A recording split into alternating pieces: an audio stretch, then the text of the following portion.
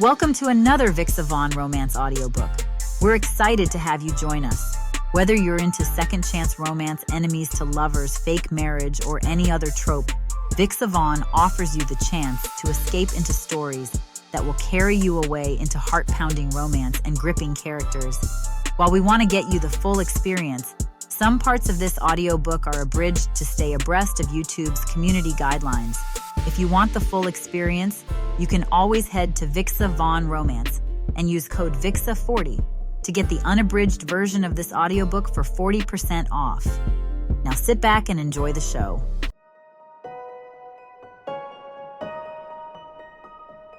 Chapter 1. Sabrina.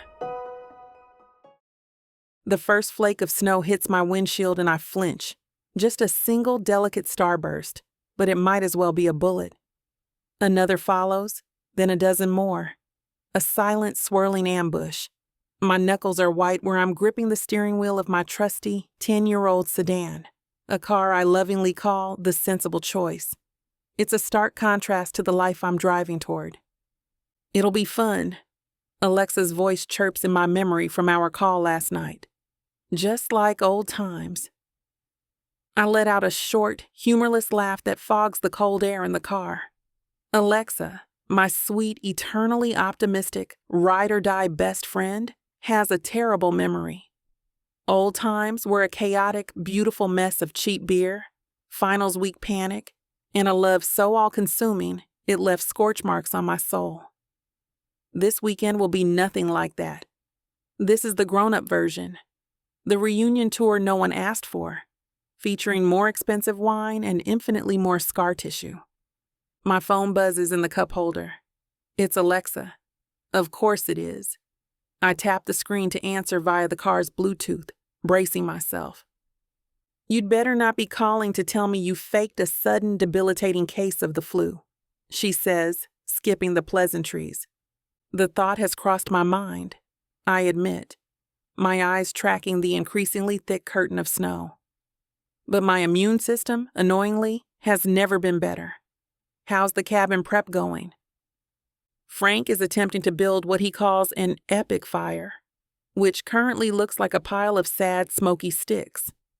I'm on mulled wine duty, and Noah just got here. He's Noah. I can hear the affection and slight exasperation in her voice. Good old Noah, loyal, kind, and carrying a torch for me for the better part of a decade, with the subtlety of a house fire. It's one of the many, many landmines I'll have to navigate this weekend. Is he already trying to alphabetize the spice rack? I ask, allowing a genuine smile to touch my lips for the first time today.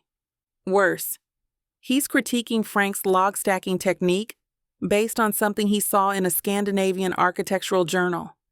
Pray for me. She pauses, her tone shifting from light to careful. So, you're really okay with this, Brina?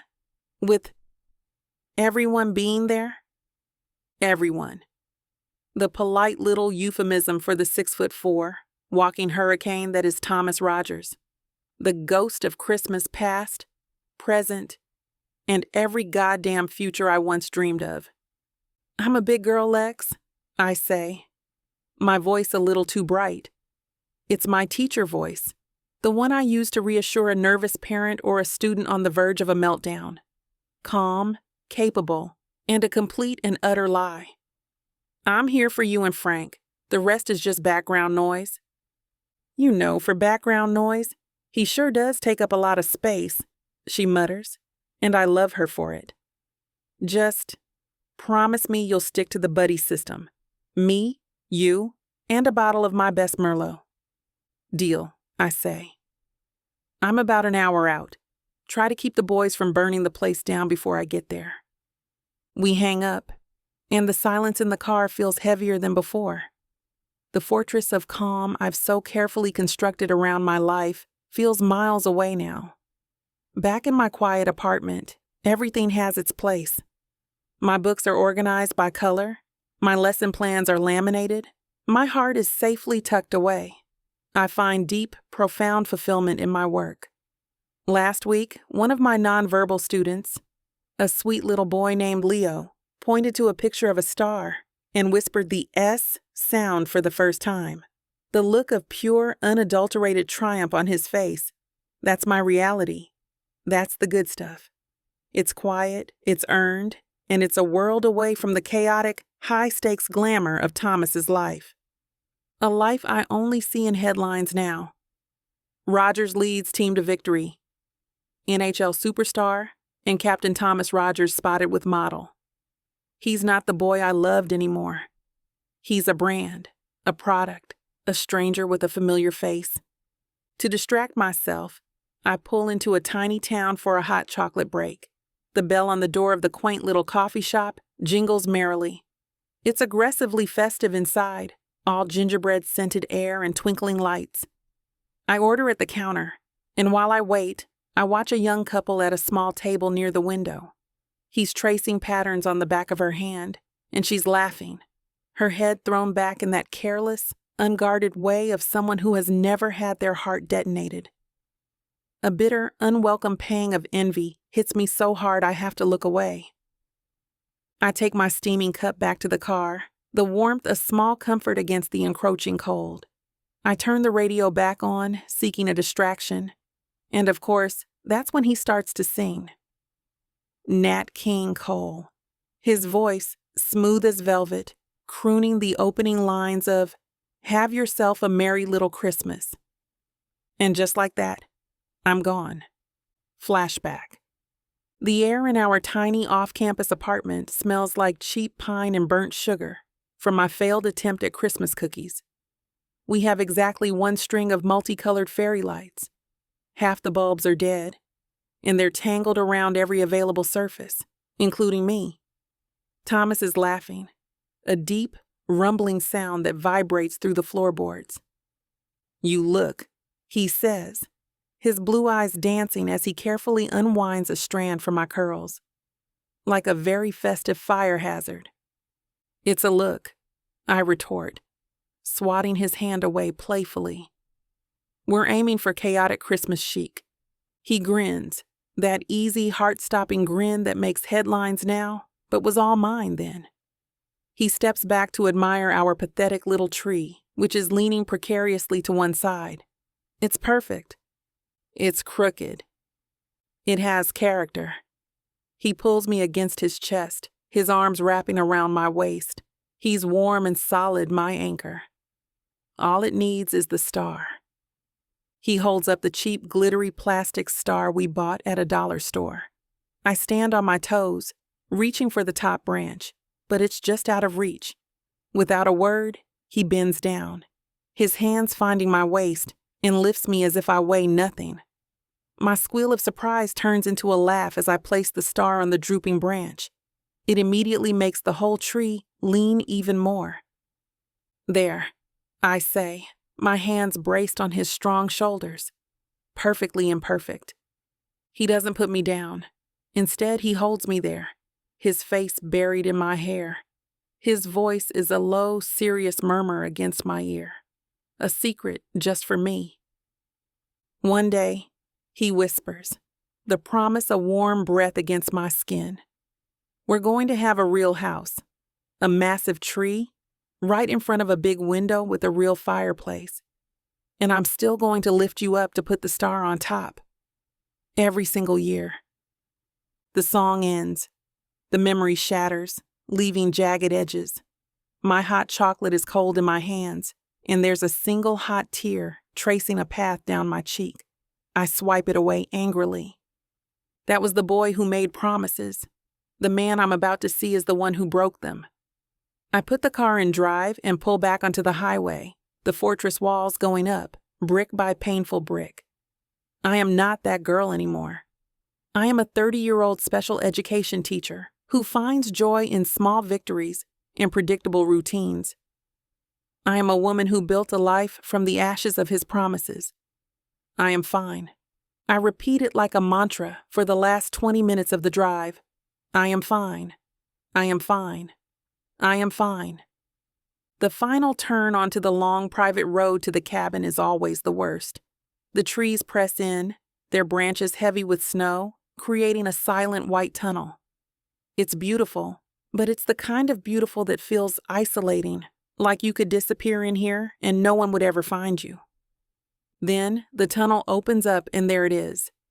The A-frame cabin, smoke curling from its chimney, looking like a postcard for a life I don't lead. For a second, relief washes over me. I made it. I can do this. And then I see it. Parked near the front steps, in the spot I always used to take, is a vehicle that doesn't belong in this rustic mountain setting. It's a sleek, impossibly black SUV, the kind that doesn't get dirty. It just acquires a distinguished layer of dust. It's a declaration, a billboard of success and untouchable status. An FU to the beat-up sedan he used to drive, the one where I first told him I loved him. It's his car. He's already here. My breath is stuck in my throat. The mantra of I am fine dissolves into dust. The careful fortress I've spent 5 years building crumbles in an instant, and my heart doesn't just plummet. It craters. Chapter 2. Thomas. The whiskey is a soft amber gold in my glass, the kind of top-shelf liquor that costs more than my first car. It's supposed to taste like success, like smoky, aged perfection. It just tastes like alcohol. I swirl the glass, watching the liquid coat the sides before running down in slow, viscous legs. A perfect, predictable pattern. The only kind of perfection I have left. Outside the floor-to-ceiling windows of Frank's ridiculously beautiful cabin, the snow has started to fall in thick, lazy flakes. It's quiet. A deep, sound-swallowing silence that feels 1,000 times louder than the roar of 20,000 fans from last night's game. The cheering, the horns, the adrenaline. That's a noise I can understand. It has a purpose. This silence is just empty. A void. My phone buzzes on the polished wood of the bar, the vibration a jarring intrusion. I glance at the screen. ELLIE. Of course. My agent, my publicist, my de facto warden. I ignore it. She can wait. I'm on vacation. At least, that's the official story I'm selling to everyone, including myself. Just need a break, you know? Get away from the city, see some old friends. It sounded plausible enough when I said it to the team's PR guy. The phone buzzes again, insistent. I let out a heavy sigh, the sound swallowed by the cavernous room. There is no escaping Ellie. You're supposed to be off the grid, I say, skipping the greeting. Being off the grid doesn't mean you get to ignore the multi-million-dollar brand we've built, Thomas. Her voice crackles, sharp and efficient as always. I just got off the phone with Nike. They're ecstatic about the playoff performance. They want to move up the timeline for the Rogers-Reigns signature skate. Great, I say, my voice flat. I take a sip of the whiskey. It burns, a welcome distraction. Send me the paperwork. I already sent it to your lawyer. This is about the launch party. They want to do a huge media push in 2 weeks. We need to lock in your availability. And more importantly, we need to make sure your guest list is on brand. I know exactly what she means. Chloe is here, Ellie. Relax. Good. She's a nice girl, and her father being a majority shareholder in the network doesn't hurt. She looks good on your arm. It makes you look stable. Stable. That's a laugh. I'm about as stable as a house of cards in a hurricane. Chloe is a buffer. A beautiful, strategically advantageous distraction who is happy to play the part of the adoring girlfriend for the cameras. It's a clean, simple, and utterly hollow arrangement. Is that all? I ask, my patience wearing thin. I rub the faint, jagged scar that cuts through my left eyebrow, a habit I can't seem to break when I'm agitated. A permanent souvenir from a fight in my rookie year. One more thing. Page 6 got a tip that you were heading to a private reunion. I killed it, obviously, but you need to be careful. No pictures, no drama. You're the captain, the golden boy. You can't afford a scandal. It's not a private reunion, Ellie. It's a weekend with my college friends, the people I knew before any of this. Before the money, the fame, the brand, before everything went to hell. Right, she says, the word dripping with skepticism. The friends from before. Just keep your head down, Tommy. And for God's sake, stay away from the puck bunnies. There are no puck bunnies in the middle of a national forest, Ellie. You'd be surprised, she says dryly. Call me when you're back in civilization. She hangs up and the silence rushes back in, heavier this time. I drain my glass and set it down with a definitive click. My reflection stares back at me from the dark window, a stranger wearing my face, his wrist adorned with a watch that could pay for 4 years of the college education I barely finished. Who the hell am I kidding? I'm not here for Frank. I'm not here for a break. I'm here because I knew, deep down in a place I refused to acknowledge, that she would be here. Because Alexa would never let her miss this no matter what. I'm here because I'm a masochist, or an addict, or both. I'm here to poke the bruise to see if it still hurts. To chase the ghost of the man I was 5 years ago.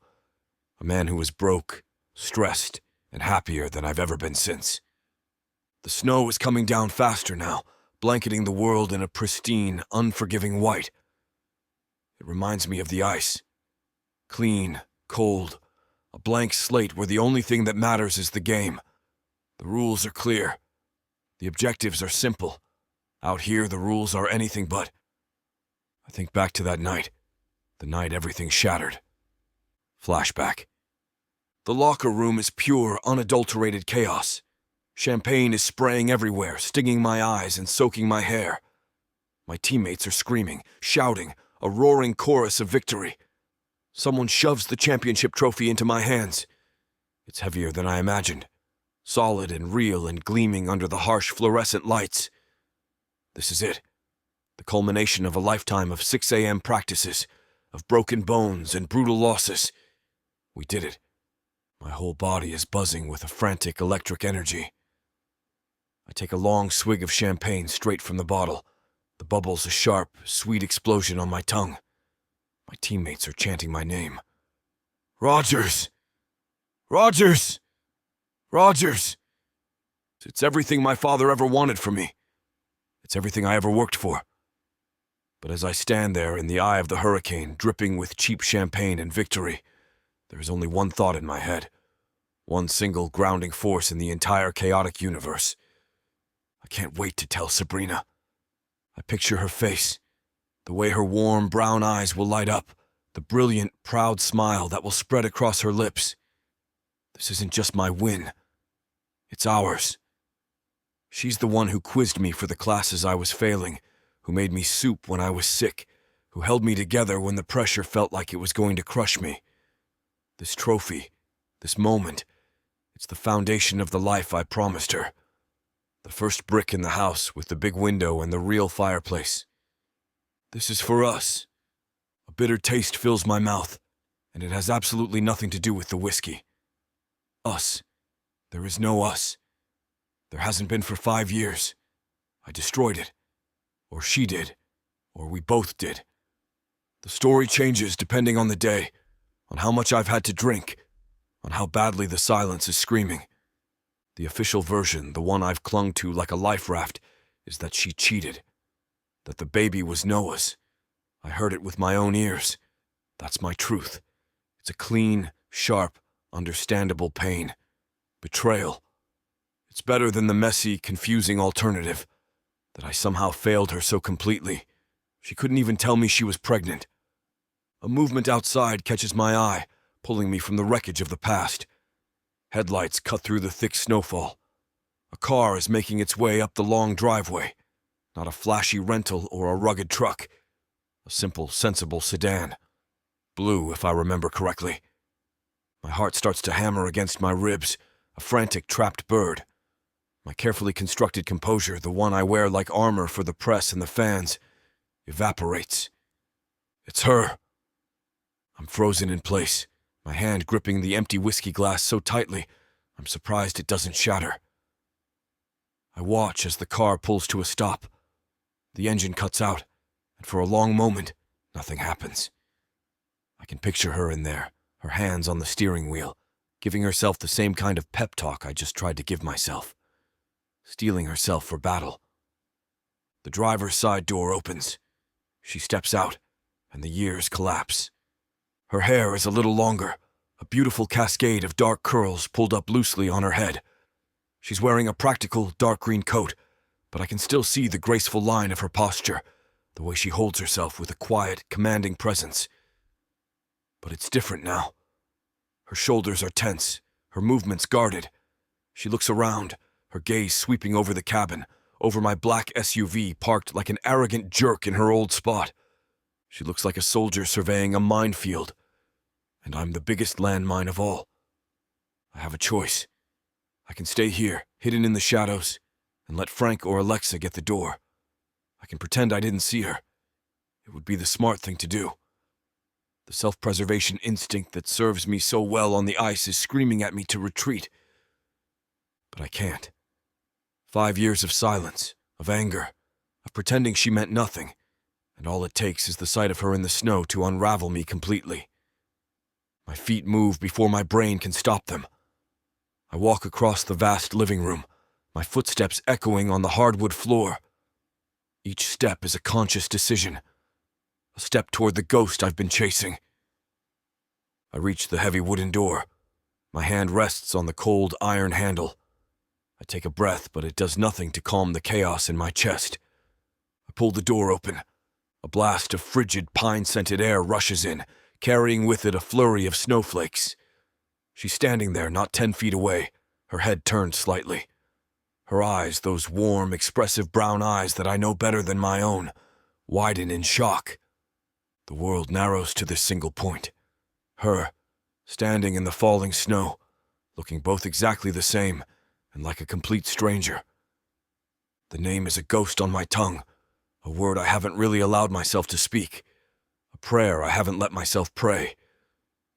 It escapes now, rough and quiet, barely a whisper against the vast, silent wilderness.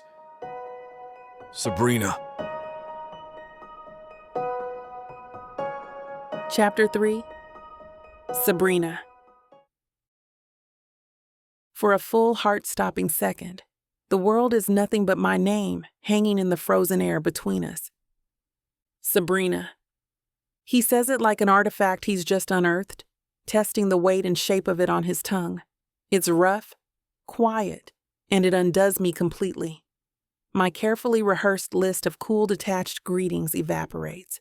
My entire vocabulary seems to have been reduced to a single, inadequate word.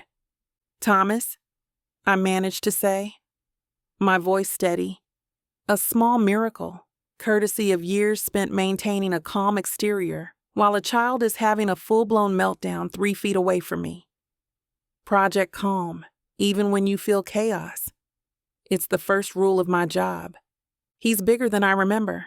Not just hockey player big, which he always was, but solid, settled. The boyish softness around his jaw has been carved away, leaving sharp, uncompromising lines. A faint white scar cuts through his left eyebrow, a detail the high-definition cameras never quite captured. He is a man forged by victory, and I suspect, by a loss he knows nothing about. You made it, he says, his eyes, still the same impossible piercing blue, flicking from my face to my car and back again. It's not a question. It's a statement of fact, devoid of warmth. Looks like it, I reply, my tone matching his. I clutch the strap of my overnight bag, my knuckles aching. The roads are getting bad. Yeah. An abyss of silence opens up between us, an entire universe of things we will never say. I can feel the seconds stretching into an eternity, the gentle hiss of the falling snow the only sound.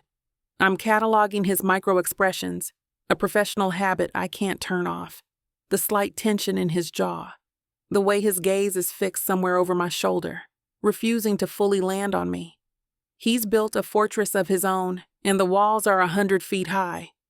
Just as I'm about to break the silence with some painfully banal comment about the weather, the front door of the cabin bursts open. Salvation. Brina. Alexa's voice rings through the snow before she does. A moment later, she comes bounding down the porch steps, wrapped in a neon pink beanie and the kind of joy that doesn't seem to notice the cold. She barrels toward me, her laughter spilling into the dusk. I barely have time to brace before she wraps me in a hug that smells like her expensive vanilla perfume in winter air. She's a vibrant splash of color in a monochrome world. "You made it," she exclaims. "Only just," I say, hugging her back tightly, burying my face in her shoulder for a brief steadying moment. "Dude, is that the 68 Macallan?" Frank bellows in Thomas's direction, stomping the snow off his boots on the porch. "Don't you dare drink it all before we get our coats off. That bottle costs more than my car insurance." Thomas actually cracks a smile. A faint, barely there thing. But it's enough to make my stomach twist. "No promises, man." Noah steps out onto the porch then, wiping his hands on a dish towel, clearly pulled away from some kitchen duty.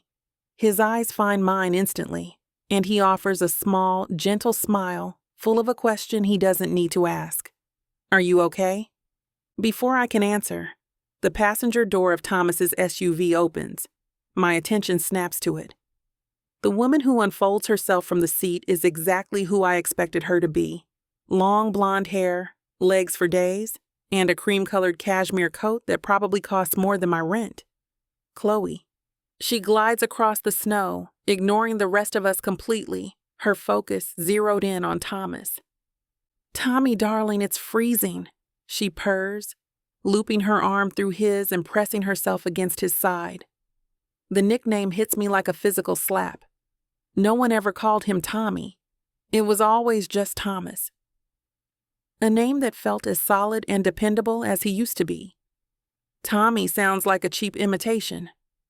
A knockoff. "Let's get inside," Thomas says, his voice strained. He lets Chloe lead him back into the warmth of the cabin, effectively ending our non-conversation. Noah is suddenly at my side.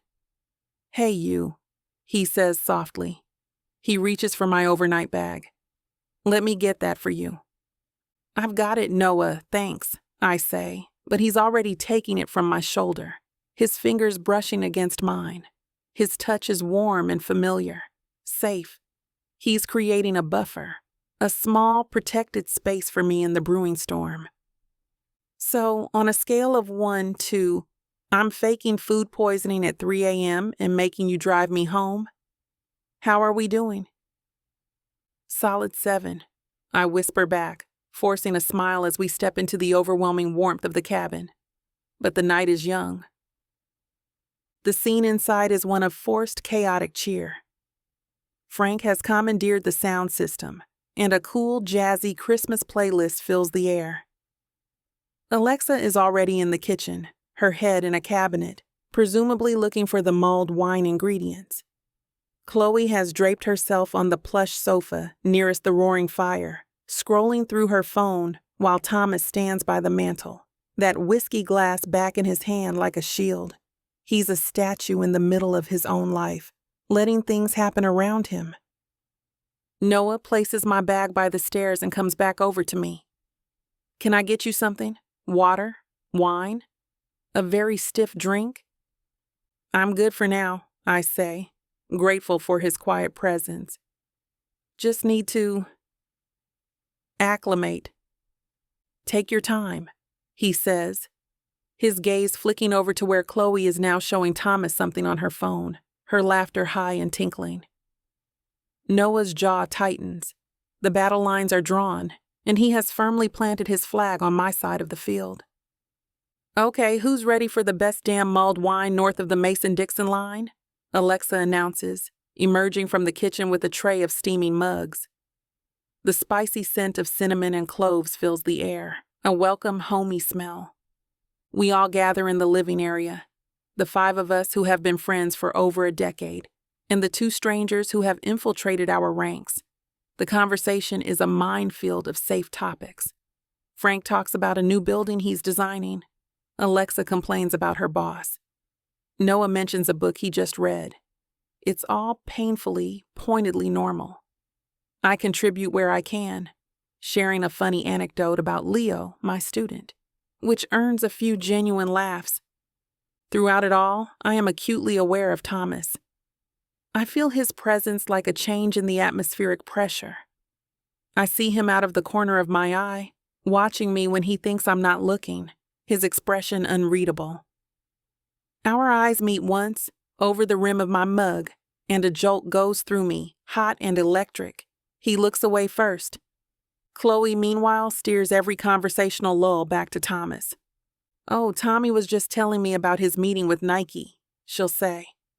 Or, "The team has been unstoppable since Tommy took over as captain. It's a masterclass in territorial marking, and she's a predator in her natural habitat." "All right, I'm beat," Alexa finally says, stretching her arms over her head after a particularly awkward silence. "Let's figure out who's sleeping where before we get too deep into this mulled wine, and Frank starts trying to teach us all the Jingle Bell Rock choreography again." Frank feigns offense. "It's a classic. And you were great as the lead reindeer, Noah." "I think I'll pass on a repeat performance," Noah says dryly, earning a smile from me. I feel a knot of anxiety tighten in my stomach. The sleeping arrangements, of course. In a cabin this size, it shouldn't be an issue, but suddenly it feels like the most important negotiation in the world. And that's when Chloe seizes her moment. She stands up, placing her empty mug on the mantel with a delicate click. She looks around at all of us, her smile bright and dismissive, as if she's solving a simple puzzle for a group of small children. "Oh, that's easy," she says, her voice as smooth and sweet as honey. She walks over to Thomas, tucking herself neatly under his arm. He stiffens for a second, a flicker of something, annoyance, in his eyes before his stoic mask slams back into place. Chloe tilts her head back to look up at him, her expression adoring. "Tommy and I will take the master suite. We're practically attached at the hip these days, and he needs his space to decompress after a game." The words hang in the warm, firelit air. Tommy and I, attached at the hip. The background noise of the jazz music, the crackling fire, Frank and Alexa's quiet chatter, it all fades into a dull, distant roar. I can feel everyone's eyes on me, a heavy, sympathetic weight.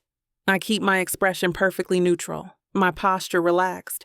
I take a slow, deliberate sip of my wine, but inside, the floor doesn't just drop out from under me.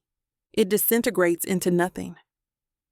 The fortress I built, the life I made, the lie I told myself that I was fine. It's all gone.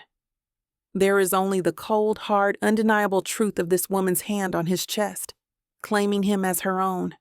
And the worst part, the part that truly shatters me, is that he's letting her. Chapter 4. Thomas. Chloe's words land in the room like a grenade, and I watch the fallout in slow motion. The warmth from the fire, the soft jazz, the low murmur of conversation. It all gets sucked into the vacuum she creates. A hot, potent flash of annoyance rushes through me. Her move is so blatant, so transparently territorial, it's almost laughable. She didn't ask, she declared. A power play in front of the exact audience she wanted to perform for.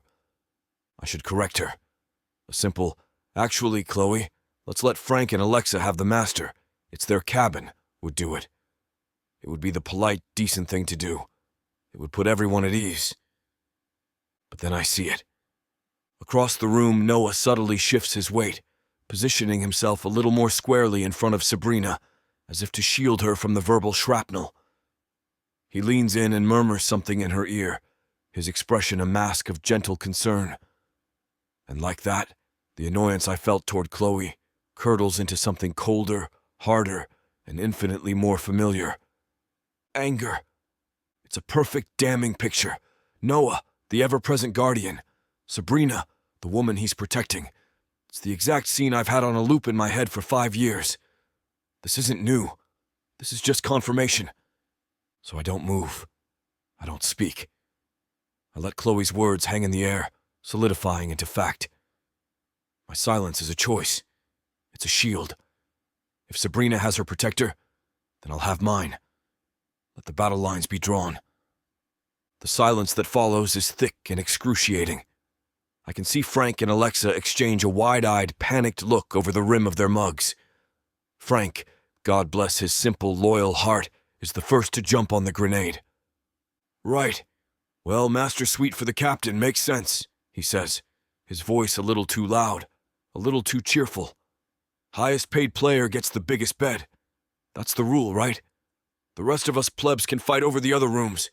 Dibs on the one with the heated floors." Alexa shoots him a look that is equal parts gratitude, and we are talking about this later. "Frank, you're a child." But he's right. There are plenty of rooms. We'll all be comfortable. She looks pointedly at me, an unspoken question in her eyes. I ignore it, taking a long, slow sip of my whiskey. The conversation stumbles back to life, but it's wounded now. It limps along, propped up by safe, meaningless topics.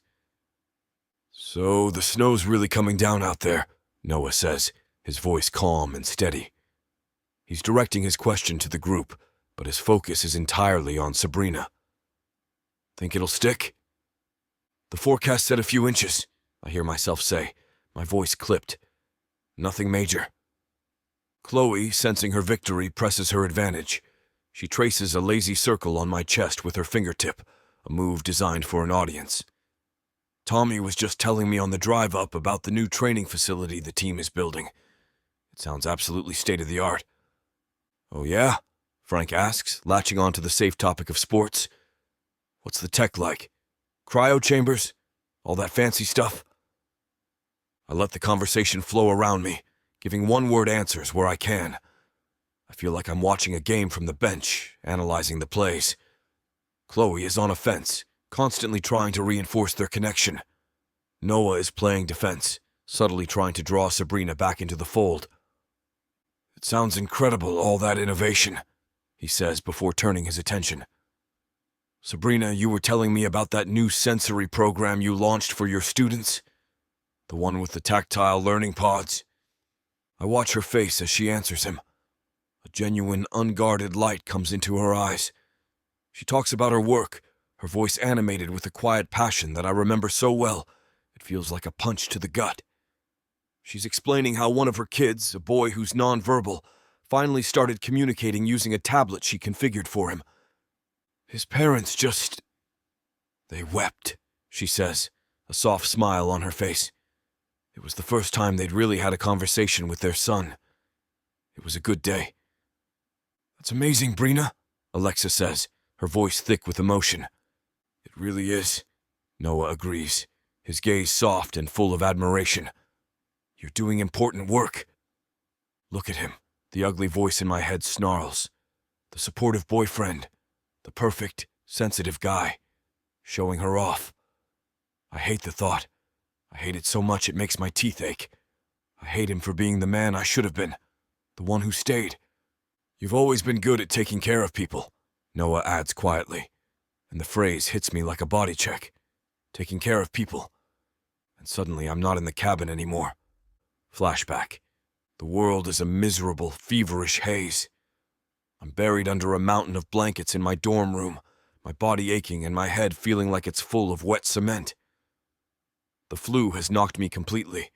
My phone buzzes on the nightstand and I groan, ignoring it.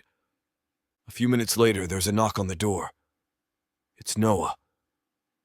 "Dude, you look like death," he says, standing in the doorway, a safe distance away. He's holding a container of what smells like chicken noodle soup. "Figured you could use this. My mom swears by it."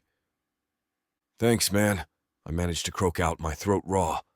"No problem, just try not to die in here. It'll make the whole floor smell." He gives me a mock salute and disappears. He's a good guy, a loyal friend.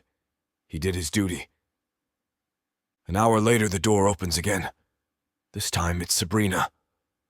She doesn't hesitate at the doorway. She comes right in, her presence a wave of calm in my fever-soaked misery. She has a bag with her filled with an arsenal of supplies.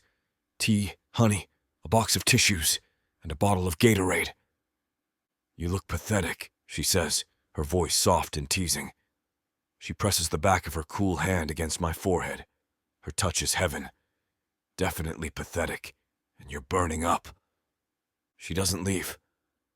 She spends the entire afternoon in my stuffy, germ-filled room. She makes me tea with so much honey it's more like a syrup, but it soothes my throat. She finds a cool cloth for my forehead. When I'm too tired to talk, she just sits in the worn-out armchair in the corner and reads a book for one of her literature classes. Her voice a low, steady murmur that's better than any medicine. She's not doing her duty. She's just there. She's my partner, an extension of my own soul. I fall asleep to the sound of her voice, feeling, for the first time all day, like I might actually survive. Thomas, Earth to Thomas. Frank's voice snaps me back to the present. I blink, my head feeling fuzzy. I must have zoned out. Everyone is looking at me. Sorry, I mutter, rubbing the scar over my eyebrow. Long day. No kidding, Frank says, getting up and stretching until his back pops. This fire is making me sleepy. All right, I'm gonna check the weather one last time, see what we're up against for the drive tomorrow. He pulls out his phone, his cheerful demeanor slowly vanishing as he stares at the screen. He taps it a couple of times, refreshing the page. The rising howl of the wind outside suddenly sounds more ominous. Oh, he says quietly. Alexa looks over at him, her brow furrowed. What is it, honey? This isn't what they were calling for this morning, he says, his eyes wide. He looks from his phone to the window, where the snow is now coming down in a thick, horizontal sheet. This isn't just a storm anymore. A tense silence falls over the room, the same suffocating silence from when I first saw Sabrina. Frank looks up, his face pale, the gravity of the situation sinking in. It's a blizzard, he says, his voice barely above a whisper. The Weather Service is issuing a travel ban for the whole region. Nobody's going anywhere. Not tomorrow. Maybe not for a few days. Chapter 5. Sabrina. The word blizzard hangs in the air, sucking all the oxygen out of the room. For a moment, the only sounds are the crackling fire and the rising howl of the wind outside, as if the storm is announcing its victory. We're trapped. Not for a night. For days. A cold, heavy dread settles in my stomach, far worse than the anxiety from the drive. This is no longer a temporary ordeal to be endured. This is a sentence. Frank is the first to move, swiping a hand down his face. Well, damn.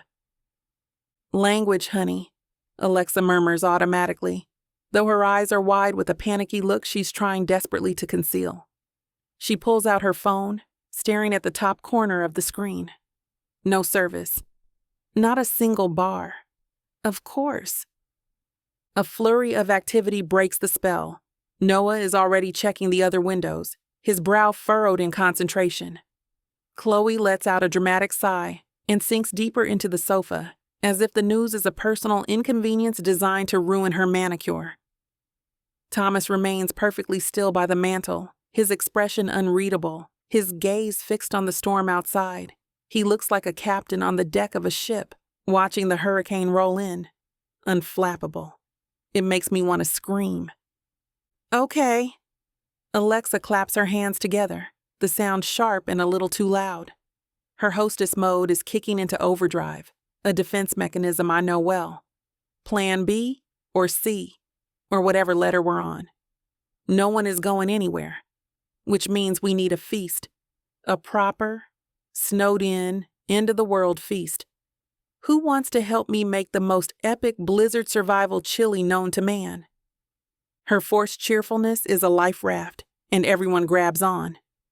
I'm on it, Frank declares, heading for the kitchen. I'll handle the meat. My browning skills are legendary. They are legendarily burnt. Alexa shoots back without missing a beat, following him. Which is why you're on probation. I'll supervise. Noah turns from the window. What can I do? You. Alexa points at him with a wooden spoon she's already brandishing. Are on can opening and spice finding duty. Your organizational skills are finally going to pay off. Noah offers a mock salute, a task I was born for. Alexa's eyes land on me. There's a flicker of apology in them, a silent acknowledgement of the impossible situation she's about to create. Brina, you are the best, most precise chopper I know. Onions, peppers, garlic? Think you can handle it?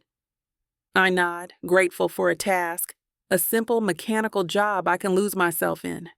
Of course, my mind is already breaking it down. Small, uniform dice, no bigger than a centimeter. Control, precision. Perfect. Her gaze slides to the last remaining person. Thomas, you're a big, strong man who presumably knows his way around a knife. You can also chop. Team chop it is. The air crackles. Chloe looks up from her phone, a slight pout on her lips, clearly annoyed that Thomas has been assigned manual labor. Thomas, for his part, just gives a curt nod. The kitchen is a huge, open-concept space with a massive butcher block island in the center. It should feel spacious, but as I take my place on one side and Thomas moves to the other, the room seems to shrink until it's just the two of us and the unbearable weight of 5 years of silence between us. Frank is making a production of browning the ground beef, clanging pans and humming off-key. Alexa is directing traffic, pulling out spices and a bottle of red wine. Noah lines up the cans of beans and tomatoes on the counter, his movements neat and efficient. The space is filled with the sounds and smells of a cozy, communal meal being prepared. But the bubble of silence around the island is impenetrable. Thomas and I work. He takes the peppers, I take the onions. The only sound from our corner of the room is the steady, rhythmic thump, thump, thump of our knives hitting the cutting boards. It's a tense, unspoken conversation. His movements are powerful, efficient, each slice of the knife clean and final. I focus on my own board, on the methodical process of turning a whole onion into a pile of perfectly uniform dice. It's grounding. It's a problem I can solve. So, you think the power will stay on? Noah asks from across the kitchen, his voice pulling me from my trance. Frank filled the generator this morning just in case, Alexa answers, pouring a generous amount of wine into the pot. We should be fine. Worst case scenario, we have the fireplace and 1,000 board games. And wine. Lots of wine. Chloe finally gets up from the couch and drifts into the kitchen. She doesn't offer to help. Instead, she comes to stand directly behind Thomas, her hands landing on his broad shoulders. I watch her from the corner of my eye as she starts to knead the tense muscles there. Tommy works so hard. Even on vacation, she coos, her voice pitched just loud enough for all of us to hear. Look at that focus. It's why he's the best. My knife steals for a mere fraction of a second. The blatant possessiveness is nauseating. Thomas doesn't react, his shoulders remaining rigid under her touch, his knife never breaking its rhythm. We should make a list, Noah suggests. Ever the pragmatist. He's pointedly ignoring Chloe. Of supplies, just to be sure we have enough of everything to last a few days. Good idea, Alexa agrees. We've got the chili for tonight. Tomorrow we can do pancakes for breakfast. I think there's some frozen sausage in the freezer. For dinner, maybe that giant lasagna I pre-made.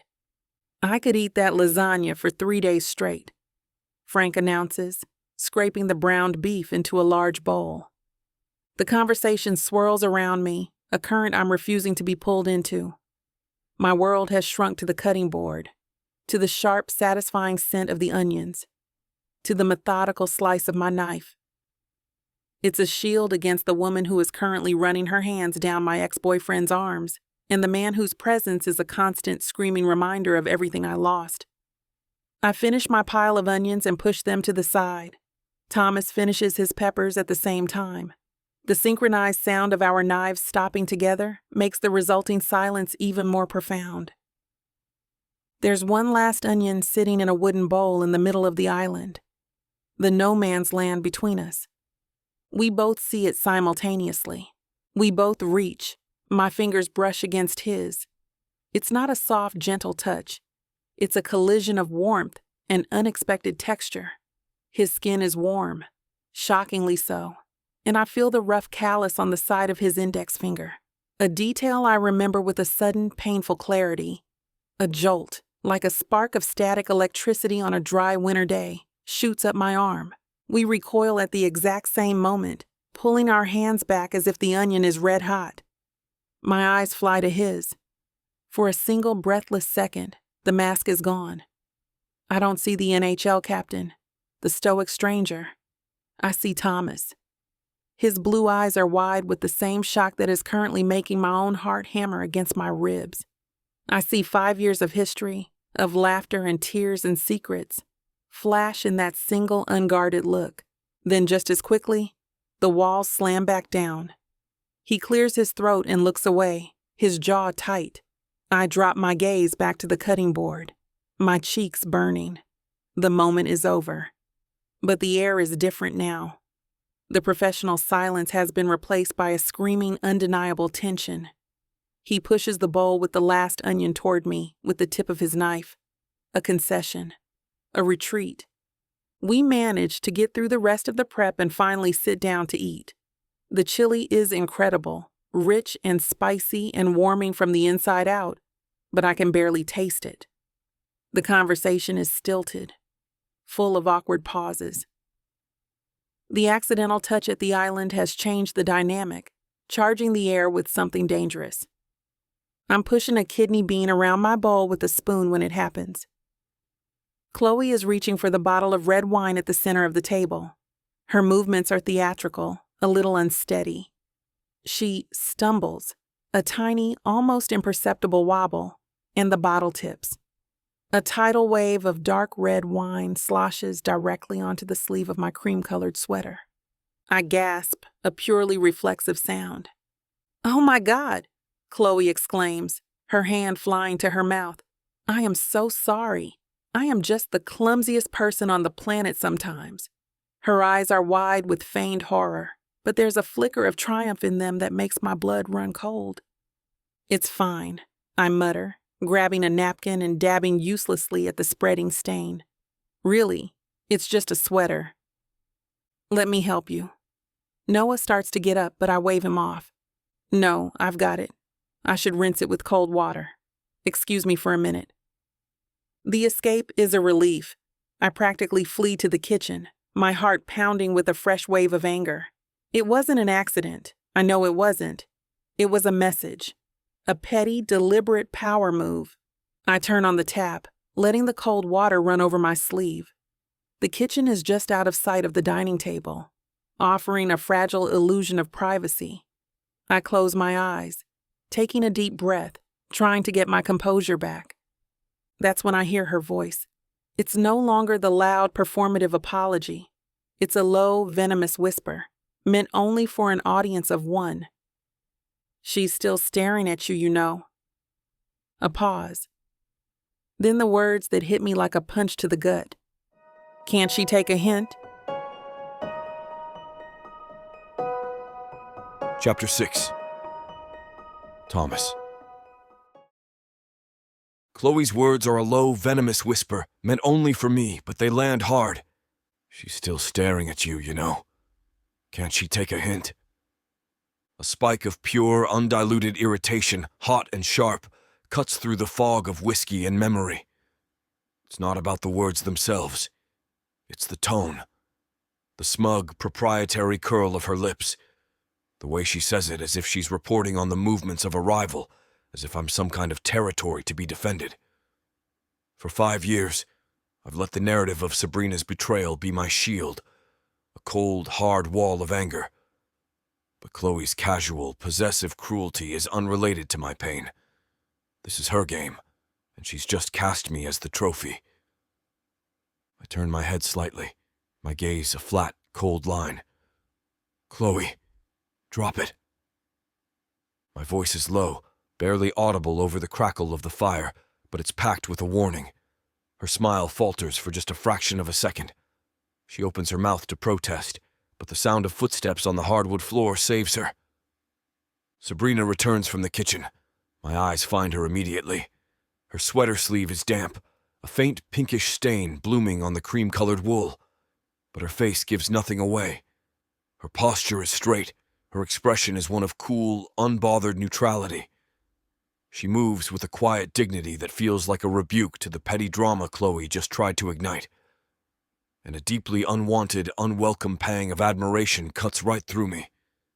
It's a feeling I haven't allowed myself to have in years, and it pisses me off.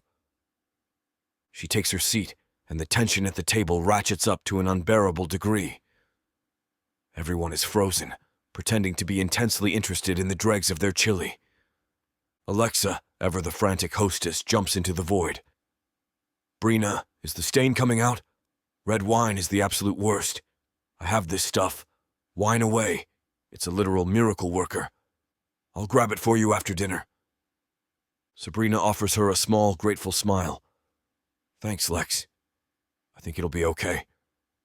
Noah leans forward, his expression earnest and protective. "Don't worry about the sweater. It's the last thing that matters. Frank, you were telling us about the Henderson project? The one with the cantilever deck? A valiant effort. A clear, pointed attempt to steer the conversation into a drama-free zone." I watch Sabrina's profile, the graceful line of her neck as she turns to listen to Frank. She's not giving Chloe the satisfaction of a reaction. She's simply erasing her.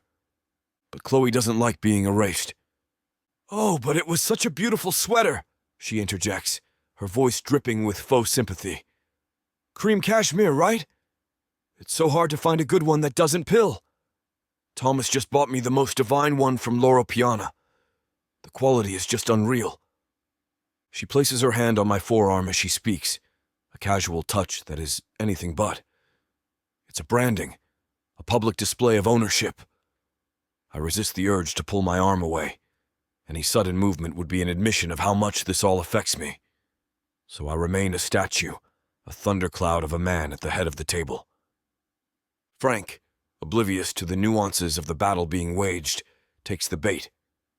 "Loro Piana? Fancy.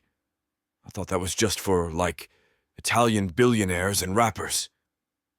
"Their vicuña wool is unparalleled," Chloe continues, ignoring him and looking at Sabrina.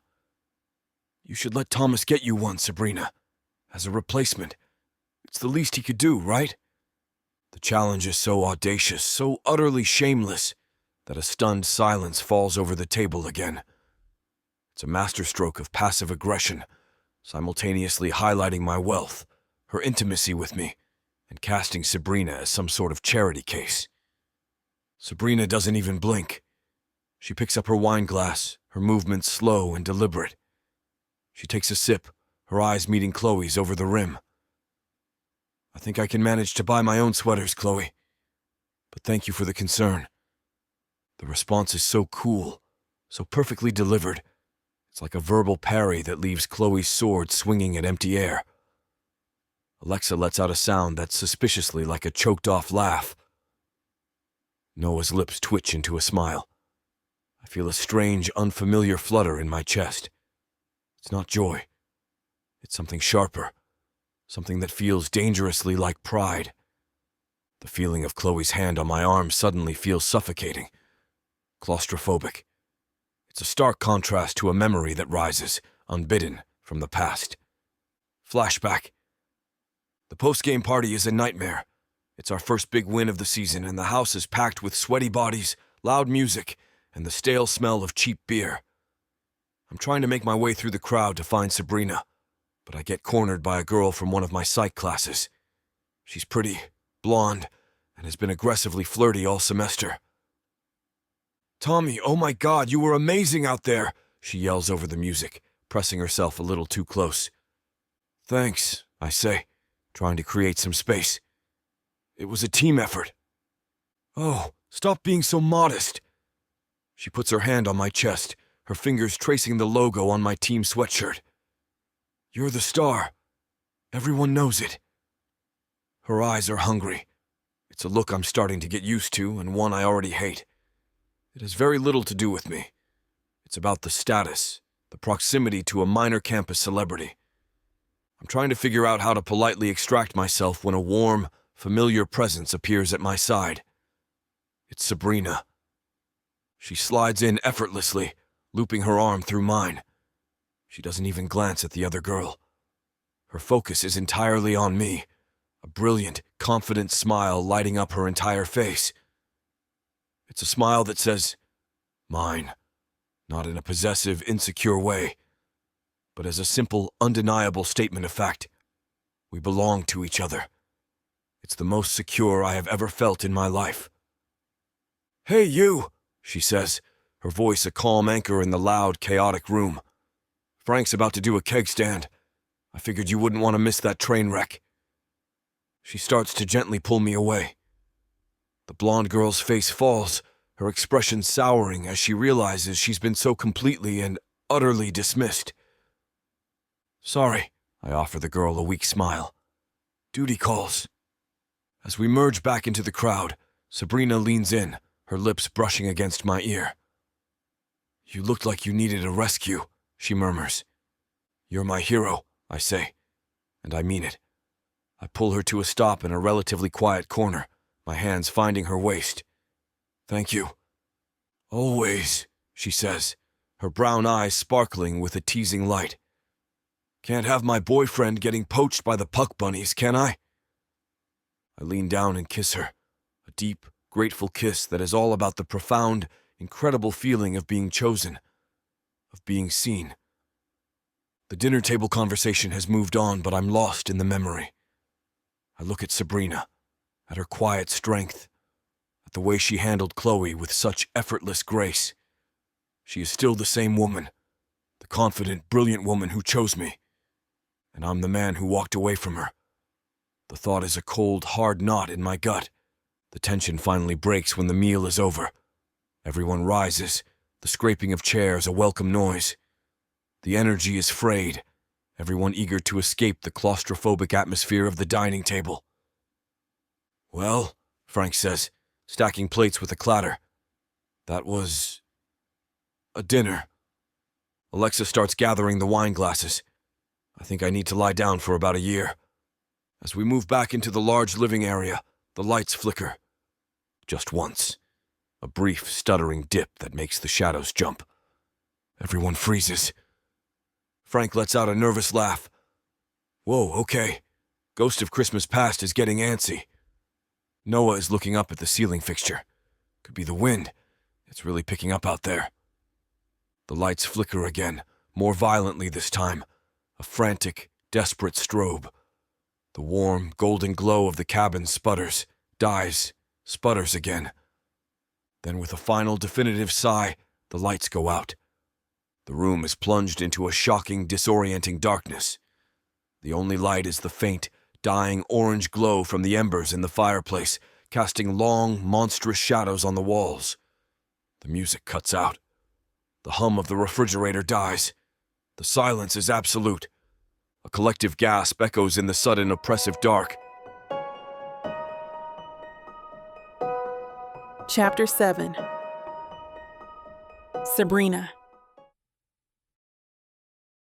The darkness is absolute, a sudden total theft of sight that is so deep it feels just like a physical blow. The cheerful jazz, the hum of the refrigerator, the very breath of the house, all of it is gone, snuffed out in an instant. A collective sharp gasp echoes in the void, followed by a beat of pure, disoriented silence. Then the chaos. A high-pitched shriek cuts through the dark. Chloe, undoubtedly. "Oh my God, what happened? Where are the lights? Everyone stay calm. Don't move." Alexa's voice is tight with command, the hostess quickly turning into a field general. "Okay, nobody panic." Frank's deeper voice rumbles from across the room. "I'm sure it's just a fuse. A squirrel probably chewed something. It happens. Does anyone have their phone on them?" Noah's practical tone cuts through the rising panic. "For a flashlight?" My own heart is hammering against my ribs, but my brain, bless its trauma response trained efficiency, is already clicking into teacher mode. Assess the situation. maintain calm, establish a plan. I take a slow, deep breath, my eyes struggling to adjust to the near-total blackness. The only light is a faint, hellish orange glow from the embers in the fireplace, painting monstrous, shifting shadows on the walls. A small, bright beam of light suddenly cuts through the room as someone activates their phone's flashlight. The beam sweeps around, a frantic searchlight, before landing on Frank's pale face. It's Thomas. Of course it is. He's already in problem-solving mode. There's a generator, right? The question is directed at Frank. Thomas's voice a low, steady anchor in the confusion. Where's the breaker box? It's in the utility closet, Frank answers, squinting into the light. In the mudroom, back behind the kitchen. It's pitch black back there, Alexa warns, her voice coming from the direction of the dining table. And it's a mess. We were using it for storage. It's probably blocked by a mountain of old ski boots and regret. A nervous laugh ripples through the group. I know that closet. I spent an entire weekend 2 summers ago helping Frank's dad install shelves in there, a project fueled by iced tea and classic rock. I know its layout better than anyone. My voice cuts through the darkness, clearer and calmer than I feel. I know where it is. All the shadows seem to turn in my direction. The flashlight beam swings over and finds my face. I don't flinch. I helped your dad with the shelves. I continue, my gaze steady on the bright, blinding light that is Thomas. The breaker box is on the right wall, just inside the door. The generator is against the back wall on the left. There's a beat of silence. I've just taken charge, and the shift in the group dynamic is a palpable thing. Okay, Thomas acknowledges, his tone all business. That's helpful. I'll go. I've got the light. You'll need help, Noah points out. If it's as cluttered as Alexa says, you'll need someone to hold the light while you check the box or pull the cord on the generator. I can go, Noah offers immediately, already moving in my direction. I can feel the familiar urge from him to protect me, to shield me, but right now, it's not what's needed. Competence is what's needed. No, I should go, I insist, my voice firm. I know exactly where everything is. It'll be faster. The unspoken truth hangs in the air. I am the best person for this job, and the last thing I want is to be huddled in the living room with Chloe while the men handle the crisis. Alexa seems to understand. She's right. It's a tiny closet. 2 people max. It makes the most sense. Thomas doesn't argue. He just gives a curt nod. All right, let's go. He turns, the flashlight beam leading the way, and I follow the bouncing circle of light through the living room and into the kitchen. The familiar space is rendered alien and menacing by the shadows. The stainless steel appliances are dark, dead monoliths. Watch out for the corner of the island, I murmur as he gets close. Got it, he replies, his voice a low rumble just ahead of me. We move in a tense, functional silence. The mudroom is even darker, the air colder. It smells of damp wool, wet pine needles, and dust. The utility closet door is a dark rectangle at the far end of the room. Thomas pushes it open. A wave of musty, cold air washes over us. He shines the light inside, revealing exactly the mess Alexa described. Old paint cans, stacks of dusty board games, a pair of ancient skis, and several large, unlabeled boxes are piled in a chaotic jumble. Jesus, he mutters under his breath. She wasn't kidding. The breaker box should be right here, I say, pointing to a small metal panel on the wall, partially obscured by a hanging snow shovel. Let's check that first. He hands me the phone. Can you hold this? I take it, my fingers brushing his. The casual contact sends another jolt through me, just like at the island. I ignore it, focusing the beam on the breaker box. Thomas opens the small metal door, his broad shoulders filling the cramped space. I'm acutely aware of our proximity, of the fact that I'm essentially trapped between him and a wall of junk. I can hear the soft rasp of his breathing, smell the clean, wintry scent of his cologne mixed with the faint, pleasant smell of wood smoke from the fire. It's a scent that is so painfully familiar, it makes my chest ache. He flips a few breakers. Nothing happens. It's not the breakers, he confirms, closing the panel. Gotta be the generator. It's probably out of gas, or the storm knocked the main line out. It's in the back, I tell him, my voice a little tight. Behind those boxes. He turns, and for a second, we're face to face in the tiny space. The flashlight beam illuminates the side of his face, the sharp line of his jaw, the faint stubble there. I take an involuntary step back, my foot catching on something hard on the floor. A stray toolbox. I stumble, my arms flailing in the dark for a second before a hand clamps down on my arm, steadying me. His grip is firm, his reflexes as sharp as ever. His hand is a solid, warm weight on my upper arm, holding me in place. It's an instinctual, protective gesture, the kind he's done 1,000 times before when I'd trip on a curb or slip on a patch of ice. My breath catches. I don't pull away. For 3 full suspended seconds, I just let him hold me there. His touch a silent, shocking truce in the suffocating darkness. The world narrows to the feeling of his fingers on my arm. Then, as if we both realize it, the moment breaks. He lets go, and I find my balance, my heart hammering. "Sorry," I whisper. "You good?" His voice is rough. "Yeah, fine." We go back to the task at hand, the air between us now charged with a new, more dangerous current. We work together, a silent, efficient team, moving boxes and a rusty toboggan out of the way. It's a dance of close-quarters navigation, a constant awareness of each other's space, shoulders brushing, hands grazing. Each accidental touch is a fresh jolt to my frayed nerves. Finally, we clear a path to the generator, a squat red machine in the back corner. "Okay, I see it." He grunts, crouching down. "I'm going to need both hands for this. I need to check the fuel line, then pull the starter. Can you hold the light for me?" He passes me the phone again. "Keep it steady," he instructs, his voice all business. "Right on the cord here." I do as he says, my hands surprisingly steady as I aim the bright beam. The light cuts a perfect circle in the dark, illuminating his hands as he works, and his face, which is turned up toward me, his expression a mask of intense concentration. He's so close. The small space, the shared task, the darkness pressing in on us. It creates an illusion of intimacy that is both terrifying and achingly familiar.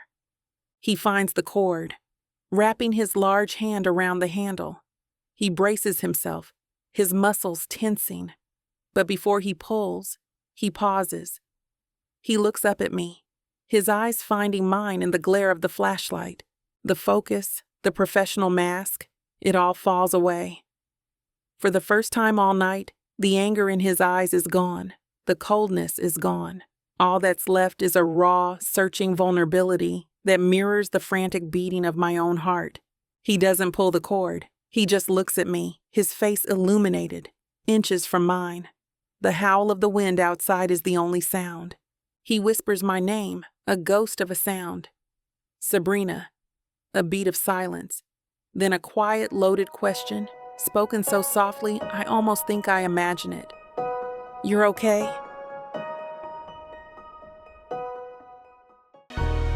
Oh, honey, subtle is not on the menu. This bundle, it's big, it's bold, it's extra as hell, just like you deserve. 9 full-length audiobooks, 12-pack abs, billion-dollar bank accounts, and a whole lot of filthy, over-the-top love. We're talking possessive bad boys, jealous billionaires, growling alpha males who act like you hung the damn moon.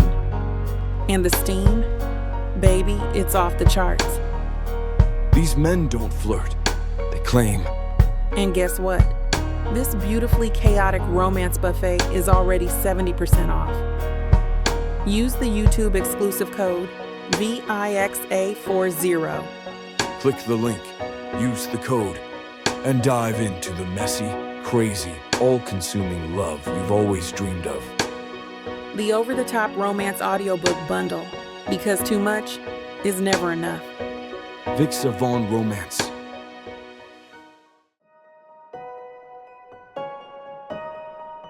Chapter 8.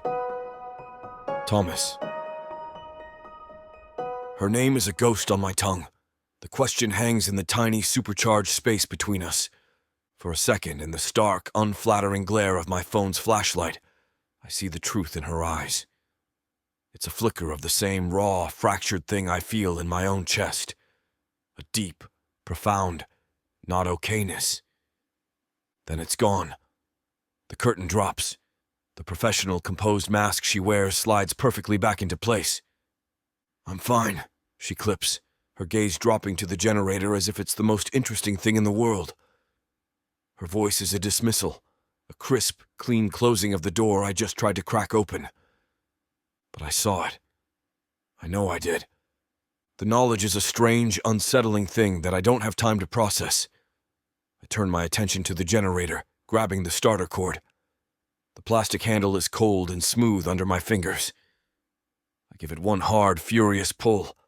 The engine sputters, catches, and then roars to life with a deafening noise that physically shoves us apart. The sudden, violent sound shatters the fragile intimacy of the last few moments. A bare light bulb screwed into the ceiling above us flickers once, twice, then floods the tiny closet with a harsh, steady light. The spell is broken. We're just two people in a cluttered closet, blinking in the sudden glare. I get to my feet, my ears ringing. She's already at the door, her back to me, eager to escape. We walk back into the main cabin, the distance between us now a vast, unbridgeable chasm. The silence is no longer intimate. It's awkward and heavy. We're met with a chorus of whoops and cheers. "They did it!" Frank yells, pumping a fist in the air as the main lights hum back to life. "The heroes return!" Alexa rushes forward, but she doesn't come to me. She goes straight to Sabrina, wrapping her in a fierce hug. "Are you okay? I'm so sorry we sent you back there. It's a mess." "It was fine," Sabrina murmurs into her friend's shoulder, though I can see her hands gripping Alexa's sweater like a lifeline. Frank slaps me hard on the back, nearly sending me stumbling. "My man, knew you could handle it. That's my captain." "You didn't do a damn thing," Alexa retorts, pulling away from Sabrina to shoot her husband a look. "Okay, heroes. Drinks are on the house. Which, it is our house. So they were already free, but now they're, like, heroically free." Her attempt to inject humor into the situation works. The tension from the outage breaks, replaced by a jittery post-crisis energy. Everyone starts talking at once, a flurry of relieved chatter as they settle back onto the couches. Chloe materializes at my side, her facial expression a mixture of concern and annoyance. "Tommy, you're filthy," she says, brushing at a smudge of dust on my sleeve. "And your hands are all greasy. You shouldn't have had to do that." "Someone had to," I reply, my tone sharper than I intend. I pull away from her fussing and head for the whiskey bottle. I need a drink. A real one. I pour a generous 2 fingers and turn to lean against the bar, observing the scene. It's like watching a play. Everyone is trying desperately to reclaim the cozy, festive atmosphere, but the energy is frayed. The blizzard is still raging outside, a constant, howling reminder that we are all prisoners here. "Seriously, I thought a Yeti was breaking in," Frank is saying, his voice booming in the high-ceilinged room. "Remember that time at your parents' lake house, Noah, when the raccoon got into the kitchen? I swear to God, the noises it was making." He launches into an old, familiar story. I've heard it a dozen times, but I'm not listening to the words. I'm watching Sabrina. She's curled up in an armchair, a mug of what I assume is tea cradled in her hands.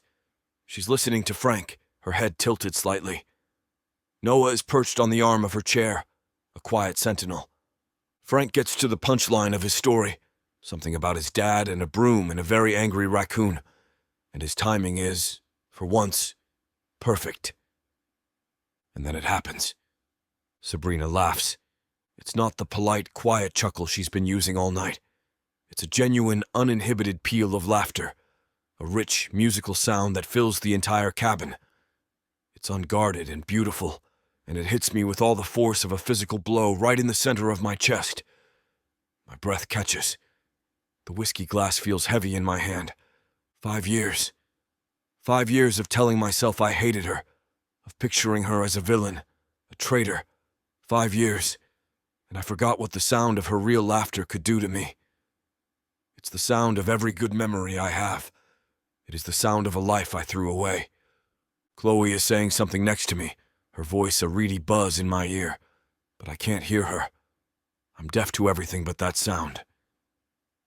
Everything but the sight of Sabrina's face, lit up with a joy that has absolutely nothing to do with me.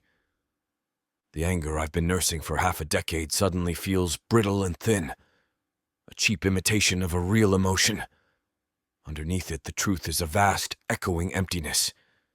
I haven't just missed her. I've missed this. The sound of her, the light from her.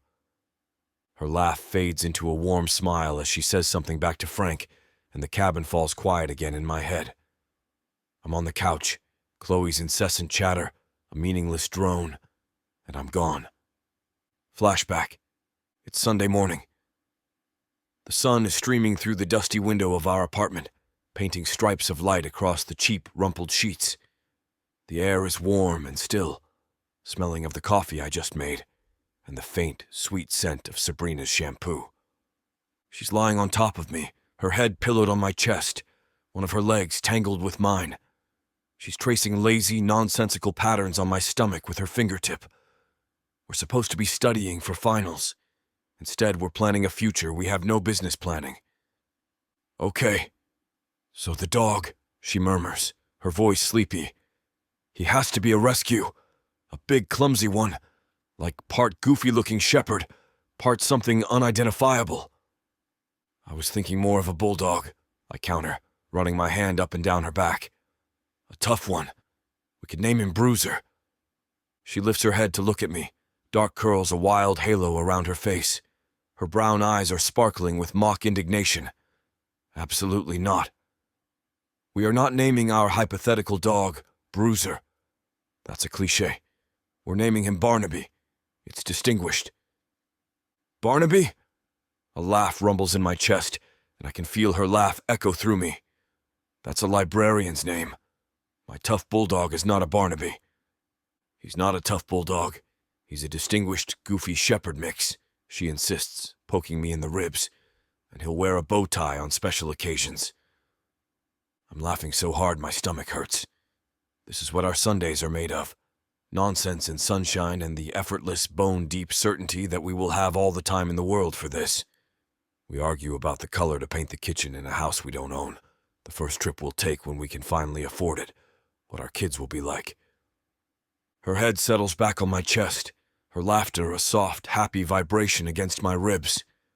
It's the best sound in the world, better than a sold-out arena chanting my name. It's the sound of being home. A shiver runs through me, a cold dose of reality. The memory evaporates, leaving a hollow ache in its wake. I look across the room at the real Sabrina, the one who is a stranger now, and the loss is so heavy it feels like I'm suffocating.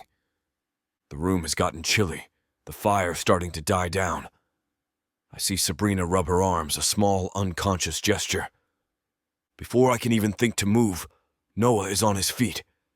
He walks over to a large wooden chest in the corner, opens it, and pulls out a thick, gray woolen blanket. He walks back to her, and his movements are so gentle, so full of a quiet reverence it makes my jaw clench. He doesn't just hand it to her. He carefully drapes it over her shoulders, his hands lingering there for a moment too long. She looks up at him, her smile soft and full of gratitude. He doesn't return to his seat.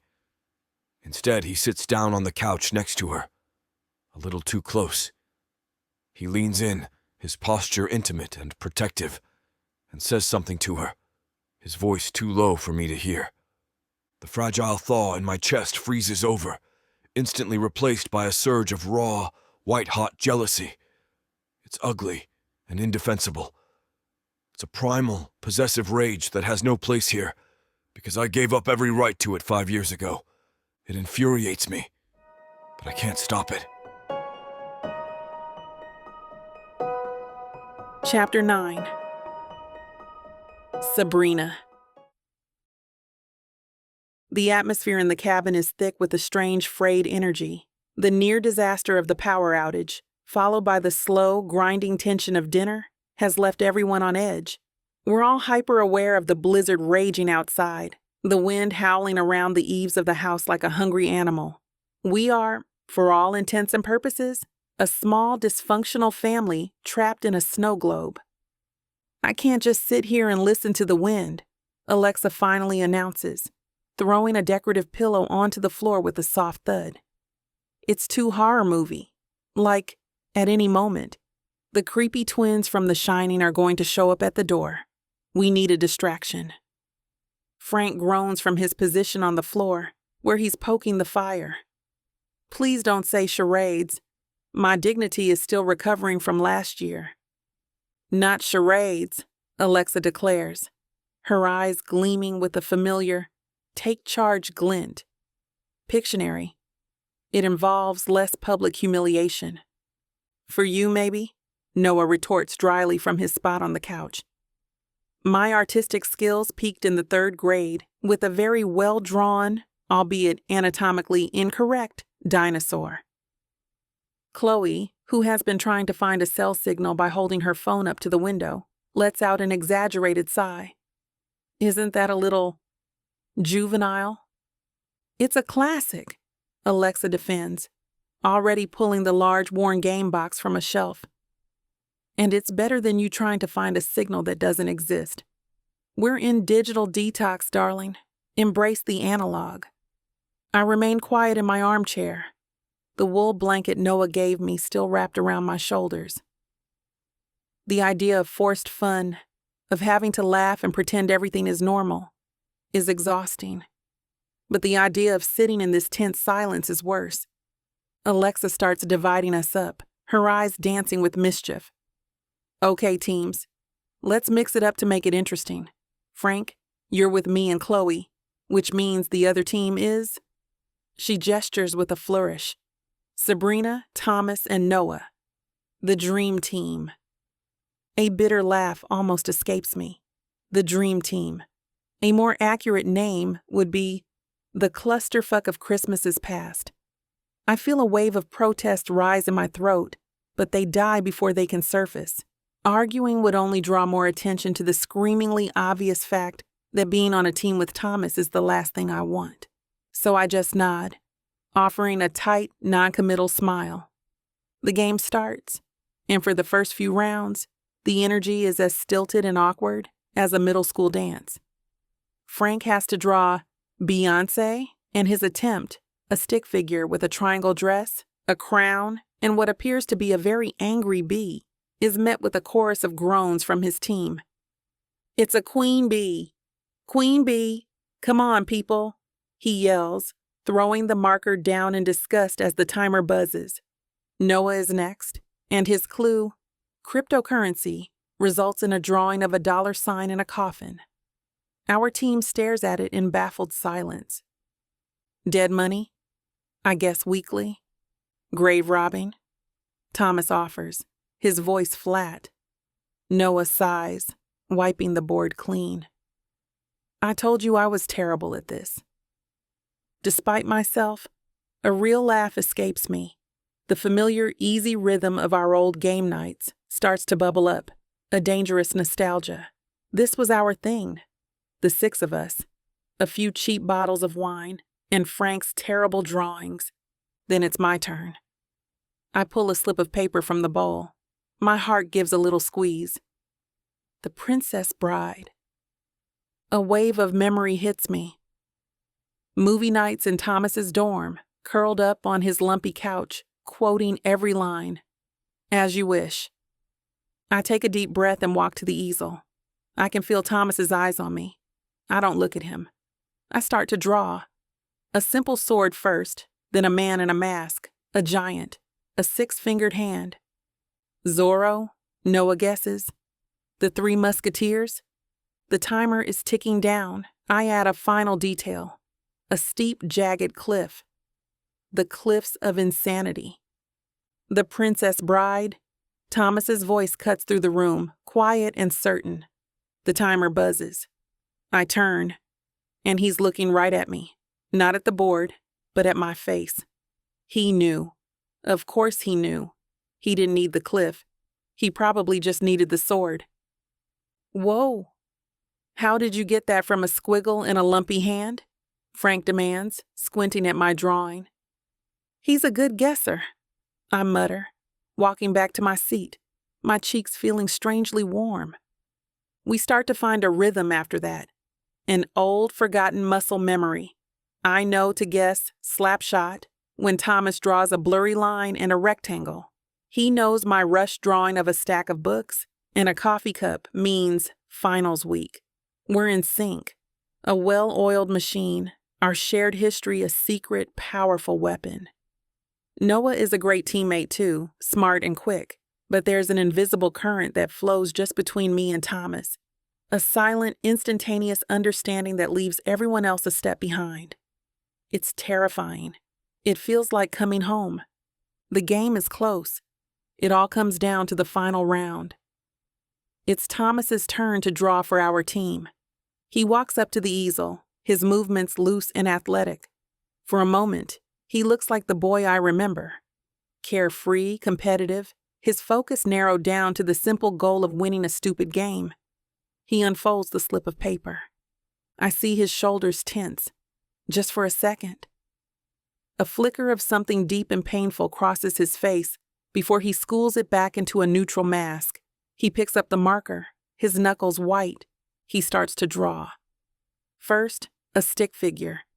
Tall, broad-shouldered. He adds a hockey stick and a large gleaming trophy. Championship! Noah yells immediately. Stanley Cup! I shout at the same time. Thomas shakes his head, his expression unreadable. He continues to draw. He adds a second stick figure next to the first. This one is smaller, and on its head, he draws a wild, unmistakable cloud of curly hair. My breath lodges in my throat. The cheerful, noisy living room seems to fade into a dull roar. It's me. He's drawing me. My mind is racing. What's the clue? He adds a small, boxy house next to the two figures. Then, next to the house, a lopsided, four-legged creature with a scribbled, wagging tail. Barnaby, a voice whispers in my memory. The distinguished, goofy shepherd mix. Noah is still guessing, his voice getting more frantic as the sand in the timer runs out. Moving in together. Family. Getting a dog. But I'm silent, frozen. I can't speak. Because I know exactly what he's drawing. It's not a random collection of images. It's a scene, a promise, a memory of a lazy Sunday morning, and a future whispered into existence in a tiny college apartment.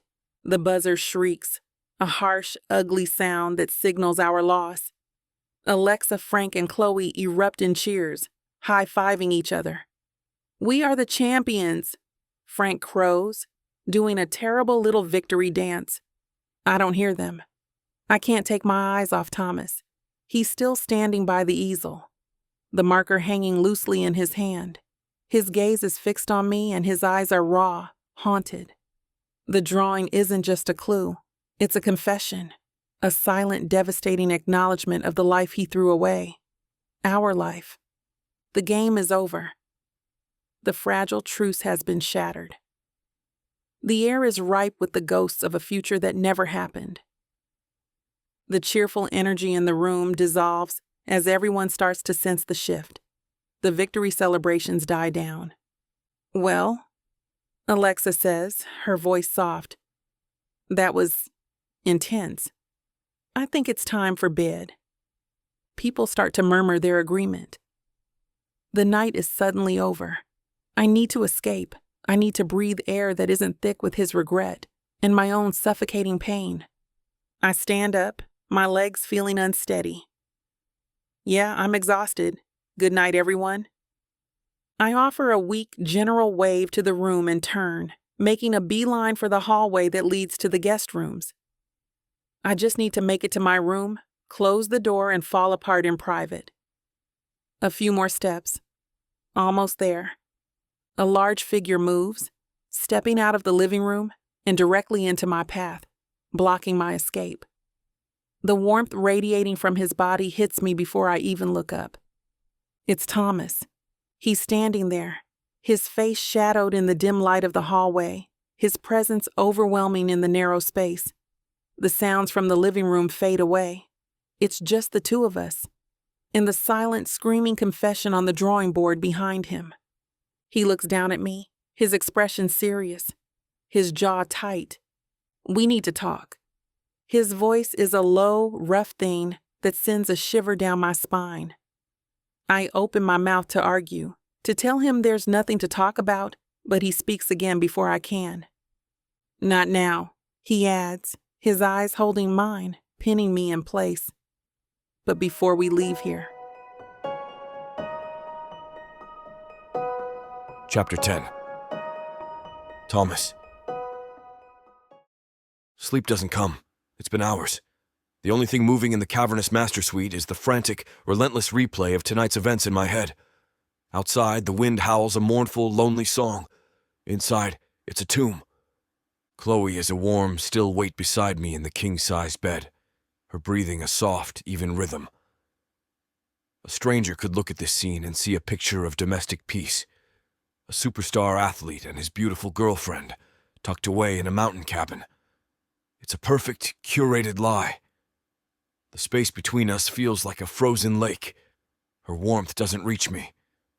All I can see is Sabrina's face, seared onto the back of my eyelids, the moment I finished that stupid goddamn drawing. The look in her eyes wasn't the cold anger I expected. It wasn't the dismissive pity I'd prepared myself for. It was shock. A deep, profound, and unmistakable hurt. A fresh wound, not an old scar. And it doesn't make any sense. The story I've carried for 5 years, the one that has been my shield and my justification, is simple. She cheated. She got pregnant with another man's child, and she left me. In that story, I am the victim. My anger is righteous.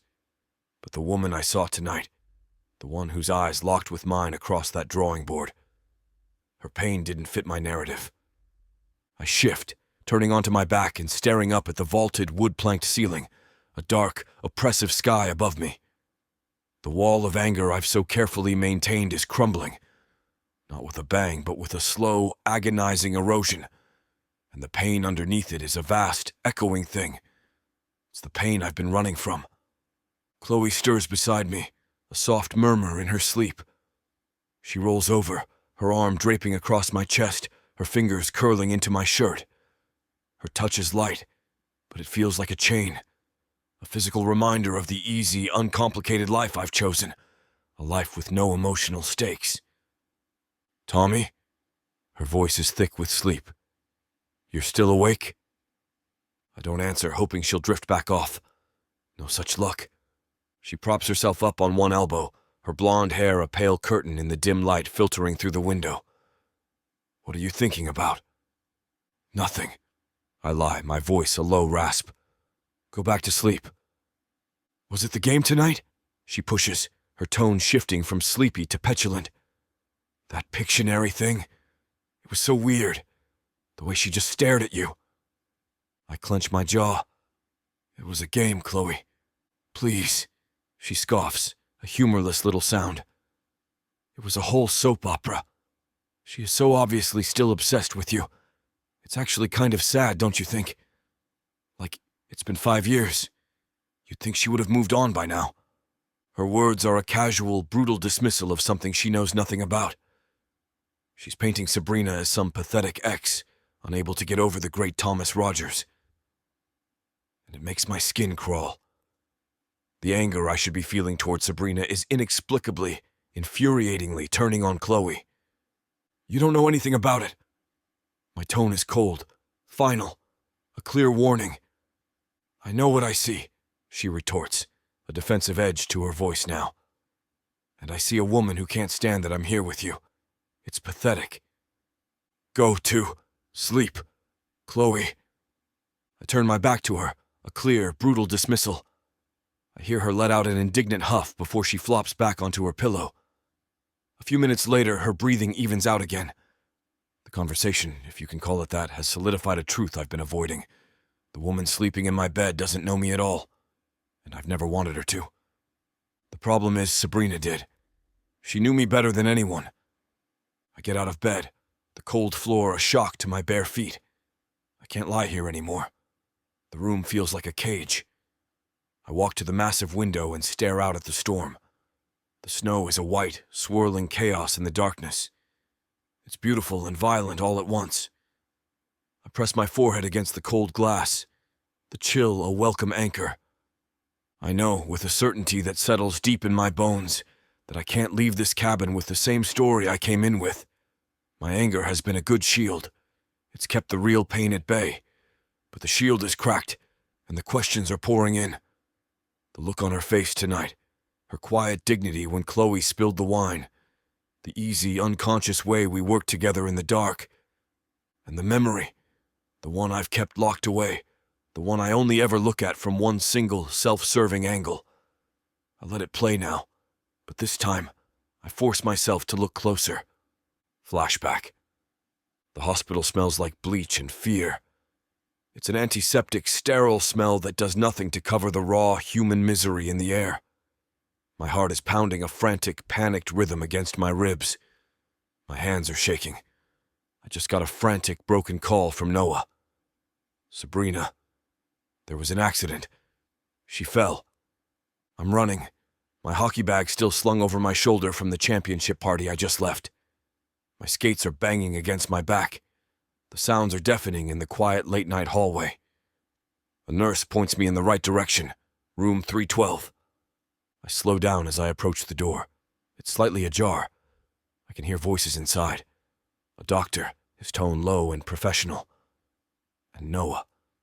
His voice is wrecked, utterly destroyed. I stop, my hand hovering over the door, my ear straining to listen. I tell myself it's because I don't want to interrupt. The truth is, I'm a coward.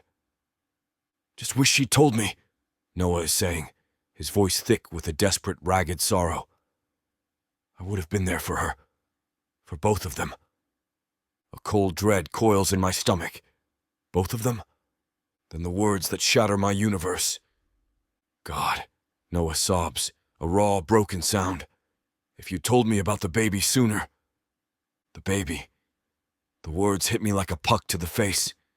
A baby. Her and Noah. It all clicks into place with a horrifying, sickening clarity. The secrets. The distance between us in the last few weeks. It wasn't about the pressure of the championship. It was this. It was him. A white-hot, blinding rage washes over me, so potent it makes me dizzy. It's a clean, pure fury that burns away all the fear, all the confusion. It's a relief. This I can understand. Betrayal. I back away from the door, my movements silent. I don't go in. I don't confront her. I just turn and walk away. I'm breathing heavily, my reflection a ghostly, distorted image on the cold window pane. I've replayed that memory 1,000 times. It's the cornerstone of my anger. The proof. But tonight I force myself to listen again. I push past the meaning of the words and focus on the sound. The tone. If you'd only told me about the baby sooner. Was Noah's voice filled with the possessive grief of a man who just lost his future? The righteous sorrow of a lover stepping into my place? Or was it something else? I listen again, really listen, in the quiet of my memory. The frantic edge to his voice, the high-pitched, almost panicked tone. The guilt. I allow a new, terrifying possibility to surface. What if it wasn't the grief of a lover? What if it was the frantic, desperate guilt of a loyal friend who was in way over his head? A friend who had just found out a secret he was never meant to know. The question is, a fissure that cracks my entire foundation of anger. I rub the scar over my eyebrow, my mind racing. If Noah wasn't the father, then who was? The air in the bedroom is thick and suffocating. I feel Chloe's presence behind me like a chain. I need out. I need to escape the lie of this room, the lie of the last several years. I pull on a pair of sweats and a hoodie, my movements silent in the dark. I slip out of the bedroom, closing the door softly behind me, and walk through the sleeping, silent cabin. The ghosts of the evening are everywhere. The Pictionary board is still on its easel, my disastrous drawing a monument to a life I never had. Empty mugs litter the tables. The fire is just a bed of dying orange embers, casting a faint, mournful glow. As I approach the living room, I see a figure. Someone is huddled in the large armchair facing the fireplace, their form a small, dark silhouette against the dying light. My heart starts to pound, a slow, heavy drumbeat in the silence. I move closer, my footsteps silent on the thick rug. It's Sabrina. Her knees are pulled up to her chest, her arms wrapped around them. Her head is bowed, her face buried in her arms, and her shoulders are shaking with deep, silent, racking sobs. Chapter 11. Sabrina. The guest room is a cage. The four walls seem to press in on me, the silence so absolute it rings in my ears. I tried. I went to my room, changed into my pajamas, and slid between the cold, sterile sheets. I stared at the ceiling, counting the wooden beams, tracing the knots in the pine with my eyes, doing anything to quiet the screaming in my own head. But his drawing is burned onto the back of my eyelids. A stick figure with a trophy, a girl with a cloud of curly hair, a little house, a lopsided dog. It wasn't just a drawing. It was a ghost. The ghost of a life we were supposed to build together. A life I have been mourning in secret, in silence, for 5 excruciating years. Every detail, from the stupid, goofy dog we'd named Barnaby to the little house he'd promised me, was a targeted missile launched directly at the fragile fortress I've built around my heart. And then his words in the hallway. We need to talk, not a question, a demand, a promise of a reckoning I don't have the strength for. The silent, lonely dark of the bedroom becomes unbearable. I can't breathe. I have to get out. I slip out of bed and creep back into the main cabin, my bare feet silent on the cold hardwood floor. The house is asleep. The only light is the faint orange pulse of the dying embers in the massive stone fireplace. It's a weak, struggling heartbeat in the dark, silent house. It feels like a kindred spirit. I curl up in the large armchair closest to the hearth, pulling my knees to my chest and wrapping my arms around them, making myself as small as possible.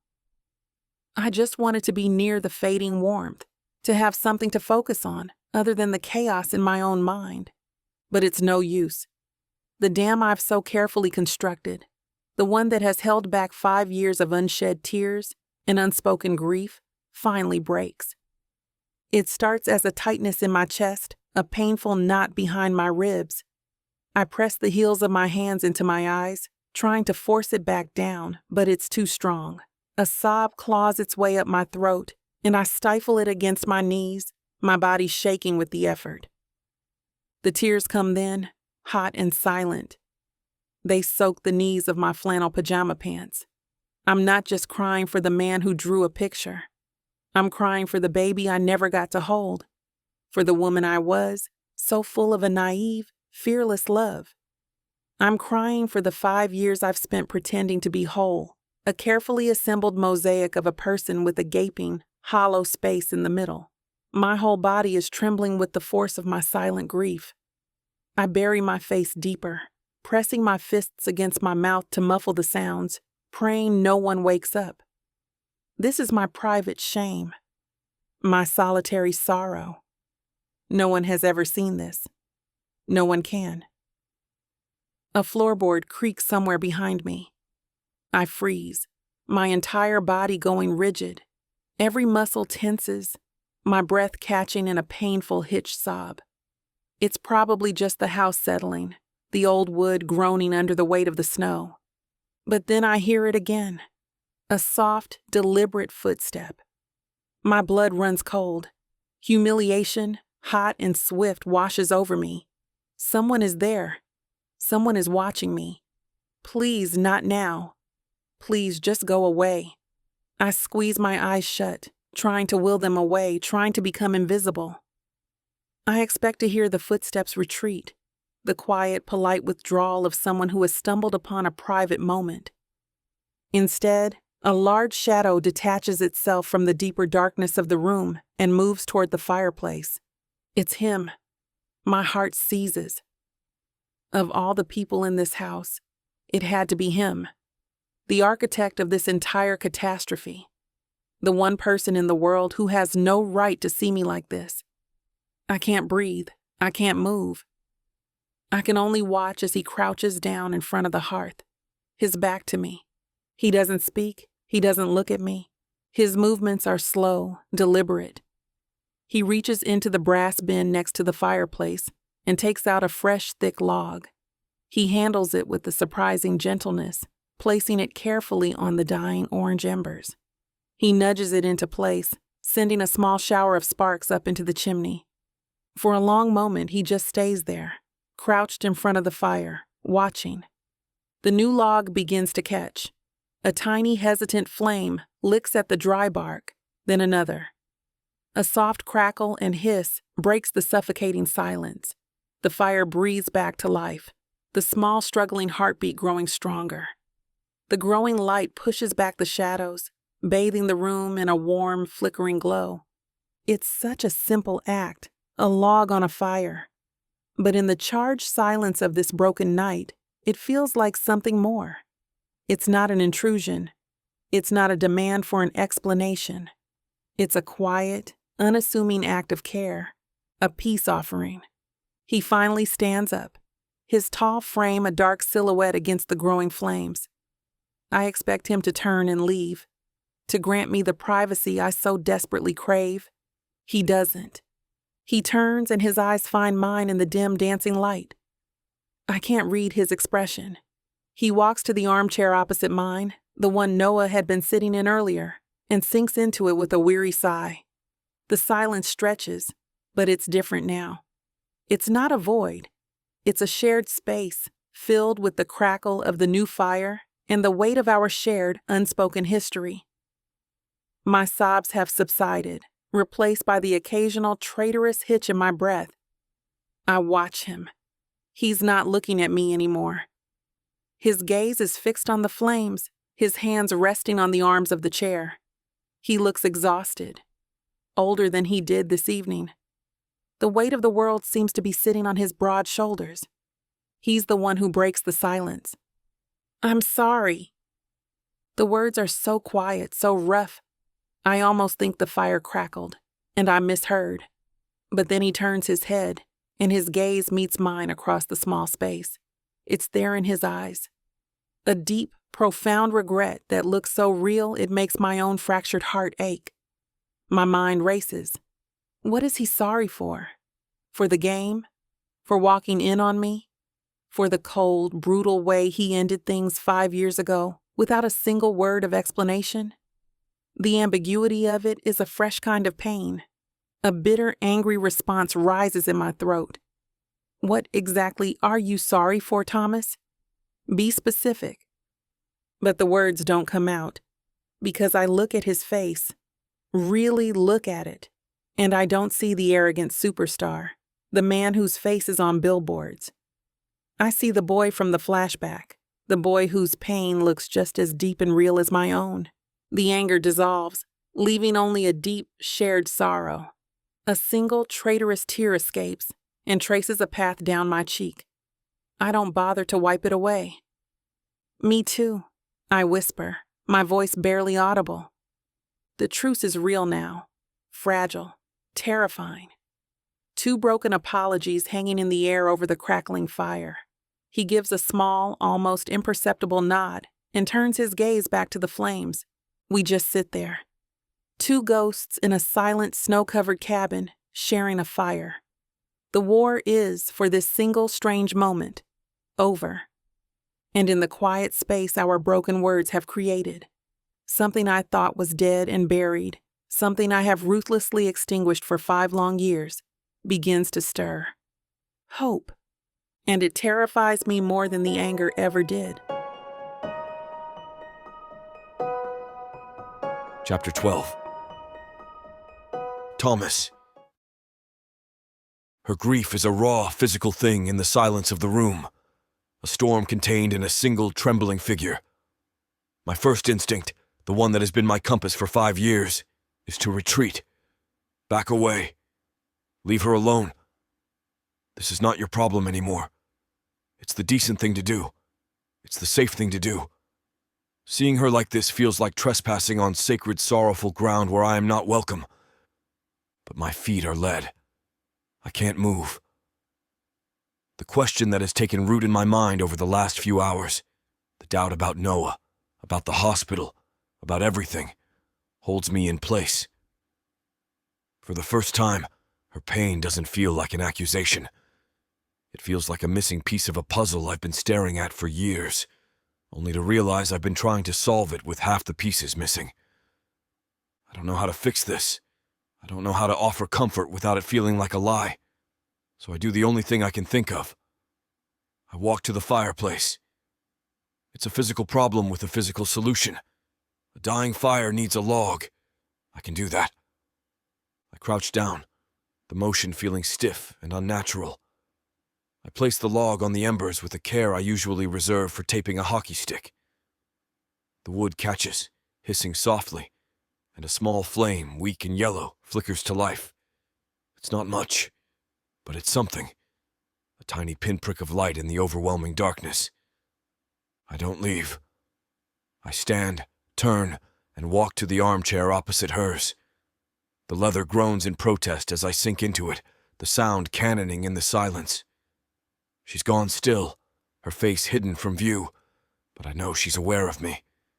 The air is ripe with her shock, her humiliation. We sit there separated by a few feet of oriental rug that might as well be the Grand Canyon, and watch the small flame grow stronger. My throat is dry. My heart is a heavy, awkward drum in my chest. I need to say something. Anything. The silence is a crushing weight. I'm sorry. The words come out rough, a gravelly sound I barely recognize as my own. They feel pathetic, infantile. A universe of pain and anger and 5 years of wreckage, and all I can offer is 2 stupid, meaningless words. I watch her process them. Her shoulders, which have been shaking, go still. She doesn't lift her head. A full minute passes. I'm about to get up, to retreat in the face of her rejection, when I hear her reply. Me too. Her voice is a thread of sound, so quiet I almost miss it. And it throws me completely off balance. Me too. What the hell is she sorry for? The question hangs there, another crack in the foundation of my anger. The fire is catching now, casting a warm, dancing light on her face as she finally lifts her head. Her eyes are red-rimmed and swollen, her cheeks tracked with tears. The sight of it is a gut punch. I've made her cry before, in arguments fueled by jealousy or stress. But I've never seen this. This is a grief that runs soul-deep. My earlier demand in the hallway feels brutish and cruel now. We need to talk. I shouldn't have... With the drawing, I manage, forcing the words out. In the game, it was a bad move, I'm sorry. It's a tangible thing I can apologize for. A starting point. She finally looks at me, her gaze weary. It was just a game, Thomas.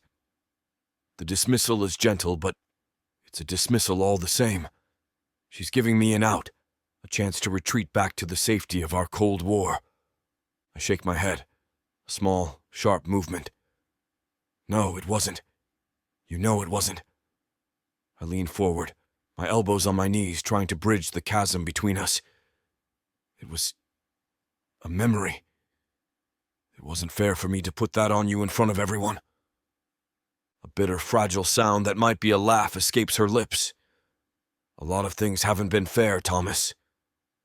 Her words are a direct hit. A clean, sharp jab that lands right in my ribs. I deserve it. I deserve so much more. But it's not delivered with the venom I would expect. It's just a statement of fact. A truth that settles in the space between us. We lapse back into silence, the fire crackling a steady rhythm. The earlier tension is gone, now replaced by a profound, shared exhaustion. I search for a safe topic, a neutral ground where we can stand for a minute without the world crumbling. "How's work?" I ask, the question feeling absurdly normal. "You mentioned a kid." "Leo?"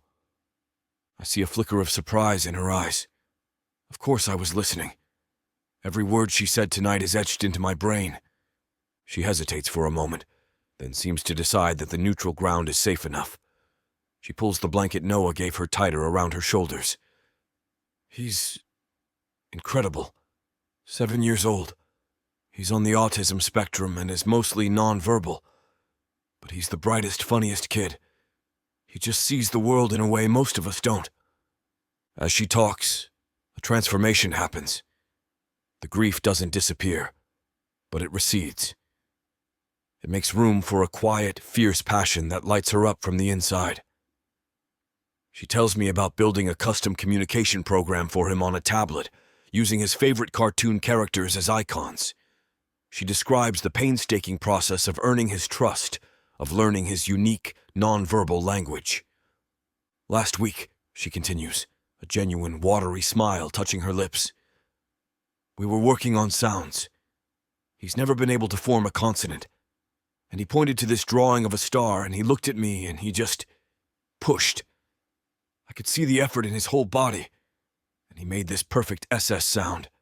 Just the apostrophes. But it was everything. I'm captivated. I'm watching the woman I fell in love with reappear right before my eyes. The brilliant, empathetic, passionate woman who saw the world with a depth and clarity that always left me in awe. His parents were watching from behind a two-way mirror," she adds, her voice growing thick with emotion again. "They'd never heard him make a sound like that. And I get to be there for that. I get to see that miracle. It's a good job." "It's not a job, Sabrina," I find myself saying, my voice rough with an emotion I can't name. "It's a calling. You were always meant to do that." Her smile falters. The compliment, as true as it is, has somehow brought us back to dangerous territory. Back to us. "And you were always meant to be a hockey star," she counters quietly, her gaze dropping back to the fire. "Looks like we both got what we wanted." The words are a perfect, clean slice. They aren't meant to be cruel, but they are. We both got what we wanted. As if this empty, gilded life I lead is anything I ever truly wanted without her. The unspoken truth hangs between us. We got what we wanted, but we lost what we had. The fragile bubble of normalcy pops. We're just two strangers again, sitting by a fire, surrounded by the ghosts of our past. The truce is real, but it's built on a foundation of things we can't bring ourselves to say. The silence this time is heavier. We've exhausted the safe topics.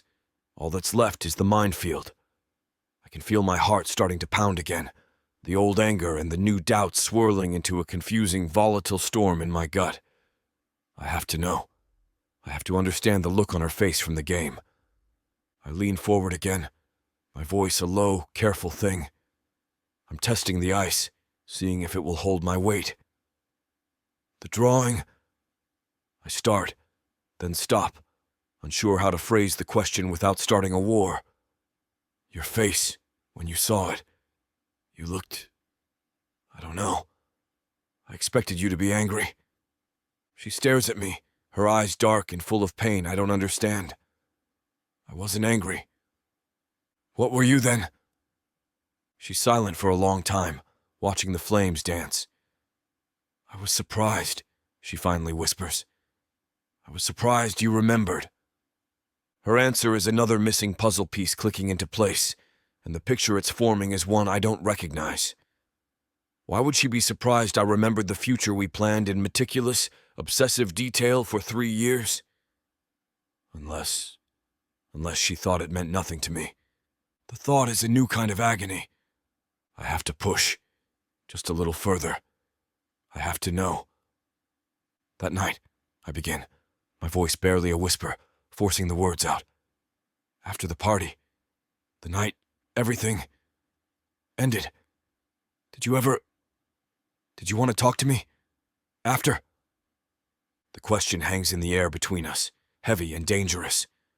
I watch as the fragile composure she's held onto all night finally cracks. Her breath hitches. The grief, the hurt, the shock, it all floods back into her eyes. She looks at me, and for the very first time, I see a flicker of the righteous anger I had been expecting all along. She opens her mouth to answer, her expression a mix of disbelief and a pain so profound it steals my breath. We are on the precipice now. The edge of the conversation I demanded in the hallway. The one that could either be a bridge or a cliff. And from the look on her face, I know we're about to fall. But before the words can leave her, a sudden crash splits through the tension. A loud, metallic clang from the kitchen, followed by Frank's unmistakable curse. The spell breaks instantly. Sabrina startles, blinking as if waking from a trance. She exhales shakily, the moment slipping away between us like sand through open fingers. She starts, gesturing vaguely toward the noise, but her voice falters. She doesn't finish the sentence. Instead, she turns and walks away, her footsteps fading down the hall until I'm left staring at the empty space where she stood. The house settles into silence again, but it's a different kind now. Heavier, final. Outside, the wind howls against the windows, and the storm swallows the sound of everything else. Chapter 13. Sabrina. The next day dawns not with light, but with a brighter shade of gray. The blizzard hasn't stopped. If anything, it's intensified. The wind is a constant, mournful howl, and the snow has piled up against the windows, making the world outside look blurry and indistinct. We are completely and utterly snowed in. The fragile truce Thomas and I reached by the fire last night has created a strange new atmosphere in the cabin. The open hostility is gone, replaced instead by a tense, hyper-aware politeness that is somehow even more exhausting. We move around each other with the careful, deliberate motions of bomb disposal experts, each terrified of making a wrong move that will set the whole thing off. The rest of our friends are caught in the blast radius, their conversations stilted, their laughter a little too loud. Cabin fever has officially set in. Frank is pacing the length of the living room like a caged animal, stopping every few minutes to stare out the window at the unrelenting white. I would pay an obscene amount of money to see a single patch of green grass right now, or just like a different wall to look at. Chloe is curled on the sofa, scrolling listlessly through her old photos, a deep pout on her face. My followers probably think I've been abducted. My engagement is going to tank. This is social media suicide. Noah, ever the stoic, is buried in a thick paperback novel, successfully creating a one-man fortress of solitude. I've been trying to follow his lead, but the words on the page of my own book keep blurring together. My mind is too full, the silence in my head too loud. Okay, this is officially pathetic, Alexa announces, clapping her hands together with a sharp, definitive sound that makes everyone jump. She's standing in the middle of the room, her hands on her hips, looking like a general, surveying her deeply disappointing troops. We look like the cast of a depressing Scandinavian film. We need an activity, something to remind us that we're fun, vibrant people, and not just this. She gestures to our collective state of mopey inertia. Frank stops pacing. Please don't say charades. My dignity is still recovering from last year's washing machine incident. Not charades, Alexa confirms, a wicked glint in her eyes. She disappears into the kitchen and returns with a bottle of tequila and a line of shot glasses. I vote we drink and tell secrets. A collective groan goes through the room. Oh God, Lex, no. Noah looks up from his book, his brow furrowed. Not never have I ever, Yes, never have I ever, holiday edition, she crows, setting the glasses down on the heavy wooden coffee table with a triumphant clink. It'll be fun, a little liquid truth serum to chase away the blizzard blues. My stomach clenches. A drinking game centered on secrets is, without a doubt, the single worst idea I have ever heard. It's not a game, it's a minefield. Every prompt is a potential detonation. Chloe, however, perks up, a flicker of interest in her eyes. Could be fun, as long as the questions aren't too trashy.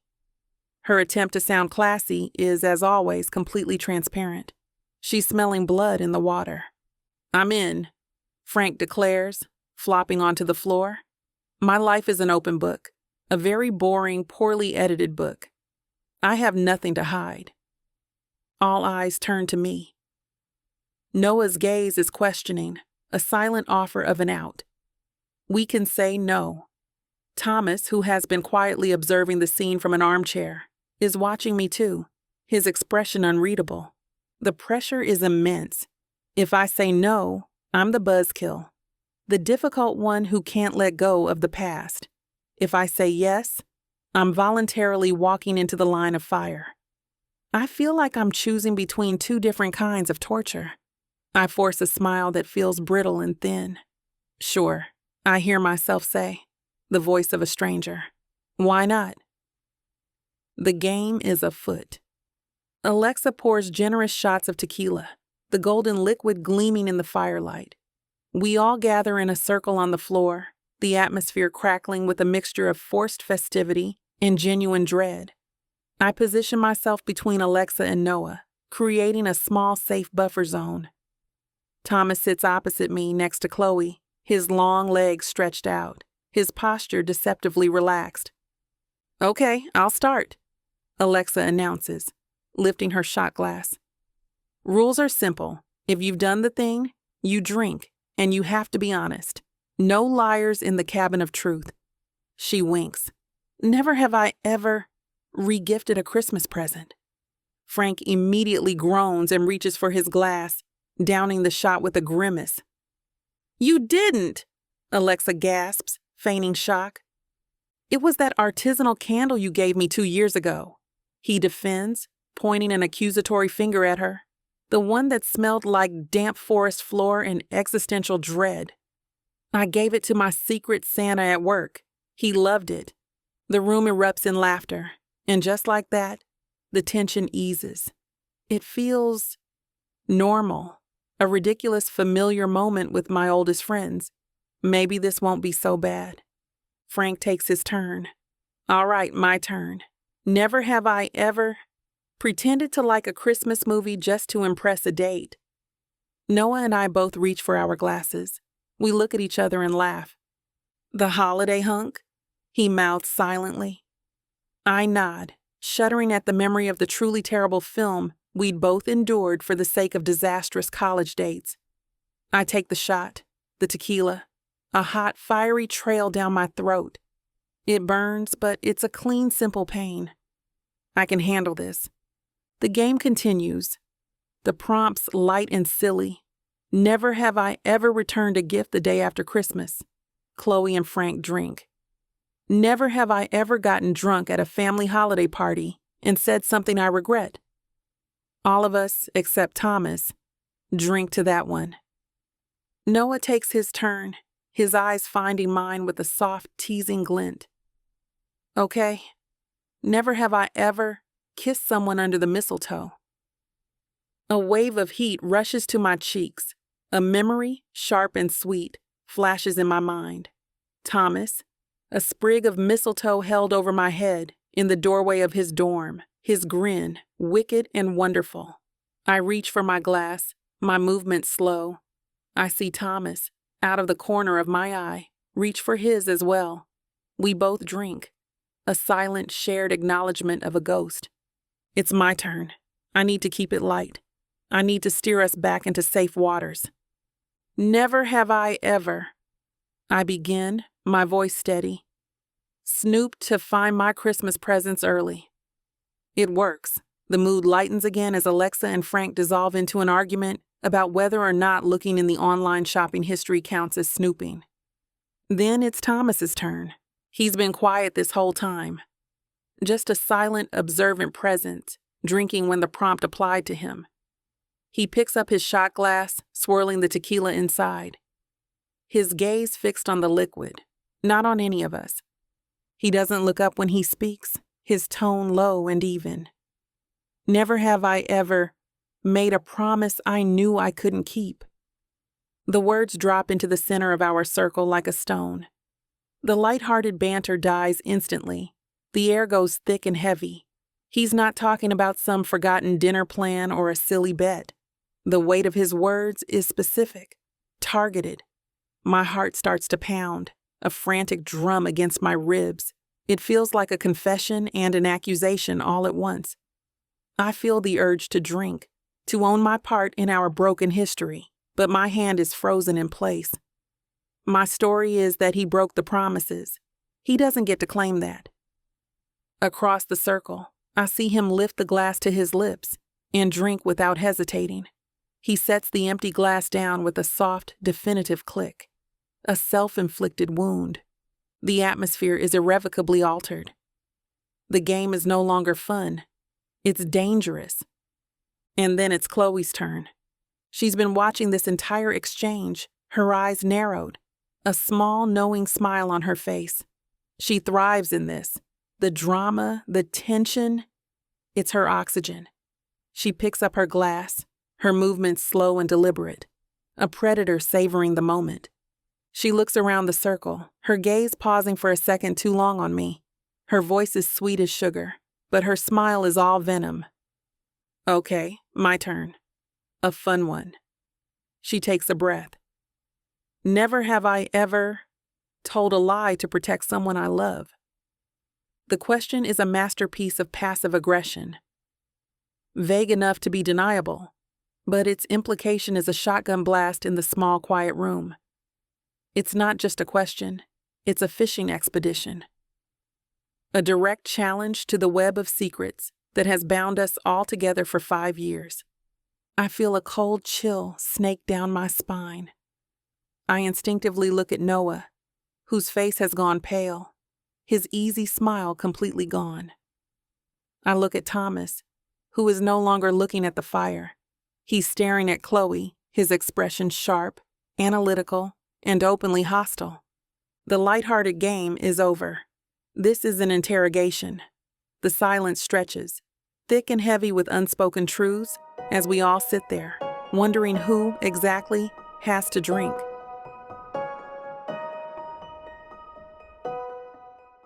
Danger, desire, secrets that could kill. Ooh, baby, you already know I'm staying for this ride. 8 full-length audiobooks. Stories tangled with mystery, betrayal, and the kind of passion you can't outrun. Oh, these heroes? They'll pin you to the wall 1 second and save your life the next. Talk about multitasking. Assassins, billionaires, men with dangerous pasts, and women strong enough to match them, secret for secret. Right now, you're snatching this up at a wild 70% off. 8 stories, endless passion, a love worth dying for. Click the link and buckle up, honey. 'Cause this ain't just romance. The romantic suspense audiobook bundle. Love has never been this dangerous. Vixa Vaughn Romance. Chapter 14. Thomas. Chloe's question hangs in the air, a shimmering, venomous thing. Never have I ever told a lie to protect someone I love. The silence that follows is different from the ones before. It's not awkward or sad. It's surgical. Chloe has taken a scalpel to the fragile piece in the room, and she's looking for a nerve to sever. I watch the reactions around the circle, my mind processing them like plays in a game. Frank and Alexa exchange a confused, worried glance.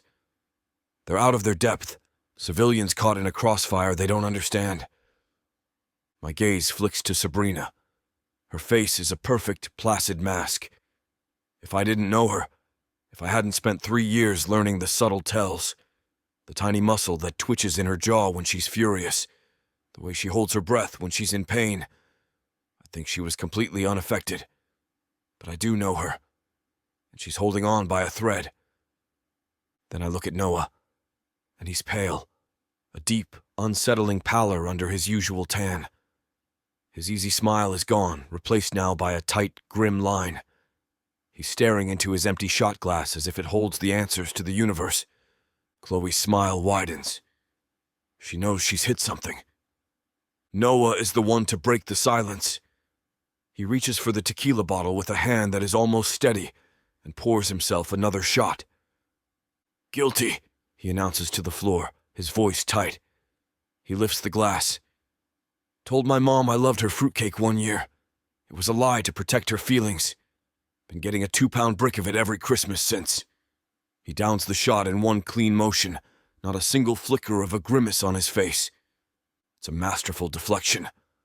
A plausible, light-hearted excuse that sucks the immediate poison out of the room. Frank lets out a relieved laugh.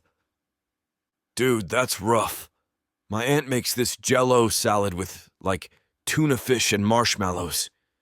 I've been pretending to love it for 20 years. 20 years of lies."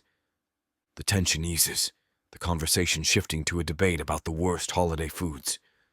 Alexa jumps in, telling a story about Frank and a disastrous attempt at making eggnog. The immediate crisis is averted, thanks to Noah's quick thinking. But I saw his face.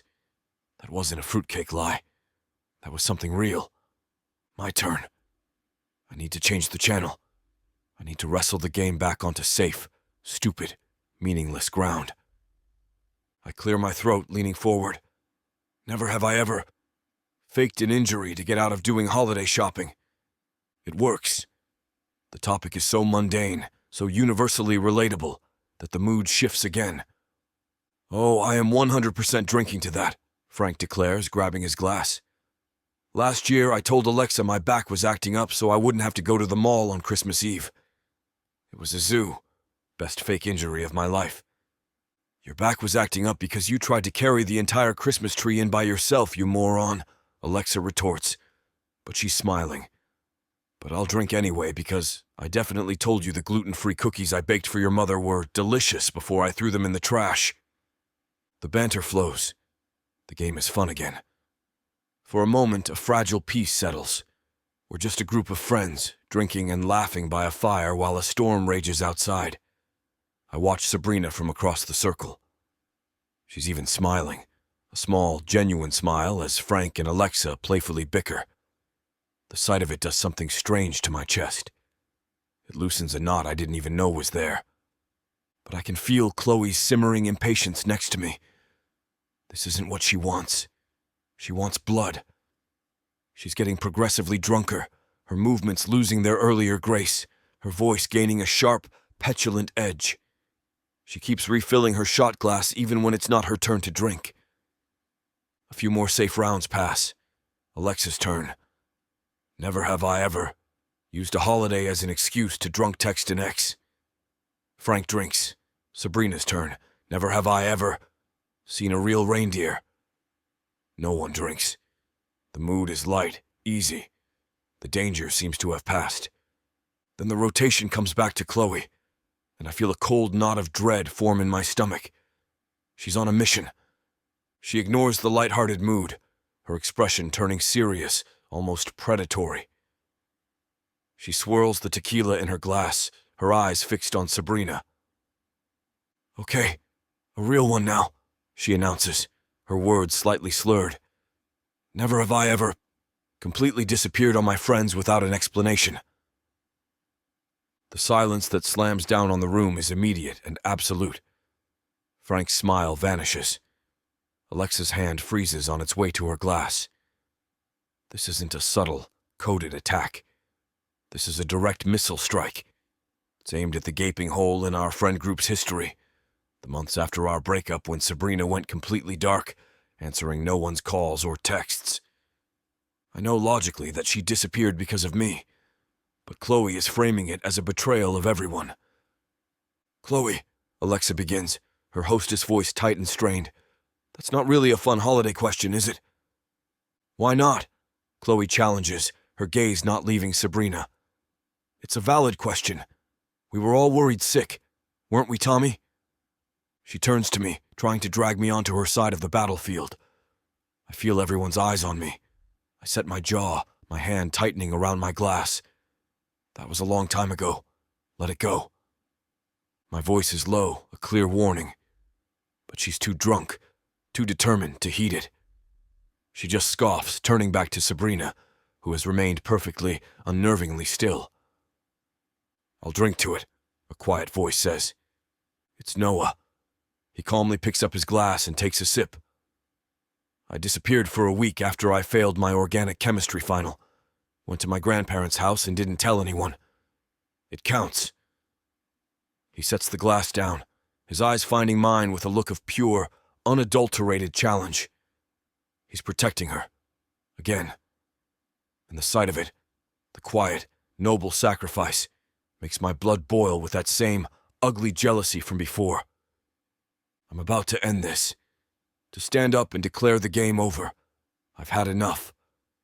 Chloe, you're drunk, I say, my tone leaving no room for argument. I place a hand on her arm. Let's call it a night. She yanks her arm away from me, her eyes flashing with a furious, drunken fire. The mask of the sweet, supportive girlfriend is gone, replaced by something sharp and malicious. Oh, don't be so serious, Tommy, she sneers, her voice dripping with venom. Don't be a buzzkill. I'm just getting to the good part. She looks past me, her gaze locking back onto Sabrina. I have one more. The best one yet. A cold, sick feeling washes over me. This is it. The final play. The one she's been setting up all night. She picks up her shot glass, holding it up to the firelight. A malicious, triumphant gleam dances in her eyes. She is a predator that has finally cornered its prey, and she is going to enjoy the kill. She takes a slow, deliberate breath, and the entire world seems to hold its breath with her. She looks directly at Sabrina, a smile playing on her lips that is the cruelest thing I have ever seen. Okay, last one, she purrs, the words dripping with a venomous sweetness. For all the marbles. She pauses, letting the moment stretch, letting the tension build until it's a living, breathing thing in the room. Never have I ever... Chapter 15. Sabrina. The world seems to slow down. Chloe holds her shot glass up to the firelight, a small golden orb of poison, and time itself seems to stretch, pulling taut like a rubber band about to snap. I can see the malicious triumph dancing in her eyes, the sheer, unadulterated pleasure she's taking in this moment.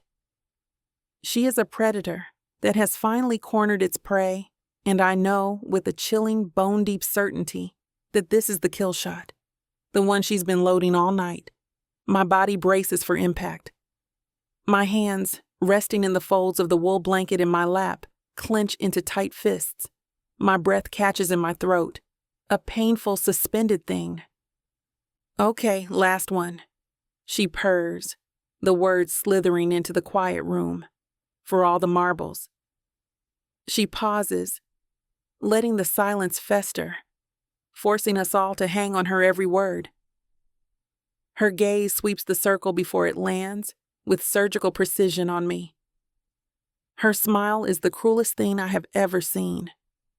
Never have I ever, she begins, voice a confection of venomous sweetness, been pregnant with another man's baby while pretending to love someone else. Detonation. The rubber band snaps. The world, which had slowed to a crawl, comes rushing back with a violent, deafening roar. And yet, the room is utterly silent. The only sound is the crackle of the fire, a cheerful, oblivious sound in the face of my public execution. My breath leaves my body in a silent whoosh, as if I've been punched in the gut. For a split second, the words don't even make sense. They're a jumble of ugly sounds. Pregnant. Another man's baby. Pretending. Then they rearrange themselves in my mind into the most monstrous, twisted lie I have ever heard. A lie so intimately and profanely tied to the deepest, most sacred wound in my soul that I feel my vision start to tunnel. The edges of the room go blurry and dark. The only thing in focus is Chloe's perfectly made-up, triumphant face. How? The question is a silent scream in my head. How could she possibly know I was pregnant? And how could she twist it into this? Every eye in the room is on me. I can feel their gazes like physical blows. Frank and Alexa are staring, their faces a mask of horror and confusion. Noah's expression is one of cold, murderous rage, but I'm not looking at them. I'm looking at Thomas. I'm desperate for a sign, a flicker of something in his eyes that tells me he knows this is a lie, that he knows me. I need him to be my anchor in this swirling vortex of humiliation and pain. But his face is a blank wall. There's no anger, no disbelief, just a deep, unnerving confusion. He's looking at me as if he's trying to solve a complex equation, his expression a mixture of shock and a dawning, unreadable emotion that terrifies me. He's not defending me, he's considering it. The thought is a fresh wave of agony. He's actually considering the possibility that this is true, that I was capable of such a profound betrayal. The shame is a hot, suffocating thing, rising up my throat, choking me. My entire body is burning with it. My own secret grief, the one I have carried alone in the dead of night for 5 years, has just been dragged into the light, twisted into a weapon, and is now being used to destroy me in front of the one person whose opinion I ever truly cared about. Alexa is the first one to find her voice. It's a low, furious hiss, a sound I have never heard from my kind, cheerful friend. Chloe, what the hell is wrong with you? Chloe doesn't even look at her. Her eyes are still locked on me. What? She asks, her voice a perfect imitation of innocent confusion. It's just a game. It's never have I ever. If you haven't done it, you don't drink. Simple as that. That's not a game, that's an accusation. Frank's voice is a low growl. He starts to get to his feet, his big frame radiating a protective fury. And it's way out of line. Game's over. Why? Chloe challenges, finally turning her attention to Frank, a defiant tilt to her chin. Does the truth make everyone uncomfortable? This has little to do with the truth, Alexa snaps, her own shot glass trembling in her hand. This is you being a malicious, cruel... A what? Chloe interrupts, her voice turning sharp. Go on, Alexa. Say it. What am I? The room is a powder keg. Every word is a spark. I need to say something. I need to defend myself. I open my mouth, my mind scrambling for the words. That's a lie. How dare you? But nothing comes out. How do you defend against a lie like this? To deny it, I wasn't pregnant with another man's baby, is to admit the partial truth. To admit I was pregnant at all. A truth I have never told a single soul. A truth that is not hers to tell. I am trapped. Her lie has silenced me more effectively than any gag. So I just sit there, frozen in the crosshairs. My silence a confession in the eyes of the one person who matters. I can feel the story of us being rewritten in his mind. The beautiful memories, the shared future. All of it being tainted, poisoned by this lie. I am being recast as the villain in our tragedy. The silence stretches, becoming a living, breathing monster in the room. It's unbearable. Someone has to do something. Someone has to say something. A sharp, violent sound shatters the stillness. S-L-A-M. The sound of thick glass hitting the wooden coffee table with a force that makes everyone flinch. Every head whips toward the source of the noise. It's Noah. He's on his feet, his entire body coiled like a spring, his chair knocked back behind him. His face, which was pale before, is now a mask of cold, controlled fury. The friendly, gentle Noah is gone. In his place is a stranger. His eyes 2 chips of ice. He doesn't look at me. He doesn't look at anyone else. His gaze is fixed with a lethal intensity directly on Chloe. The room is dead silent, holding its breath. He is a panther, ready to strike. The entire world seems to narrow down to him and the words that are about to leave his lips. I know with a sudden heart-stopping certainty that whatever he says next will change everything. Chapter 16. Thomas. Chloe's words are still hanging in the air, sucking the life out of the room, when the sound rips through the silence. Slam. Noah's whiskey glass hits the coffee table like a strike from a gavel. A final, furious judgment. Whiskey sloshes over the rim, a splash of amber against the dark wood. The sound is so violent, so unlike anything I've ever seen from him, that my attention is ripped away from Sabrina's pale, shocked face. I look at Noah. He's on his feet now, a coiled spring of pure, unadulterated rage. His eyes, usually so calm and steady, are chips of ice, and they are fixed on Chloe with a look of murderous contempt. "Fine," he snarls, the word a low, dangerous growl that vibrates through the stunned silence. He kicks the chair he was sitting in back a few inches, a small, violent gesture that speaks volumes. My turn. He raises his voice, pitching it so everyone in the room can hear the venom, the pure, uncut fury. His statement isn't a question. It's a declaration of war. Never have I ever drugged a guy to get in his pants. The word hits me like a fist to the jaw. Drugged. My entire body freezes. The sounds of the room, the crackling fire, the howl of the wind, the sharp intake of Alexa's breath, all of it fades into a distant, underwater roar. My mind, which has been a chaotic storm of anger and confusion, goes completely, terrifyingly silent. And in that silence, a door creaks open. A door in my memory I never knew was locked. A cascade of fragmented images, feelings, sensations from that night 5 years ago floods my mind. A drink in my hand. Not the beer I'd been drinking with the team, but a mixed drink. Dark liquor. Unusually sweet. Chloe handing it to me with a brilliant smile. A special victory drink, just for the captain. The room starting to feel fuzzy, the edges blurring, the noise of the party becoming a distorted, syrupy drone. Leaning against a wall, my head feeling too heavy for my neck. Chloe's face is close to mine. Her lipstick is too red. Her voice is a murmur in my ear, but I can't quite grasp the words. A gap. A black hole in my memory. I'm not at the party anymore. I'm in my room. The music is a muffled thump, thump, thump through the floor. How did I get here? Chloe's hands on my chest, pushing my shirt off, her mouth on mine. A disconnected, out-of-body sensation, like I'm watching a movie of my own life. My body is heavy, unresponsive. My mind is a thick, impenetrable fog.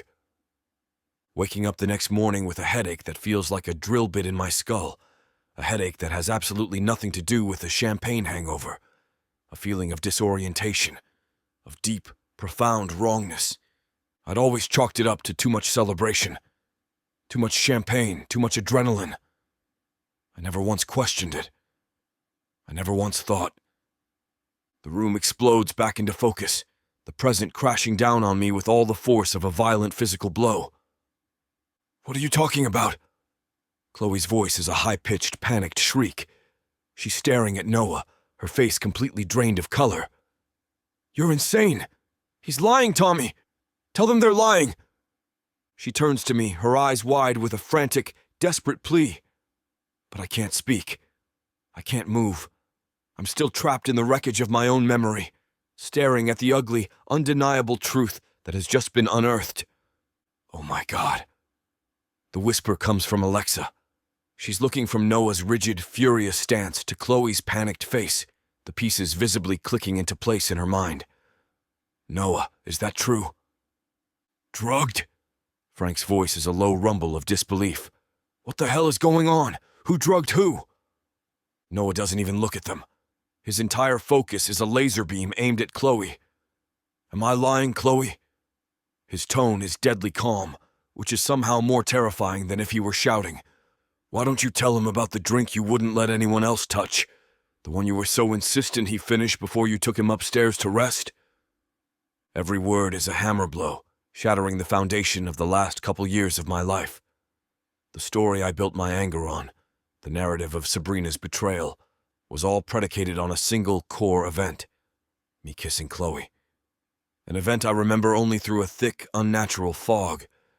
An event that I now realize I may not have consented to at all. My mind is reeling, trying to process two simultaneous, world-altering explosions. Explosion 1. Sabrina cheated on me. She was pregnant with Noah's baby. Explosion 2. Chloe drugged me. The catalyst for the entire breakup was a lie. The two thoughts collide in my head, a chaotic, contradictory mess. They can't both be the primary truth of that night. I look at Sabrina. I need to see her face. She's staring at me, her expression a mirror of my own confusion, but with an added layer of dawning horror, as if she's realizing for the first time that my part in that night wasn't what she thought it was. Then I look at Chloe, at her frantic, cornered animal expression, the desperate denial in her eyes, the guilt. I'm not seeing the beautiful, supportive woman my agent approved of. I'm seeing a stranger, a liar. The shock finally begins to recede, burned away by a new kind of fury. It's not the dull, aching anger I've carried for 5 years. This is a cold, sharp, and focused rage. It's the fury of being manipulated, of having my own memory, my own agency, stolen from me. It's the fury of realizing that the entire tragedy of the past 5 years might have been built on a foundation of poison. I need the truth. The real truth. All of it. I finally move. I push myself to my feet, my body feeling strangely disconnected, like I'm piloting a machine. My height changes the dynamic of the room instantly. The chaotic chatter dies down. Everyone is looking at me. I ignore all of them. I ignore Noah's righteous anger, Frank and Alexa's shocked faces, even Sabrina's wide, searching eyes. I take a step closer to Chloe, who flinches as if I've struck her.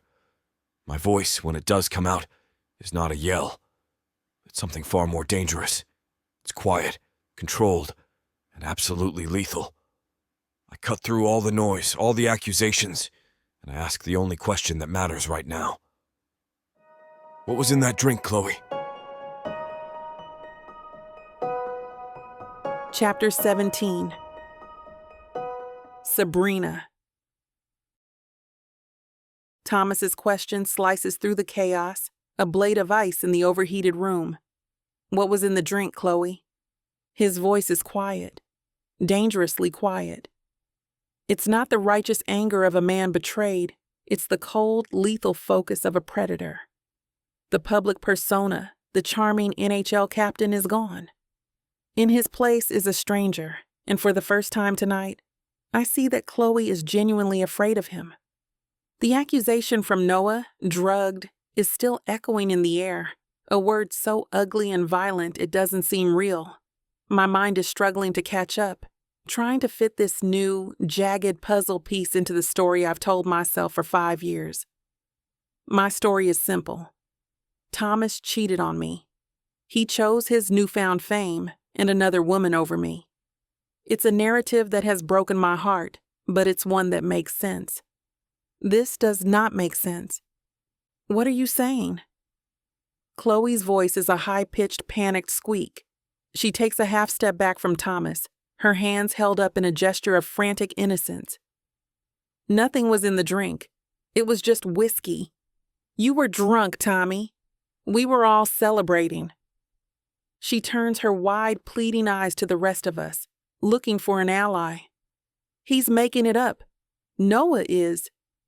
He's been obsessed with me forever, right, Tommy? And with Sabrina. He's just trying to cause trouble because he's jealous. Her attempt to deflect, To twist this into some pathetic soap opera is so transparent it's almost pitiful. Obsessed with you? Noah lets out a short, bitter laugh that is devoid of any humor. The only thing I'm obsessed with, Chloe, is the truth.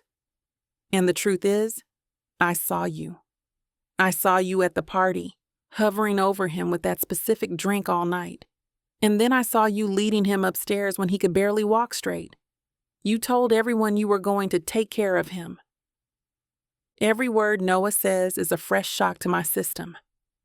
My own memory, the one I've replayed 1,000,000 times, begins to warp and shift under this new, horrifying light. The party, the crush of bodies, the victory music pulsing through the floor. I remember seeing Thomas across the room. He looked off. I thought he was just drunk, exhausted from the game. But it wasn't the familiar, happy drunk I knew. He was hazy, disconnected. His eyes were unfocused. Chloe, I saw you with that drink. Alexa's voice is firm, cutting through Chloe's frantic denials. My head whips in her direction. You wouldn't let anyone near it. I remember asking you for a sip because it looked good, and you practically slapped my hand away. I thought it was weird then, but I just figured you were being territorial. See? Chloe latches onto the word. Territorial. Because he's my boyfriend. I was protecting his victory drink. He wasn't your boyfriend, Chloe. Alexa fires back, her patience completely gone. He was Sabrina's. Okay, this is insane. Frank interjects. His voice a low rumble of confusion and distress. He's looking between all of us. His expression pleading. We're not doing this. Everyone just needs to take a breath and calm down. But it's too late for calm. The truth is a runaway train, and we are all tied to the tracks. My mind is racing, stitching together Noah's words, Alexa's memory, and my own fractured recollection of that night. Chloe leading Thomas toward the stairs. His movements were clumsy, pliant. He was leaning on her, not in an intimate way, but like a patient leaning on a nurse. He wasn't walking. He was being steered. I was at the bottom of the stairs, my heart a cold, hard knot in my chest. I saw them stop on the landing. I saw her push his back against the wall. I saw her lean in and kiss him. The memory that has been the source of my deepest, most defining pain. The image that has haunted my nightmares for 5 years.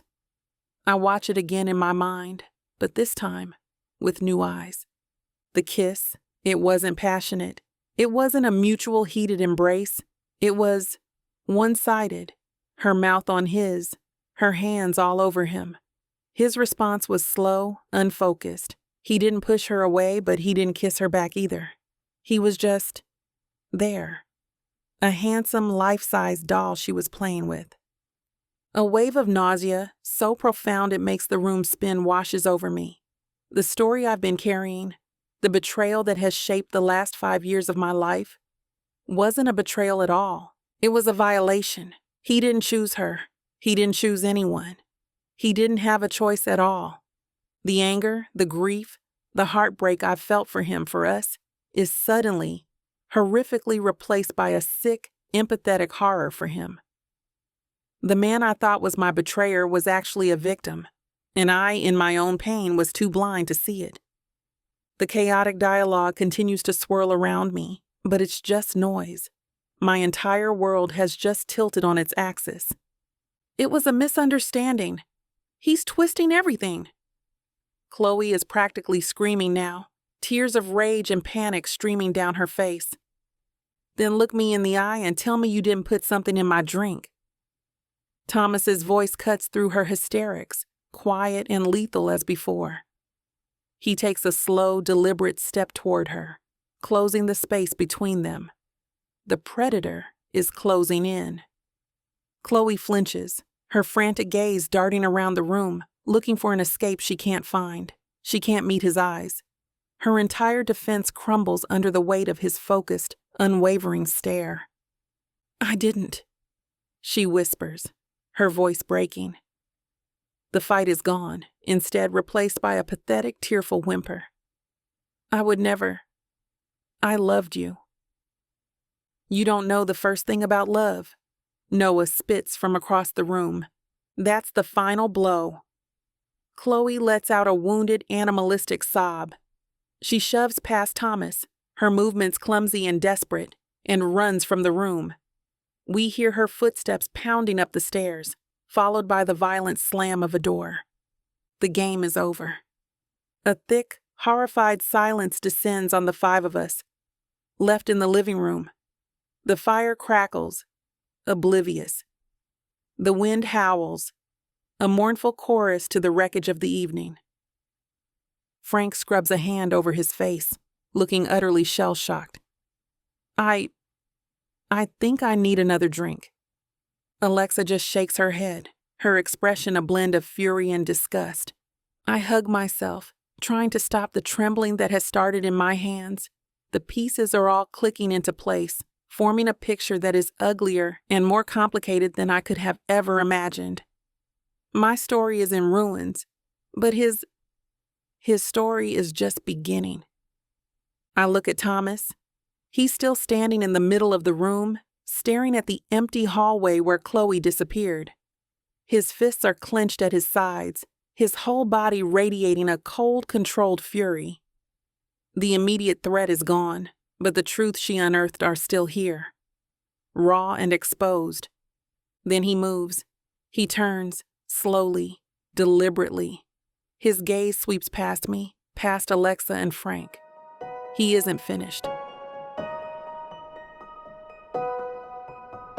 Chapter 18. Thomas. The sound of Chloe's bedroom door slamming upstairs is a definitive, childish punctuation mark on the implosion of my life. For a moment, a stunned, ringing silence fills the room. The five of us are left in the wreckage, the air thick with the poison of two different mutually exclusive lies. My first instinct is pure, white-hot rage. I need answers. Now. I turn and stalk out of the living room, my footsteps heavy on the floor. I take the stairs two at a time, the adrenaline from the confrontation pumping through my veins. I don't knock. I shove her door open. She's sprawled on the bed, her face buried in a mountain of decorative pillows, her sobs theatrical and loud. "Get out!" she wails, her voice muffled by the down feathers. I walk to the foot of the bed, my arms crossed over my chest. The fury I feel is so cold and sharp it's almost calm. "I asked you a question, Chloe." She lifts her head, her face a mess of smeared mascara and tear-streaked foundation. "I didn't do anything. He's lying to protect her. Can't you see that? He's always been in love with her. Her denial is so flimsy, so pathetic. It's almost an insult. She's not even a good liar." "That's not what I asked. I asked you what the drink was made from." "It was just whiskey," she insists, her voice rising to a hysterical shriek. "You were happy. We were celebrating. I thought if we could just have one night, you would see how good we could be. I did it because I love you, Tommy." The word love coming from her lips is a profanity. It's a cheap, plastic imitation of the real thing, and it makes my stomach turn. I look at her, at this woman I've allowed to be a fixture in my life for 5 years, and I realize with a sickening certainty that I don't know her at all. And I've never wanted to. She's a ghost, a placeholder, and I'll get no truth from her. Without another word, I turn and walk out of the room, leaving her sobbing behind me. She is a dead end, a symptom of the disease, not the cause. I walk back down the stairs, my mind racing, reevaluating everything. The fog from that night is starting to clear, and the landscape it's revealing is a nightmare. I've spent 5 years hating the wrong person, or maybe I've just been hating them for the wrong reasons. I step back into the living room. The scene is frozen. Frank is standing awkwardly by the fireplace. Alexa is sitting on the arm of Sabrina's chair, her hand resting protectively on Sabrina's shoulder. Sabrina herself is staring into the fire, her expression completely shuttered, her body rigid, and Noah is standing by the bar, his back to the room, pouring himself a drink with a trembling hand. He's my target. He's the one who holds the other half of this poisoned story. I ignore everyone else. I walk directly toward him, my footsteps silent on the thick rug. I feel like a predator closing in. I stop right behind him, invading his personal space, letting him feel my presence before I speak. He stiffens, his shoulders going tight. He knows I'm here. You knew, I begin, my voice a low, dangerous thing. All this time, you stood by and watched me with her. You let her be a part of our lives. You knew what she did, and you never said a single damn word. Noah takes a slow, deliberate sip of his drink before he turns to face me. His eyes are dark, his expression a mixture of guilt and a stubborn, defensive anger. And what was I supposed to say, Thomas? Huh? What magical words would have gotten through that thick, prideful skull of yours? His question is a jab, and it lands. You could have tried, I snarl, taking a step closer, using my size to intimidate. It's a cheap move, but I don't care. You could have been a friend. A friend? A bitter, humorless laugh escapes him. I tried to be your friend that night. I tried to talk to you at the party to tell you Chloe was bad news. But you were already gone, man. Out of your head. And then at the hospital, I tried to tell you what was happening, and you wouldn't listen. What the hell are you talking about? You didn't try to tell me anything at the hospital. I'm practically shouting now, the rage I've been suppressing finally breaking through. You fed me a lie that ruined my life. Guys, come on, Frank pleads, taking a step toward us. Not now. This isn't helping anyone. Stay out of this, Frank, I warn, not taking my eyes off Noah. This is between us. It's not just between you. Alexa's sharp voice cuts in. She's on her feet now, her eyes flashing with a protective fury of her own. She gestures toward Sabrina, who still hasn't moved, a statue in the eye of the hurricane. There is a third person in this disaster you both created. Have you forgotten that? Her words hit me like a splash of cold water, but the rage is too hot. It's been burning for too long. I haven't forgotten anything, I reply, my voice dropping again. That's the whole problem. I remember every single word you said to me, Noah. I look back at him, my focus narrowing. Chloe's a liar, a manipulative snake. I see that now, but that doesn't explain you. That doesn't explain how you were suddenly at the center of everything. So I'm going to ask you one more time. I take another step, closing the distance between us until we're practically chest to chest. How the hell did you know about a baby? The question hangs in the air, a raw, open wound. Noah's gaze flickers over to Sabrina for a fraction of a second. He's still trying to protect her. Even now. The thought sends a fresh, hot spike of jealousy through me. It doesn't matter now, Thomas, he mutters, his eyes dropping to the floor. It's in the past. Just let it go. Let it go? The words are a raw, incredulous roar. The hell it doesn't matter! It's the only thing that matters! You stood there in that hospital, and you let me believe that she was having your child. You let me hate her for 5 years. You watched me walk away from the love of my life based on a lie you told. It wasn't a lie, he finally shouts, his head snapping up, his eyes blazing with a desperate, frantic energy. Not the way you think. You weren't listening, man. You never listen. You just heard what your own pride and your anger wanted to hear. What on earth are you talking about? I demand, my hands clenching into fists at my sides. He takes a ragged breath, the fight seeming to drain out of him, replaced by a deep, soul-crushing exhaustion.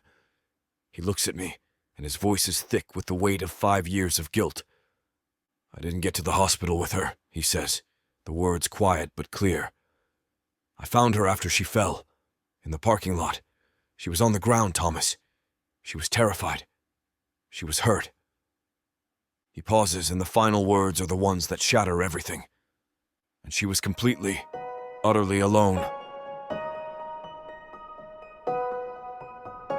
Chapter 19. Sabrina. The living room is a pressure cooker. Thomas and Noah are locked in a tense, verbal standoff, their voices low and sharp, each word a fresh crack in the foundation of their old friendship. Frank and Alexa are trying to mediate, their own voices adding to the chaotic, overlapping noise of the argument. It's too much. The air is permeated with accusations and revelations, and I feel like I'm suffocating. Drugged, a fall, alone. The words are on a frantic repeating loop in my head. My entire reality has been upended in the last 10 minutes. The story I built my life around, the one where I was the victim of a simple, clean-cut betrayal, has been obliterated. The truth is a tangled, ugly mess, and I am choking on it. I need air. While all eyes are on the two men at the center of the storm, I slip away. My movements are quiet, almost ghost-like. I navigate through the kitchen and push open the heavy door to the back porch. A blast of impossibly cold, clean air hits me, and it's a relief. It's so cold it's like a physical slap, shocking my system, chasing away the claustrophobic heat of the cabin. I wrap my arms around myself, the thin fabric of my sweater useless against the biting wind. Snow is swirling violently in the darkness, the flakes so thick I can't see the trees at the edge of the yard. The storm is a perfect mirror for the chaos inside my own head. I stand there for a few minutes, just breathing, letting the cold seep into my bones. I'm trying to piece it all together. Thomas was drugged. He didn't have a choice. The thought is a painful, empathetic pain. Noah found me after I fell. Why didn't he ever tell me that? Why has he let me believe I was utterly alone that night? The door behind me creaks open, and I flinch, turning to see Noah step out onto the porch. He closes the door behind him, muffling the sounds of the argument inside. He looks shattered. His face is pale and drawn in the dim light filtering through the window, his shoulders slumped in defeat. He doesn't see me at first. He just leans against the railing, his head bowed, his breath pluming in the frigid air. He is a man escaping the wreckage he created. My voice is quiet, but it cuts through the howl of the wind. Noah. He jumps, his head snapping up. His eyes widen when he sees me standing in the shadows. Brina, you shouldn't be out here. It's freezing. I don't care about the cold, I reply, my tone flat. I step toward him, my bare feet protesting against the icy wood of the porch. You just blew up all of our lives in there. You're going to talk to me. He scrubs a hand over his face, a gesture of pure, bone-deep weariness. Brina, not now. Let's just go inside. We can talk in the morning. No. My voice is harder now, infused with the steel I didn't know I possessed. I have spent 5 years in the dark. 5 years piecing together a story that I now know is a lie. You were there. You were a part of it. And you are going to tell me everything. Right now. You owe me that. He looks at me, really looks at me, and whatever argument he was about to make dies on his lips. He sees the resolve in my eyes, the anger, the raw, desperate need. He lets out a long, shaky breath. Okay. I wait, my arms wrapped tightly around my chest, a fragile shield against the cold and the coming truth. I saw them at the party, Brina. He begins, his gaze dropping to the snow-covered floor. He can't look at me. I saw Chloe all over him. He looked out of it. I thought he was just wasted, being a typical jock jerk, celebrating his big win. I was so angry for you. I wanted to punch him. He shoves his hands in his pockets, his posture defensive. I was looking for you, to warn you, and then I couldn't find you. Someone said you'd left, that you looked upset, so I went outside to see if your car was still there. He pauses, and I can see him reliving the memory, his expression pained. That's when I found you, he whispers. In the parking lot. You were on the ground, by the stairs. You must have slipped on the ice. You were a mess, semi-conscious, You were crying, and you were mumbling. What was I mumbling? I ask, my voice trembling slightly. He finally lifts his head, and his eyes are shining with a profound guilty sorrow. You were talking about a baby, Brina. You kept saying, the baby. I put 2 and 2 together and I got 1,000,000. I saw him with Chloe. I found you on the ground talking about a baby. I just assumed the worst. I thought he'd told you about her, that he'd cheated, and the shock of it all made you fall. It's all coming together now, the pieces of our shared tragedy seen through his eyes. So when he got to the hospital, I prompt, needing to hear the rest. When he showed up at the hospital, Noah continues, his voice thick with regret. I lost it. I saw red. He looked so panicked, so worried. And all I could see was the world's biggest hypocrite. I wanted to hurt him. I wanted him to feel even a fraction of the pain I thought he had just caused you. So, when he asked me what was going on, I twisted it. What did you tell him? I press, my voice a raw whisper. I let him think the baby wasn't his. He confesses, the words tumbling out in a torrent of guilt. I was vague. I said things like, she just wishes she'd told me sooner. I let him fill in the blanks with his own worst fears. I wanted him to back off, to leave you alone for good. I thought he was poison, Brina. I thought I was protecting you. His misguided, catastrophic attempt to be my hero. The irony is a bitter metallic taste in my mouth. He didn't protect me. He isolated me. He built the wall between me and Thomas, brick by misguided brick. A final, horrifying question surfaces, the most important one of all. I take a step closer to him, my voice trembling with the weight of it. And the fact that I lost the baby, Noah? That I had a miscarriage, right there in that hospital bed? Did you protect me from him knowing that too? He looks at me, and his face is a mask of pure, unadulterated, horrified confusion. Lost it? He asks, his voice cracking. Miscarriage? The confusion in his eyes is genuine. He really doesn't know. Brina, I swear to God, he says, his voice breaking. I never knew you lost it. I thought you didn't want him to know you were keeping it. I thought maybe you were raising it alone, or with your parents, and that's why you disappeared. Oh God, Brina. He takes a step toward me, his hand outstretched. I'm so sorry. I never would have. If I had known. I stare at him. The full, devastating scope of the misunderstanding finally laid bare. It wasn't one lie. It was a web of them. A catastrophic series of assumptions and misinterpretations, all born from one night. We are all 3 of us. Me, Thomas, and Noah. Victims of a story that was never true. We stand there in the swirling, silent snow, shattered by the weight of it all. The sound of the porch door creaking open cuts through the moment. We both turn, our heads snapping in the direction of the sound. Thomas is standing in the doorway, a dark, imposing silhouette against the warm light of the cabin. His face is pale, grim, his expression unreadable. But I know from the devastated, hollowed-out look in his eyes that he heard it. He heard everything.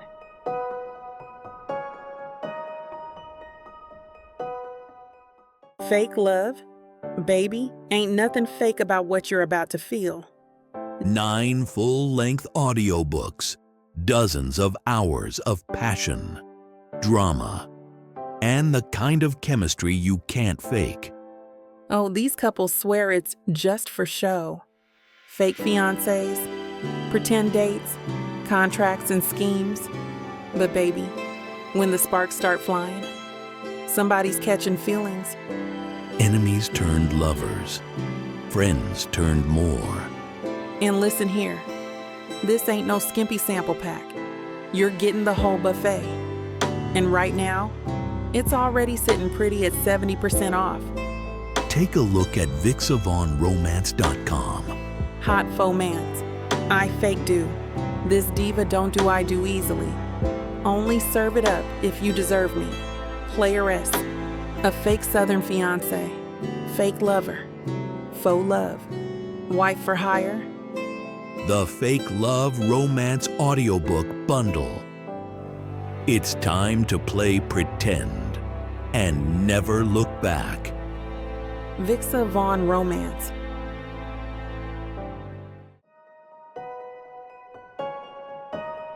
Chapter 20. Thomas. The words hit me first. They travel across the frozen air of the porch and pierce the fragile shell of my composure before I can even process their meaning. My hand is still on the doorframe, my body half in the warm, chaotic cabin and half in the cold, silent night. The world tilts on its axis. The sounds from inside, Frank's low murmur, Alexa's worried tone, fade into a distant, meaningless buzz. The only reality is the scene on the porch. Sabrina, looking small and shattered, and Noah, his face a mask of horrified disbelief. Lost it. Miscarriage. The words are alien. They don't belong in the same sentence as Sabrina's name. They certainly don't belong in the story I've told myself for 5 years. My story was simple. It was about betrayal. A clean, sharp wound that I could cauterize with anger. This is a butchering. My mind is a maelstrom of white noise. I can't think. I can't breathe. All I can do is stare as the final horrifying pieces of the puzzle slam into place, forming a picture so monstrous, so full of a grief I never knew existed, that it threatens to shatter my sanity. The baby. The one I thought was Noah's. The one she was pregnant with when she left me. She lost it. She lost the baby. I finally move, stepping out onto the porch and letting the door swing shut behind me. The biting cold is a brutal, grounding shock. It's the only thing that feels real. They both turn, their heads snapping in my direction. Noah's face is a mess of guilt and dawning horror, but my eyes are only for Sabrina. Her expression is one of raw, unguarded devastation. She looks like a ghost. My voice, when it is heard, is a low, dangerous thing I don't recognize as my own. It's directed at Noah, but my gaze never leaves her. Go inside, Noah. It's not a request. It's a command, a dismissal. He's a footnote in a story that has only ever been about the two of us. Thomas, man, He starts, his voice a pathetic, broken thing. Go. Inside. I repeat, the words sharp as shards of ice. He looks from my face to Sabrina's, his shoulders slumping in utter defeat. He gives her one last apologetic look before he turns and retreats into the cabin, leaving us alone in the swirling, silent snow. The wind howls, a mournful, lonely sound that echoes the gaping void that has just opened up inside my chest. I take a step toward her, then another. I'm moving, but I don't feel connected to my own body. I'm watching this happen from a great, numb distance. I stop a few feet away from her, close enough to see the tears freezing on her eyelashes, close enough to see the tremble in her hands. The entire foundation of my anger, the bedrock of my life for 5 years, has been a lie. She didn't leave me for Noah.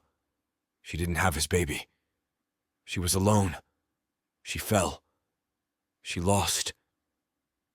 The pain hits me then, not as a thought, but as a physical, violent force. It's a crushing weight in my chest, a searing agony so painful it feels like my heart is being ripped out of my body. My breath is stolen from my lungs. I stumble back a step, my hand flying up to my chest, my fingers clawing at the fabric of my hoodie as if I can somehow dig the pain out. No. The word is a strangled gasp, a denial of this new, unbearable reality. No, no, no. I pound my fist against my sternum. Once. Twice. A desperate primal attempt to beat back the agony, to make my heart start again, to make this not be true. But the pain is relentless. It's a black hole, consuming everything. The tears come then. Not the quiet, dignified tears of a man in control. These are wrenching, ugly sobs, torn from a place of deep, primal grief I never knew I was capable of. They blur my vision, stream down my face, hot against my frozen skin. I'm crying for a child I never knew. A child I never got the chance to love, to hold, to protect. A child I've spent 5 years cursing as another man's. The shame of it, the sheer unforgivable horror of it, brings me to my knees.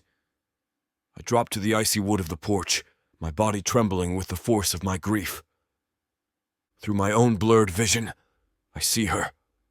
A hand flies up to cover her mouth, her own choked sob escaping into the night. Her eyes are wide, filled with a shared, horrified sorrow. She is seeing my pain, the pain I should have shared with her 5 years ago. I look up at her, my face a wreck, my voice a shredded, broken thing. I have to know. I have to hear her say it. I need the final nail in the coffin of my old life. It was mine, I say, the words a statement of the most devastating fact I have ever known. My voice cracks, the question a raw, ragged plea. The baby was mine, wasn't it? Her sob is her only answer at first. Then she gives a single, sharp, heartbreaking nod. The confirmation is my undoing. The world fractures. I didn't just lose her.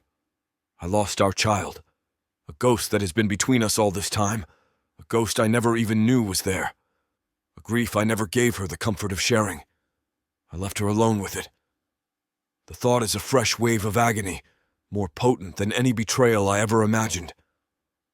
I push myself to my feet, my movements unsteady. I close the distance between us, my hands coming up to frame her face, my thumbs gently wiping away the tears that stream down her cheeks. She flinches at my touch, but she doesn't pull away. Why?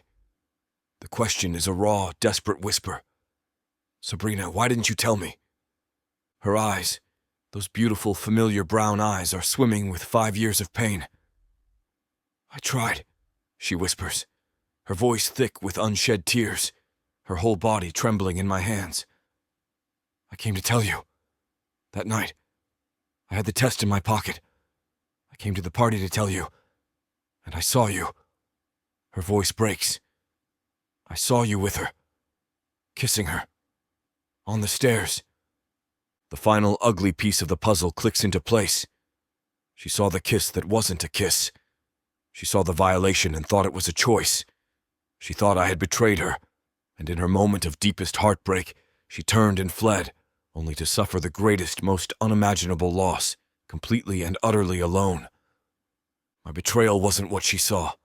My betrayal was what I did next. I believed the lie. I walked away. I left her to carry the entire, crushing weight of our tragedy by herself. The pain is too big for this porch. It's too big for this world. It's a raw, gaping wound between us, bleeding out into the cold winter night. Words are useless now. Apologies are meaningless. All that's left is this shared, unbearable agony. I look at her, this woman I have hated, this woman I have loved more than life itself, this stranger who is the only other person in the universe who can possibly understand the depth of this loss. Her name is a prayer on my lips, a broken, desperate thing. Sabrina. The space between us collapses, the past and the present, the love and the hate, the grief and the longing. It all collides in this single, shattering moment. And I know, with a terrifying, absolute certainty, that we will either save each other or we will drown. Chapter 21. Sabrina. His hands are framing my face, his touch both a desperate anchor and a searing brand. The cold night air swirls around us, but I can't feel it. The only thing that's real is the shattered, agonized look in his eyes. A perfect, horrifying mirror of the grief I've carried in secret for 5 years. The final piece of the puzzle slams into place, and the impact shatters what's left of his control. The space between us evaporates. He doesn't step forward. He surges. His mouth crashes down on mine, and it is nothing like the gentle, promising kisses I remember. This is a punishment, a desperate, frantic collision. It's a kiss full of 5 years of anger, of misunderstanding, of a grief so immense it has no words. It's salty with the taste of both our tears, a bruising, claiming act that is not about love, but about a pain too vast to be contained in one body. My hands come up to his chest, and for a second I think I'm going to push him away. But my fingers curl into the thick fabric of his hoodie, holding on for dear life. I'm not pushing, I'm clinging. I kiss him back with all the fury and heartbreak I've suppressed for half a decade. This isn't a reunion, it's an exorcism. The cold is a brutal, biting thing. He seems to realize it at the same time I do. He breaks the kiss, his forehead resting against mine, his breathing a series of harsh, ragged gasps. "Not here!" he rasps, his voice a shredded ruin. He doesn't wait for an answer. He scoops one arm under my legs and the other around my back, lifting me from the ground as if I weigh nothing. The world tilts, a dizzying swirl of snow and dim light. He carries me back inside, kicking the porch door shut behind us. The sounds of the cabin, the fire, the faint murmur of our friends' worried voices from the other room are a distant, foggy reality we are leaving behind. He doesn't take me to the living room. He turns into the first empty room he finds, a small dark den off the main hall, filled with the scent of old books and leather. He kicks the door shut with his foot, the sound a definitive, world-ending slam. He doesn't put me down. He presses me against the cold wood of the door, his body a hard, desperate weight against mine, and his mouth finds mine again. This is not a seduction. This is a detonation. Clothes are a hindrance, an intolerable barrier. His mouth is on mine, then my jaw, then the sensitive skin of my neck. I feel the scrape of his stubble, a friction that is both painful and grounding. It's real. He's real. This nightmare is real. "I hated you," I gasp, the words a confession against his skin. It's the truest thing I've ever said. God, Thomas, I tried so hard to hate you. "Hate me." His voice is a raw groan against my pulse point. His lips move there, an open-mouthed kiss that feels like he's trying to swallow my heartbeat. "You should. You have every right.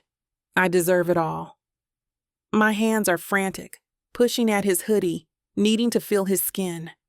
His hands find the hem of my sweater, the sweater Chloe stained, a lifetime ago, and he pulls it over my head in one rough, impatient motion.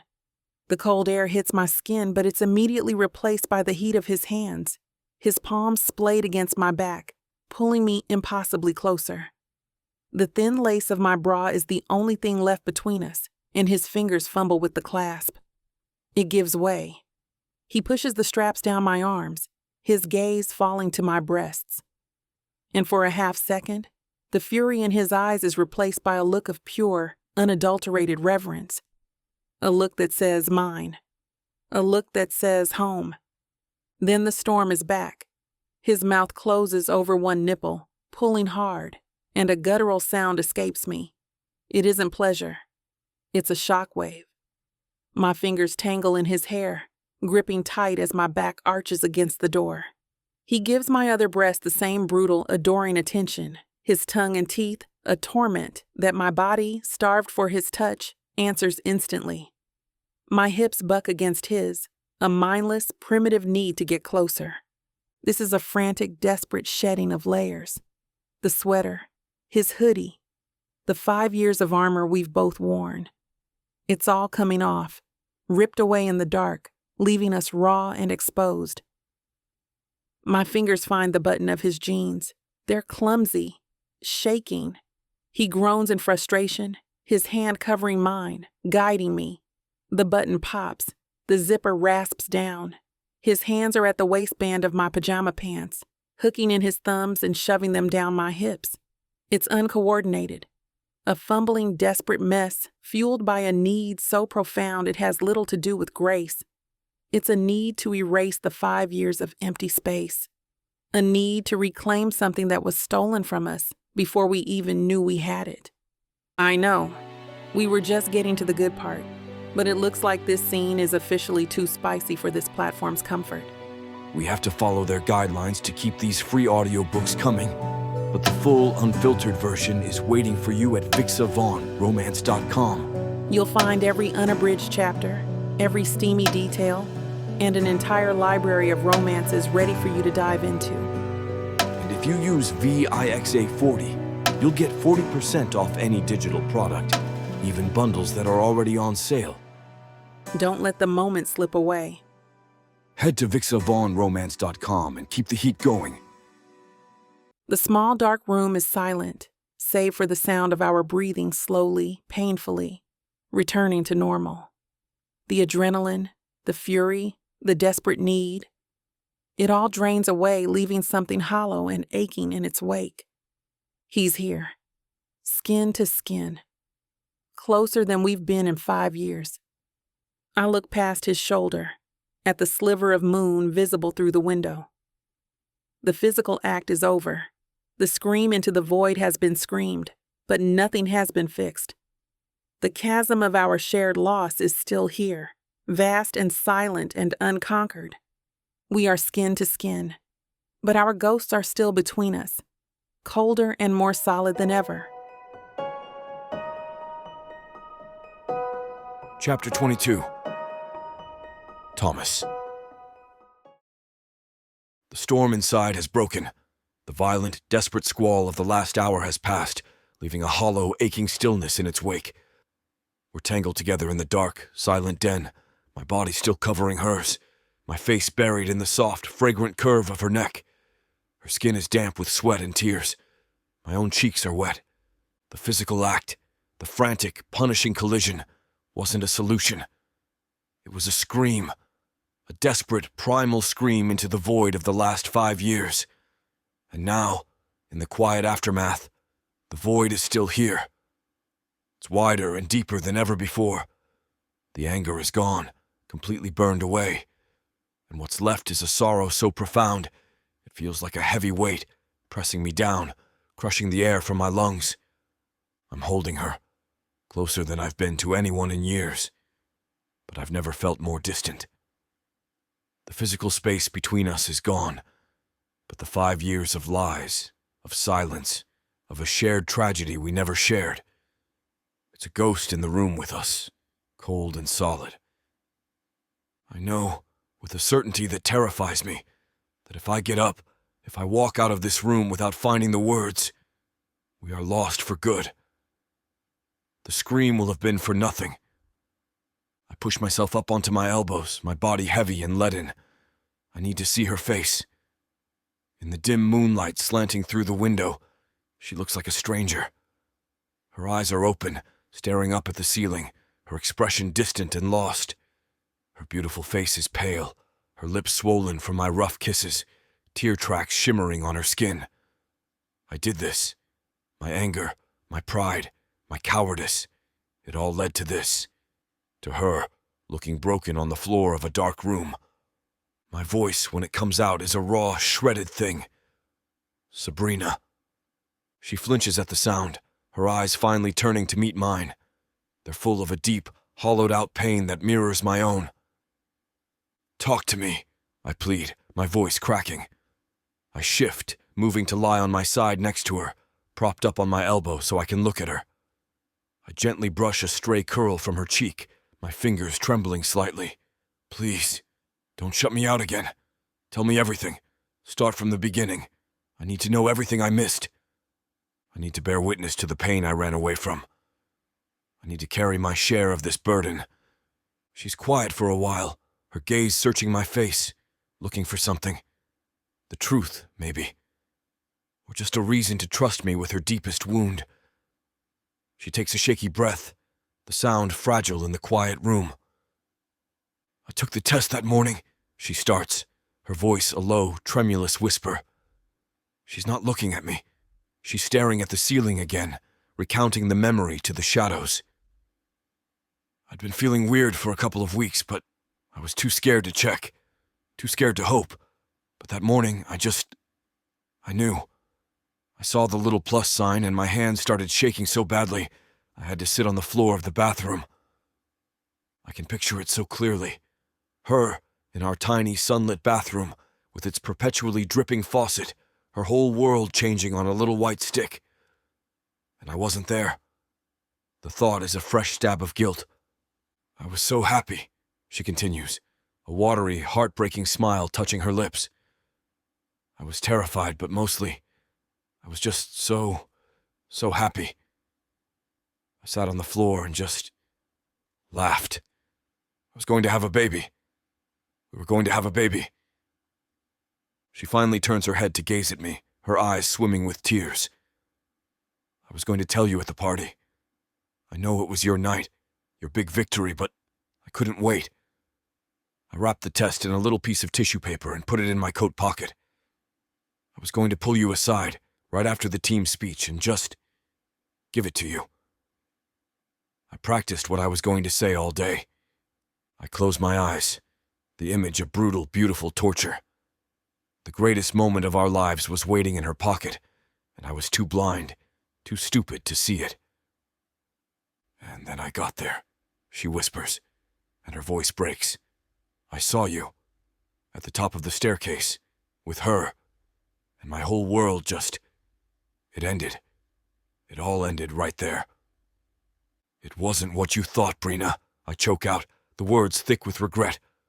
I swear to you, Noah was right. She drugged me. I know that now, she replies, her voice flat. But I didn't know it then. All I saw was the man I loved, the man I was about to start a family with, choosing someone else.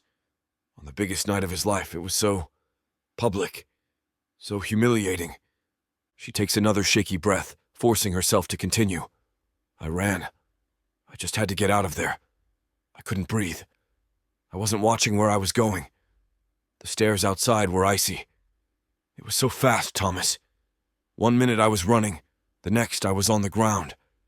And there was this sharp, cramping pain in my stomach. A pain I had never felt before. I flinch, my hand tightening instinctively on her arm.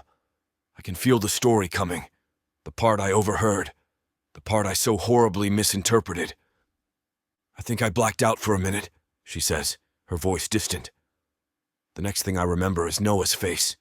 He was kneeling over me, his face all pale and scared. He must have called 911. Everything after that is a blur of ambulance lights and pain. So much pain. I listen, my heart breaking with every word. I am bearing witness to the worst night of her life, one where I should have been by her side for, a night I was instead the catalyst for. And at the hospital, she trails off, a sob catching in her throat. I was there, I whisper, needing her to know.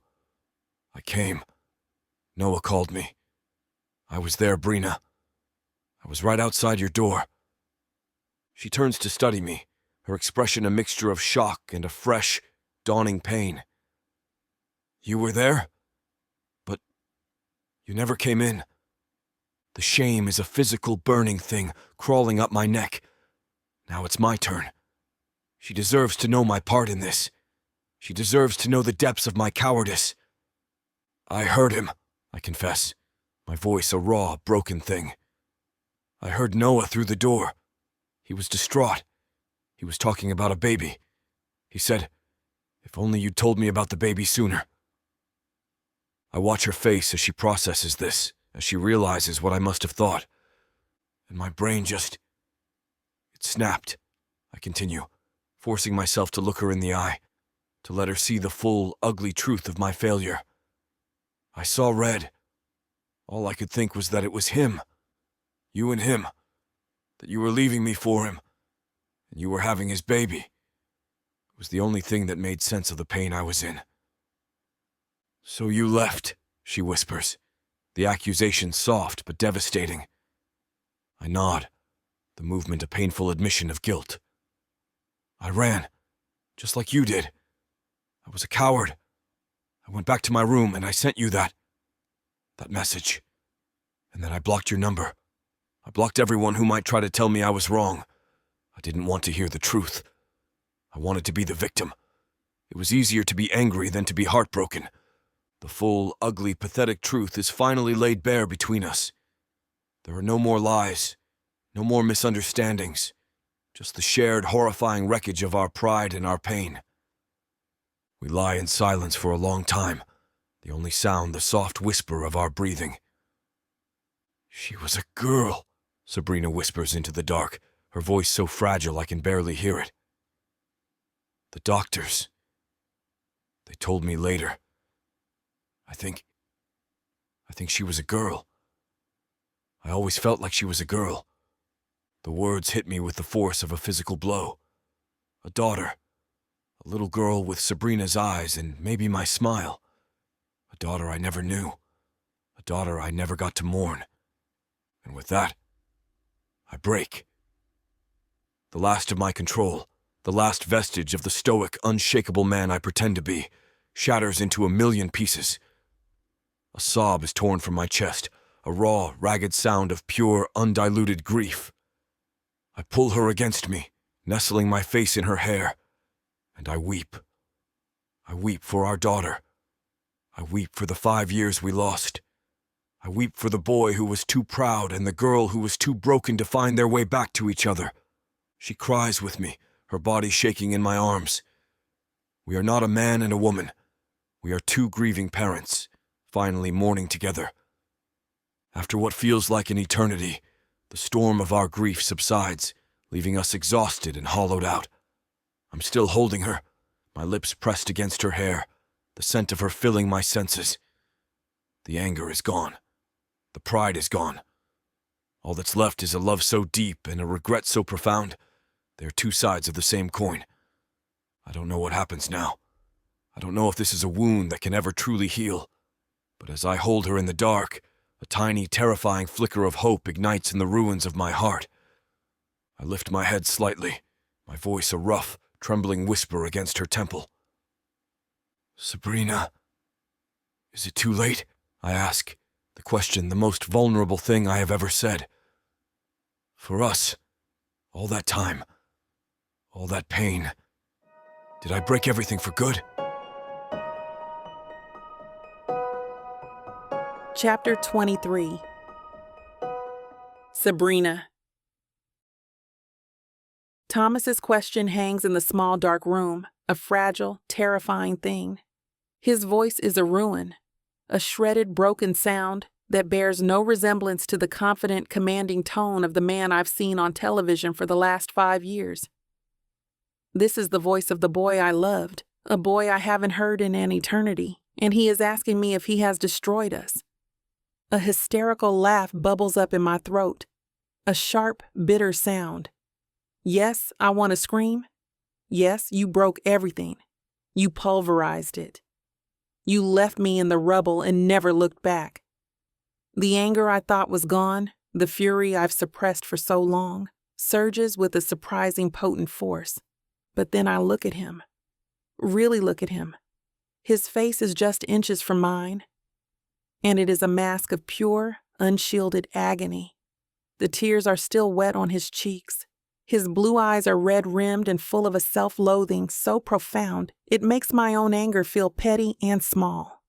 He's not the villain of my story. He's just the other victim. My answer when it comes is not the one I expect. It's not a yes or a no. It's a question of my own, born from the deepest, most wounded part of my soul. "How could you believe it?" I whisper, my voice trembling with the weight of the question. I need to know. I need to understand. After everything we were, after 3 years, how could you for 1 second believe I was capable of that? Of betraying you like that? He flinches as if I've struck him.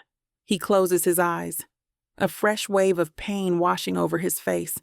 He doesn't pull away. He just takes it. "I didn't want to," he chokes out, his voice thick. Standing outside that hospital room, my first thought was that something had happened to you, and I was terrified. And then I heard him. I heard the word baby, and my entire world it went red. He opens his eyes, and the shame in them is a tangible thing. It's not an excuse. But my pride, My stupid pride. It was easier to be the angry, wronged guy than the heartbroken one who might have messed everything up. It was a shield, Brina, and I was a coward. I picked up the shield and I ran with it. A shield? The words are a raw, incredulous cry torn from my throat. The anger is back, hot and sharp. Thomas, your shield left me completely alone on the worst night of my life. I was in that hospital bed, and I had just lost everything. Our baby, you, our future, all of it, in one night, and I needed you. I just kept waiting, thinking you would burst through that door, and you never came. The last words are a sob, the final pathetic confession of a hope I didn't even know I'd been clinging to for 5 years. His face crumples, and a fresh wave of tears spills down his cheeks. He pulls me tighter against him, his hand coming up to cradle the back of my head, his fingers tangling in my hair. I was there, he whispers, his voice a raw, desperate confession against my temple. I told you, I was right there. I was outside the door, and I heard him and I ran. I swear to God, Sabrina, it is the biggest, most unforgivable regret of my life. I've replayed that single moment, that choice to walk away every single day for 5 years. We're just two broken people, clinging to each other in the dark, confessing our twin acts of cowardice. He ran from a truth he couldn't bear. I ran from a party, too hurt to demand one. So you just left? I ask, my voice muffled against his chest. I need to hear it all. I need to see the whole ugly picture. No questions? You just decided what the truth was and you walked away from us? He nods, his body trembling with a fresh sob. Yes, and I hate myself for it. I hate that boy. He was so stupid, so full of a pride he couldn't see past his own pain to even consider yours. He was a kid who just got everything he ever wanted, and in the same night, thought he'd lost the only thing that ever mattered. And he reacted like a child. The confession hangs in the air, a raw, brutal, and honest admission. He's taking ownership of his part in our destruction.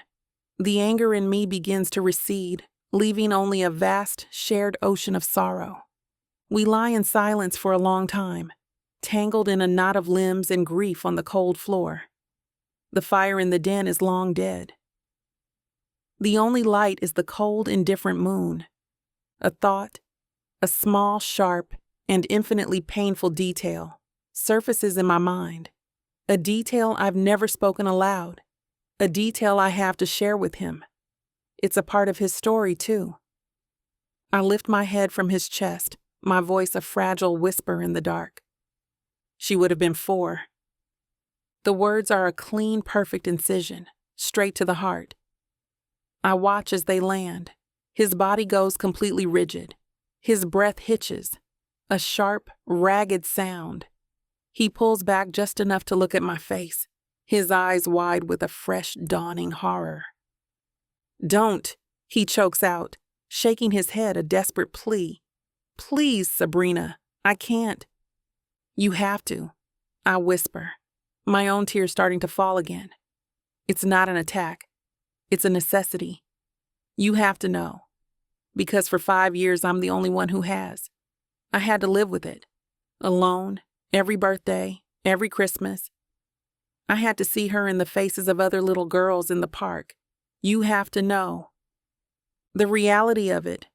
Not an abstract baby, but a 4-year-old child with a ghost of a birthday, crashes down on him. The sound that is torn from his throat is the most painful thing I have ever heard. It's the sound of a father grieving a daughter he never met.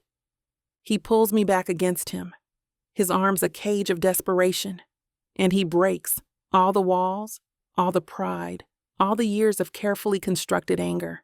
It all disintegrates into a storm of pure, unfiltered grief. He sobs into my hair, his whole body shaking, and I just hold him, my own silent tears soaking his shirt. We are not a man and a woman anymore. We are 2 parents, finally mourning our lost child, together, in the dark. After what feels like an eternity, the storm passes, leaving us hollowed out and utterly exhausted. We're still wrapped around each other, two survivors clinging to the wreckage. The anger is gone. The misunderstandings are gone. All that is left is the quiet, devastating truth. He shifts, his hand coming up to cut my jaw, his thumb gently stroking my cheek. His eyes in the pale moonlight are clear and full of a terrifying vulnerability. He asks his question again, but it's different this time. It's not just about the past. It's about the terrifying, uncertain space that lies ahead. "So, is it?" he whispers, his voice still thick with tears. "Is it too late? After all this? Did I break us for good?" I look at him, at the man who was the love of my life and the source of my deepest pain. I search for the anger, for the hatred I have so carefully cultivated for 5 years, but it's not there. All I feel is a deep, aching connection to the only other person on the planet who shares my ghost. My voice is a fragile, honest whisper in the quiet. "I don't know, Thomas."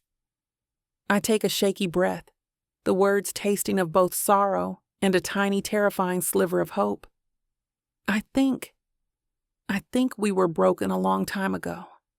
The question is, can we build something new from the pieces? I wake to a world that is unnervingly bright. Sunlight, sharp and brilliant, is streaming through the den window, reflecting off the fresh, deep snow outside and filling the small room with a blinding blue-white light. For a moment, I'm disoriented. My body is a roadmap of aches. My head is a dull, throbbing drum, and there is a heavy, warm weight across my waist. Then the memories of last night come crashing back, not as a slow trickle, but as a tidal wave. The game, the accusations, the porch, the grief, him. I turn my head slowly. Thomas is asleep beside me on the fur rug, his arms slung protectively over my stomach. His face in the unforgiving morning light is stripped of all its usual defenses. He looks younger. The hard lines of the NHL captain are softened, replaced by a boyish vulnerability I haven't seen in years. His brow is furrowed, as if even in sleep he's wrestling with the ghosts we unearthed. Carefully, I slid out from under his arm. He stirs.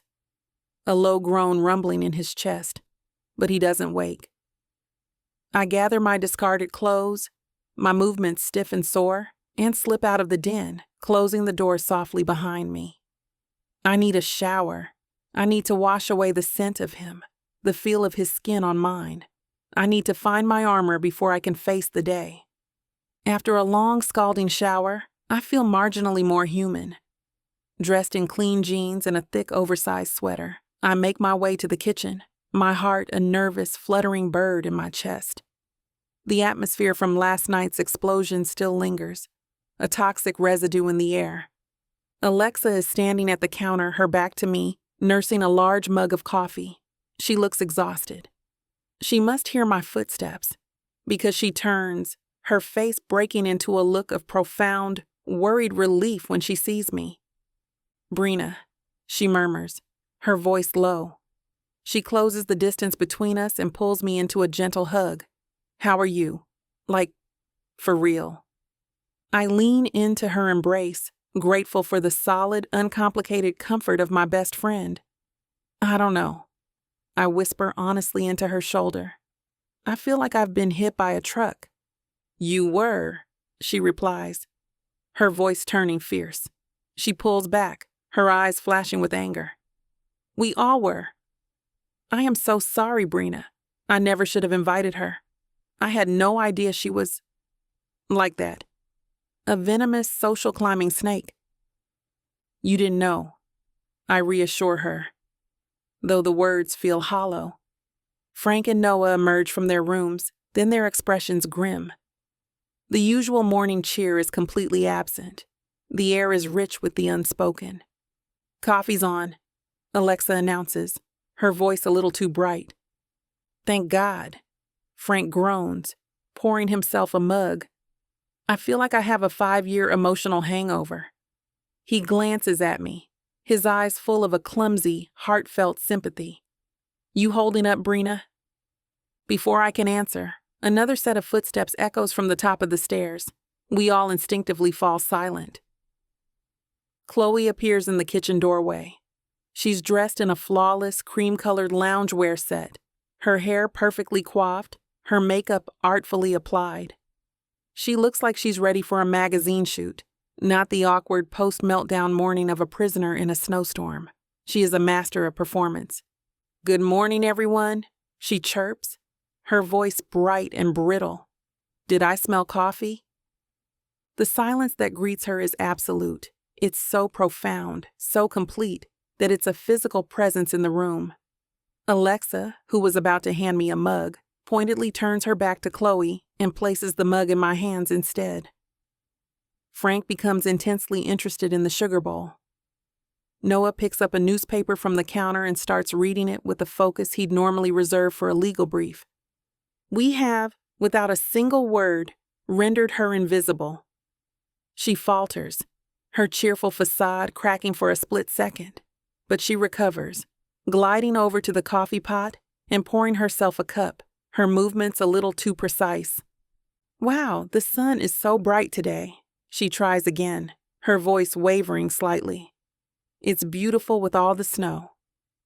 Silence. The only sounds are Frank stirring his coffee and the crinkle of Noah turning a page.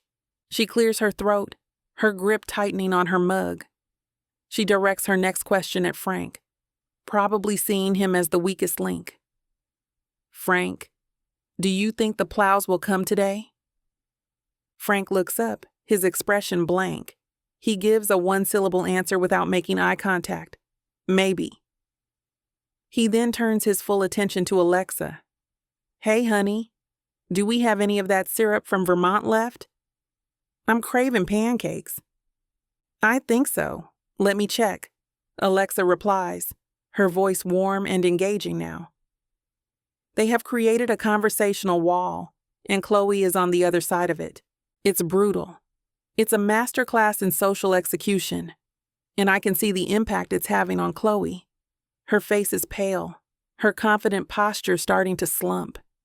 She is being systematically erased. Then Thomas enters the kitchen. He's showered and dressed, his hair still damp.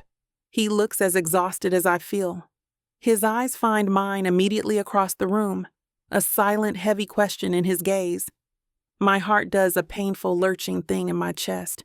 I look away, breaking the contact, unable to handle the intensity of it right now. He completely ignores Chloe's hopeful, expectant look. He moves to the counter, gets a mug of coffee, and comes to stand near me and Alexa. A subtle but clear statement of alliance. The final desperate move comes from Chloe. She walks over to him, placing a hand on his arm, her voice a low, pleading thing meant only for him. "Tommy, aren't you even going to talk to me?" Thomas turns his head slowly and looks down at her. His expression is not angry. It's not hurt. It's something far worse. It's completely, utterly empty. He looks at her as if she is a stranger he has just passed on the street. "There's nothing to talk about, Chloe," he replies. His voice flat and devoid of any emotion. He gently removes her hand from his arm, turns his back on her, and takes a sip of his coffee. The public dismissal, so quiet and so final, is her undoing. A small, wounded sound escapes her lips. Her face crumples. This time there are no performative hysterics, just the quiet, ugly truth of her defeat. It's in that moment that we hear it. A distant, grinding, mechanical sound. A sound that is not the wind. Frank walks to the window, peering out. No way. A slow grin spreads across his face. It's a plow. They're clearing the main road. The sound is a promise. An escape. Freedom. Chloe's head snaps up, her expression shifting from devastation to a desperate, frantic hope. She pulls out her phone and rushes to the window, trying to find a bar of service. We can hear her talking in a low, urgent voice to what must be a car service. her words laced with the desperation to get away. Her departure, when it happens an hour later, is a silent, awkward affair. She comes down the stairs with her bags, her face pale and her eyes red. She doesn't look at anyone. She doesn't say goodbye. We all just stand there, a silent, stone-faced jury, and watch her walk out the door. The sound of it closing behind her echoes in the suddenly quiet cabin. The interloper is gone. The final obstacle has been removed. It's just the 5 of us now. The original friend group, standing in the bright morning sunlight, surrounded by the wreckage of our past. The silence is vast and terrifying. I look at Thomas. He's already looking at me, his blue eyes filled with the same raw, unspoken question that is screaming in my own heart. What now? Chapter 24. Thomas.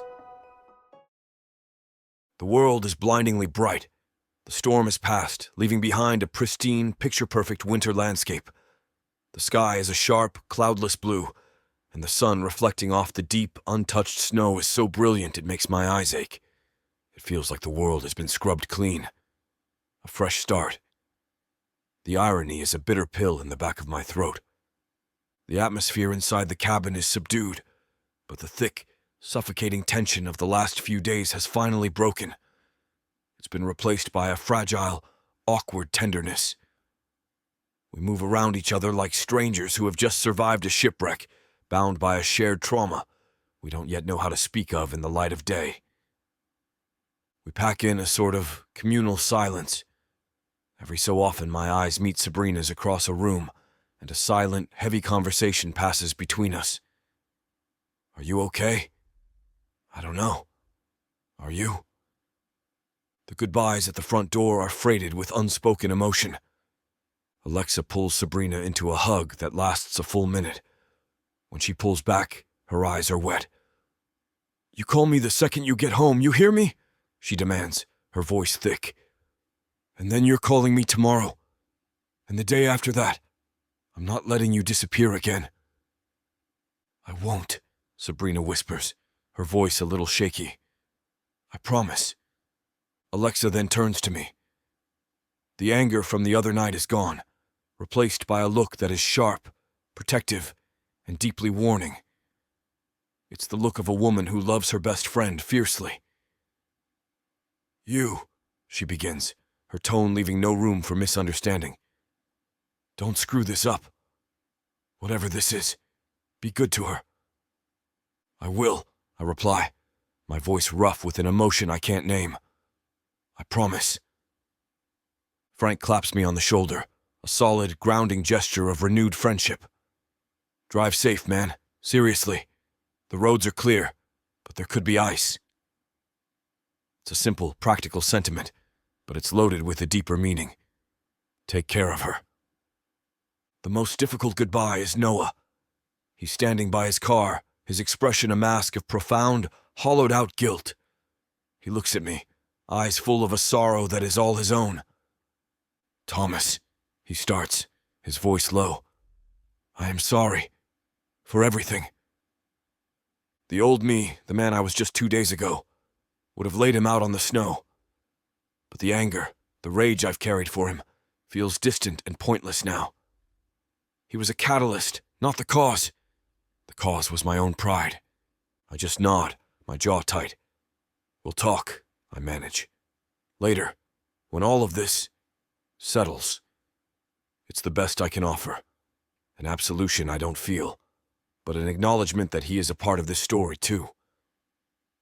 I watch Sabrina walk toward her own car, her movements still so careful, so guarded. And a thought, a decision, crystallizes in my mind. Brina, wait! I call out.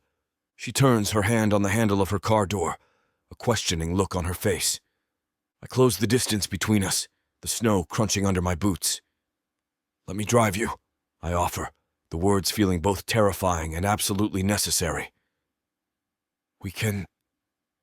Frank can drive down with me next week to get your car. I search for the right words, the honest ones. I don't want you to be alone right now. I don't want to be alone either. I see the hesitation in her eyes, the instinct to retreat back to the safety of her own space. I brace myself for the rejection. She's quiet for a long moment, her gaze searching my face. Then she gives a small, almost imperceptible nod. Okay. The relief that floods through me is so potent it almost brings me to my knees. The first hour of the drive is silent, not the tense, suffocating silence of the last few days, but a comfortable, healing one. A quiet space for us to process the seismic shift that has just occurred in our lives. I have a soft, instrumental playlist on, the music a gentle, unobtrusive presence in the warm, quiet bubble of my truck. The world outside is a blur of pristine white and deep green pines. I glance over at her. She's staring out the passenger window, her reflection a faint, ghostly image on the glass. She looks fragile, exhausted, and more beautiful than I have ever seen her. My hand is resting on the center console. I want to touch her, to feel the solid, real warmth of her skin, to reassure myself that this is not some fever dream, but I have no right. I lost that right 5 years ago, so I ask. My voice is quiet, careful. Sabrina, can I hold your hand? She turns her head from the window, her eyes wide with a surprise that quickly softens into something else. Something tentative and warm. She doesn't answer with words. She simply unfolds her own hand from her lap and places it, palm up, on the console next to mine. An invitation. I cover her hand with my own, lacing our fingers together. Her skin is soft, her fingers are cold. I wrap my hand tighter around hers, trying to warm her. It's the most intimate thing I have done in 5 years. More intimate than the desperate grieving act in the den last night. This is a choice, a conscious, quiet connection. We drive like that for a long time, the only sound the hum of the tires on the cleared road and the soft music from the speakers. I'm the one who finally pierces the silence, my voice a low, rough thing in the quiet of the car. I know that what happened back there, I begin, my eyes fixed on the road ahead. The apologies, all of it. It's not enough. Words aren't enough. I see that now. I feel her fingers squeeze mine. I don't know what's enough, Thomas, she whispers, her voice full of a raw, honest uncertainty. I don't know anything right now, except that everything I thought was true wasn't. I know, I reply in a voice thick with the same sentiment. But I need you to know that I am not that kid anymore. The one who ran. The one whose pride was more important than your pain. That boy is gone. I buried him in this snowstorm. And I'm going to spend every single day from now on proving that to you. If you'll let me. I glance at her. A single tear is tracing a path down her cheek. But she's not sad. It's a tear of something else. Something fragile and new. What does that even look like? She asks, her voice barely audible. What happens when we get back to the city? We go back to our separate lives, our separate apartments. What then? It's the question. The real one. What now? And I finally have an answer that isn't driven by pride or anger, but by a desperate, humble need to make things right. I take you home, I tell her, my voice steady and sure. I walk you to your door, and then I'd like to see you tomorrow, if you're up for it. No agenda, no big, heavy talks unless you want them. We could just get coffee, or not talk at all, whatever you want. The power is yours, Sabrina. You lead. I'll follow, for as long as you'll let me. She's quiet for a long time, processing my words. I can feel her studying my profile, searching for the lie, for the catch. Okay, she finally whispers. Okay, Thomas. We see the city skyline then, a familiar jagged line of steel and glass rising in the distance. We're returning to the real world, to my life of cameras and press conferences and public scrutiny. The life that, in many ways, was the catalyst for our destruction. My mind flashes to the conversation with my agent Ellie, to the Nike deal, to the media push, There's a game tomorrow, and after the game, there's a nationally televised interview. And in that moment, an idea forms in my mind. It's insane. It's terrifying. It's a violation of every media-trained, brand-conscious instinct that has been drilled into me for years. It's a professional risk. But I look over at Sabrina, at her beautiful, tired face, at the fragile, terrified hope in her eyes. And I know that a quiet promise in a warm car isn't enough. The damage I did was born of my public life, of the pride of a rising star who was too arrogant to ask a question. The apology, the real one, has to be just as loud. An apology isn't enough. I have to prove it. Not just to her. I have to prove it to myself. They're going to ask me about the game, about the playoffs, about my new signature skate, but I'm not going to talk about hockey. Chapter 25. Thomas. The locker room is a chaotic symphony of victory. Champagne is spraying, music is blasting, and the sound of my teammates shouting and celebrating echoes off the tiled walls. We just won. A last-second goal in overtime that puts us one step closer to the playoffs. It's a huge, critical win. I should be ecstatic. I should be in the center of it all, the captain leading the celebration.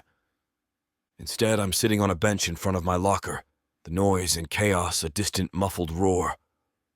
I feel like I'm encased in glass. I can see the celebration, but I can't feel it. The victory tastes like ash in my mouth. It's just a game. It's not real. The only thing that feels real is the memory of the last few days. The quiet, fragile hope in Sabrina's eyes when I dropped her off at her apartment. The promise I made to her, and to myself. You lead. I'll follow. My phone buzzes with a text from my agent, Ellie. Ellie. Game winner! Incredible! The networks are going crazy. They're calling it the shot of the season. You've got the national broadcast interview with Melissa Tran in 10. Remember the talking points. Team effort, one game at a time. And for the love of God, mention the Rogers rain skate. Nike is watching. This is our night. I stare at the text, at the all-caps enthusiasm, and feel nothing. Our night. My brand. It all feels like a costume I've been wearing for 5 years, and it's suddenly heavy and suffocating. I type back a one-word reply. Got it. My heart is pounding a frantic, unsteady rhythm against my ribs, a nervous energy that has very little to do with the game I just played. I've done hundreds of these post-game interviews. It's second nature. I can give bland, media-trained quotes in my sleep. But tonight is different. Tonight, I'm not going to be the captain of a hockey team. I'm just going to be a man trying to atone for the sins of a boy. Rogers, you're on! The network PA calls my name. I stand, my legs feeling strangely unsteady. I walk down the long concrete corridor that leads from the locker room to the arena's interview stage. The roar of the crowd, the ones who haven't left yet, washes over me. The heat of the television lights is a familiar, oppressive warmth.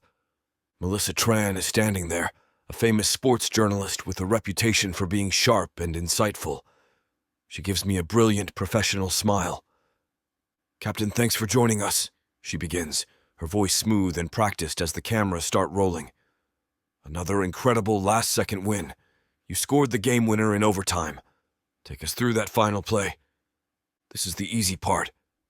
The performance. I slip into the familiar cadence of the professional athlete, the words coming automatically. You know, it was just a full team effort. The guys did all the hard work on the boards. They got the puck to me in the slot, and I was just lucky enough to find the back of the net. A little more than luck, I'd say, she counters with a laugh. You've been playing on another level these last few days. A new kind of fire we haven't seen before. The whole league is talking about it. What's driving you, Captain? This is it. The question. The open door I was hoping for. My carefully rehearsed, media-trained answers evaporate. The noise of the arena fades away. The heat of the lights, the presence of the camera crew, Melissa's expectant face, it all disappears. My entire world narrows to the single unblinking red light of the main camera. I look directly into it. And in my mind, I'm not talking to millions of people. I'm talking to one. I'm talking to Sabrina. I take a breath, my heart hammering against my ribs. Here we go. I'm glad you asked that, I begin, my voice quieter now, all traces of the easygoing athlete gone. Because my motivation, it's not related to hockey. Melissa's professional smile flickers, a flicker of confusion in her eyes. I don't give her a chance to interrupt. As an athlete, I continue, my gaze locked on the camera, you're taught that strength is about playing through pain. It's about being tough, about never showing weakness. For a long time, I thought pride was the same as strength. I thought being right was more important than being happy. I thought it was stronger to walk away in anger than it was to stay and ask a question. I was wrong. My voice starts to thicken with an emotion I don't try to hide. The confession I made to Sabrina in the dark den, I'm making it now to the world. There was someone, a long time ago, the most important person in my life, and on the single worst, most tragic night of her life when she needed a partner, I wasn't there for her. I can feel the tears starting to well in my eyes, but I don't blink them away. I let them come. The world needs to see this. She needs to see this. I was a coward, I say, the words a raw, painful admission. I was a boy who cared more about his own wounded pride than he did about her pain. And there are no excuses for that. There are no reasons. It was just a failure as a partner, and a failure as a man. And it cost me everything that ever mattered. I paused, taking a shaky breath, letting the full weight of my confession settle. I can feel the stunned silence of the entire crew around me. So, to her, I continue, my voice dropping to a near whisper, a direct, intimate address to the camera, to Sabrina. Wherever she is watching this, I am profoundly, deeply, and unconditionally sorry. I'm sorry I wasn't the man you needed, the man you deserved. I would trade every goal, every win, every trophy, just to go back to that single night and be the man who stayed. The tears are falling freely now, but I don't care. The shame is gone, burned away by the truth. So, what's driving me now? I finish, my voice ragged but clear. It's not another trophy. It's not another contract. It's the hope. The quiet, terrifying hope that I can one day become a man who is worthy of a second chance. I hold my gaze on the camera for one last, silent, pleading moment. Then I'm done. I don't wait for Melissa's response. I don't look at her shocked, speechless face. I simply reach up, unclip the microphone from my jersey, and hand it to her. Thank you, I murmur, my voice hoarse. And then I turn and walk off the set, away from the lights, away from the cameras, leaving a trail of stunned silence in my wake. I walk down the empty concrete corridor, the roar of the arena fading behind me. My carefully curated public image, the brand Ellie and I have spent years building, is in ruins. My soul is laid bare for the world to see, to pick apart, to judge. But none of it matters. Only one person's judgment counts. I've said the words. I've shown her the truth. Now all I can do is pray you were listening, Sabrina. Oh, so you think you're ready for some hockey romance, huh? Baby, you don't even know what you're about to step into. This is not your grandma's romance collection. No, sir. We're talking muscles on the ice, dirty talking men who can handle a stick. And I do mean every kind of stick. 8 full-length audiobooks, over 30 hours of heat, sass, and love stories that'll melt more than just the ice. And honey, these aren't just some regular old stories. These are the kind that'll have you fanning yourself, yelling at your headphones, and staying up till 3 a.m. talking about one more chapter. Normally, a collection like this would cost you a small fortune. But baby, you know we don't play like that. Right now, it's already sitting at a jaw-dropping 70% off. If you order today and use the YouTube exclusive code VIXA40.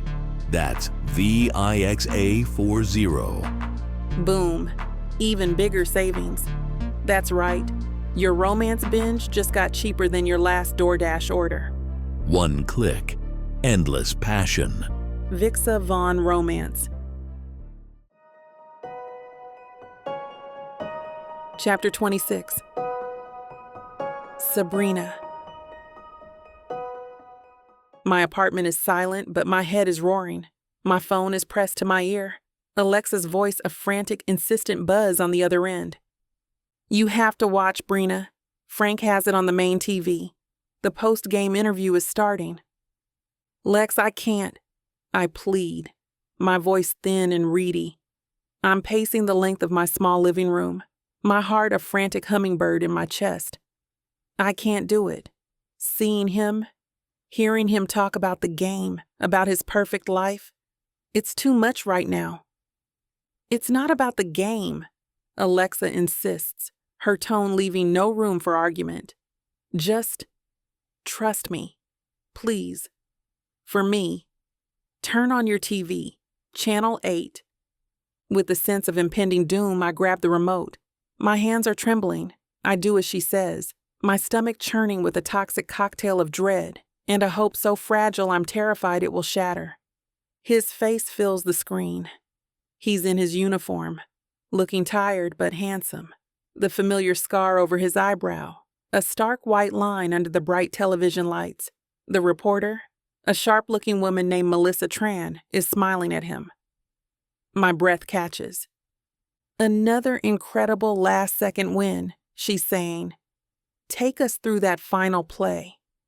I watch him slip into his public persona, the one I've seen 1,000 times. He's charming, humble, confident. He gives the standard media-trained answers about team effort and luck. It's a performance, and it's so good it makes my heart ache.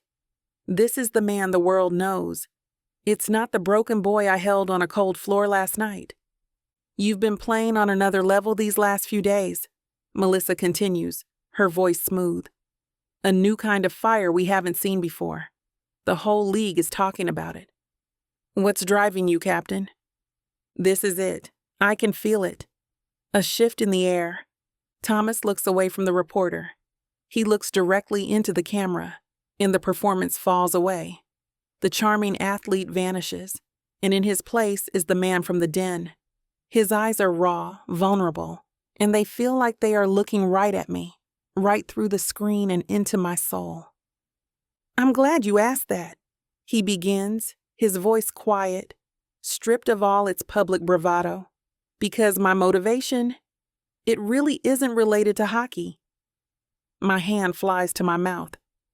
Lex, I whisper into the phone, my voice trembling. What is he doing?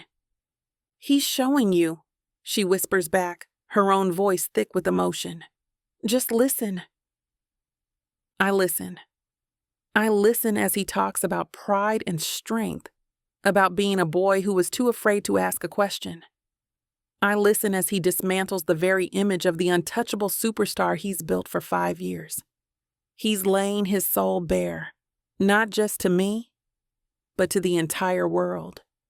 There was someone, a long time ago, he continues, and the tears I've been holding back finally start to fall. Not tears of pain, tears of release, of catharsis. The most important person in my life, and on the single worst, most tragic night of her life, a night when she needed a partner. I wasn't there for her. His voice cracks on the last words, and my own sob escapes. Loud and messy in my quiet apartment. He's not just apologizing, he's validating my pain. He's seeing it, and he's telling the world that he sees it. So, to her, he continues, his gaze so intense it feels like a physical touch. Wherever she is watching this, I am profoundly, deeply, and unconditionally sorry. I'm sorry I wasn't the man you needed, the man you deserved. I would trade every goal, every win, every trophy, just to go back to that single night and be the man who stayed. The words are a key, unlocking a part of my heart I thought had rusted shut forever. The boy who ran is gone. This man, this broken, honest, vulnerable man, this is the man I fell in love with. He finishes his speech, his final words about hope and second chances hanging in the air like a prayer. He unclips his mic and walks off screen, leaving the reporter and the entire world in stunned silence. "Brina?"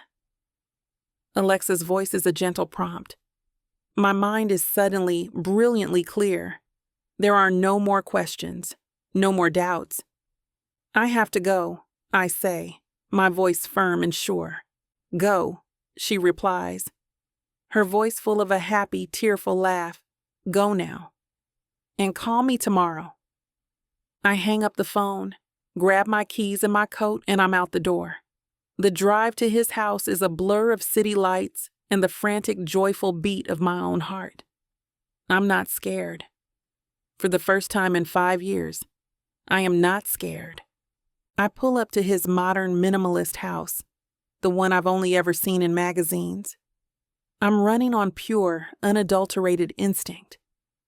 I walk up the stone path to his front door, my hand raised to knock. But before my knuckles can touch the wood, the door swings open.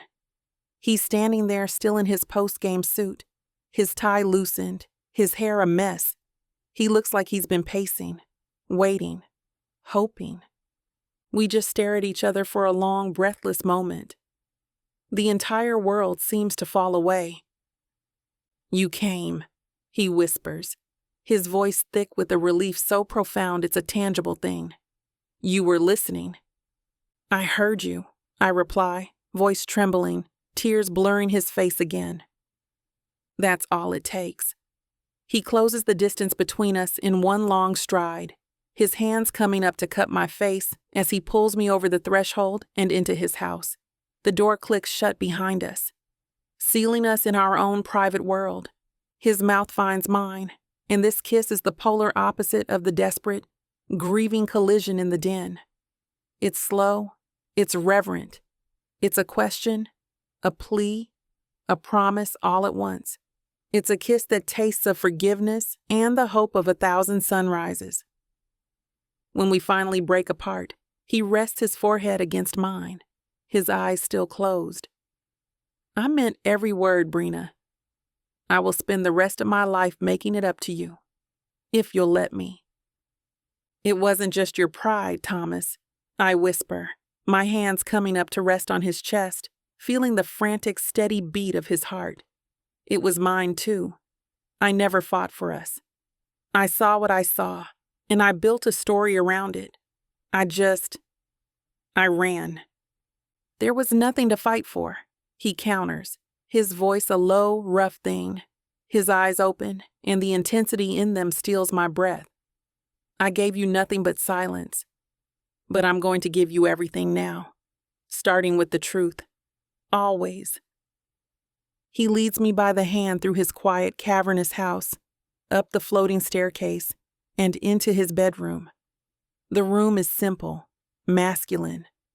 The bed a vast expanse of crisp white sheets. The only light comes from the city glowing through the floor-to-ceiling windows. The frantic, desperate energy from the den is gone. This is different. This is a deliberate, conscious choice. We stand in the middle of the room, and he turns to face me. "I was so scared," I confess, my voice a whisper in the dark.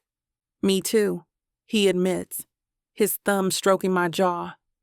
"I've never been so terrified in my life. Standing there talking to that camera, it was harder than any Game 7, because if you didn't come, I had nothing left." My eyes soften. "I'm here." "Yeah, you are," he murmurs, his gaze dropping to my mouth. "Now let me take care of you. Let me worship you the way I should have 5 years ago." Sorry to stop you right there, but this chapter is about to cross this platform's very strict, absolutely not line. We'd love to give you every detail, every gasp, every messy, passionate second. But this platform won't let us. What they can't block is the full, ad-free, unabridged audiobook over at VixAvaughnRomance.com. Use VIXA40 at checkout for 40% off any digital product, even the already discounted bundles full of delicious chemistry. If you want the kiss, the touch, the moment, You'll find it waiting for you at VixAvaughnRomance.com. I'm drifting off to sleep, feeling safer and more at peace than I have in 5 years when I feel his lips press against the top of my head. His voice is a sleepy, hopeful murmur against my hair. So, that coffee date tomorrow, is that still on? I smile against his chest, a real, genuine, happy smile. Yes, I whisper into the quiet of the room. It's a date. Chapter 27. Thomas. I wake to the surreal sight of Sabrina sleeping in my bed. The morning sun cuts a sharp, clean line across the white sheets, illuminating the soft curve of her cheek and the wild, beautiful chaos of her dark curls spread across my pillow. Her hand is resting over my heart, a light, trusting weight. For 5 years, I've woken up alone. The profound, bone-deep rightness of this moment is so overwhelming it makes my chest ache. I lie perfectly still, too terrified to move, too scared this is a dream I'll wake up from. The memories of last night, of our shared grief and fragile promises, are a tender, open wound. But for the first time, it feels like a wound that might actually begin to heal. Eventually, she stirs, her eyelashes fluttering against my skin. Her brown eyes, warm and clear in the morning light, blink open and find mine. A slow, shy smile touches her lips. "Morning," she murmurs, her voice a soft, sleepy thing. "Morning," I reply, my own voice rough. I can't help the grin that spreads across my face. "How did you sleep?" She stretches, a soft, cat-like movement, and snuggles closer. "Better than I have in 5 years. You?"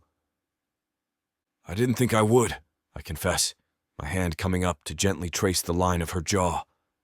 "I thought I'd just stare at the ceiling all night, replaying everything. But...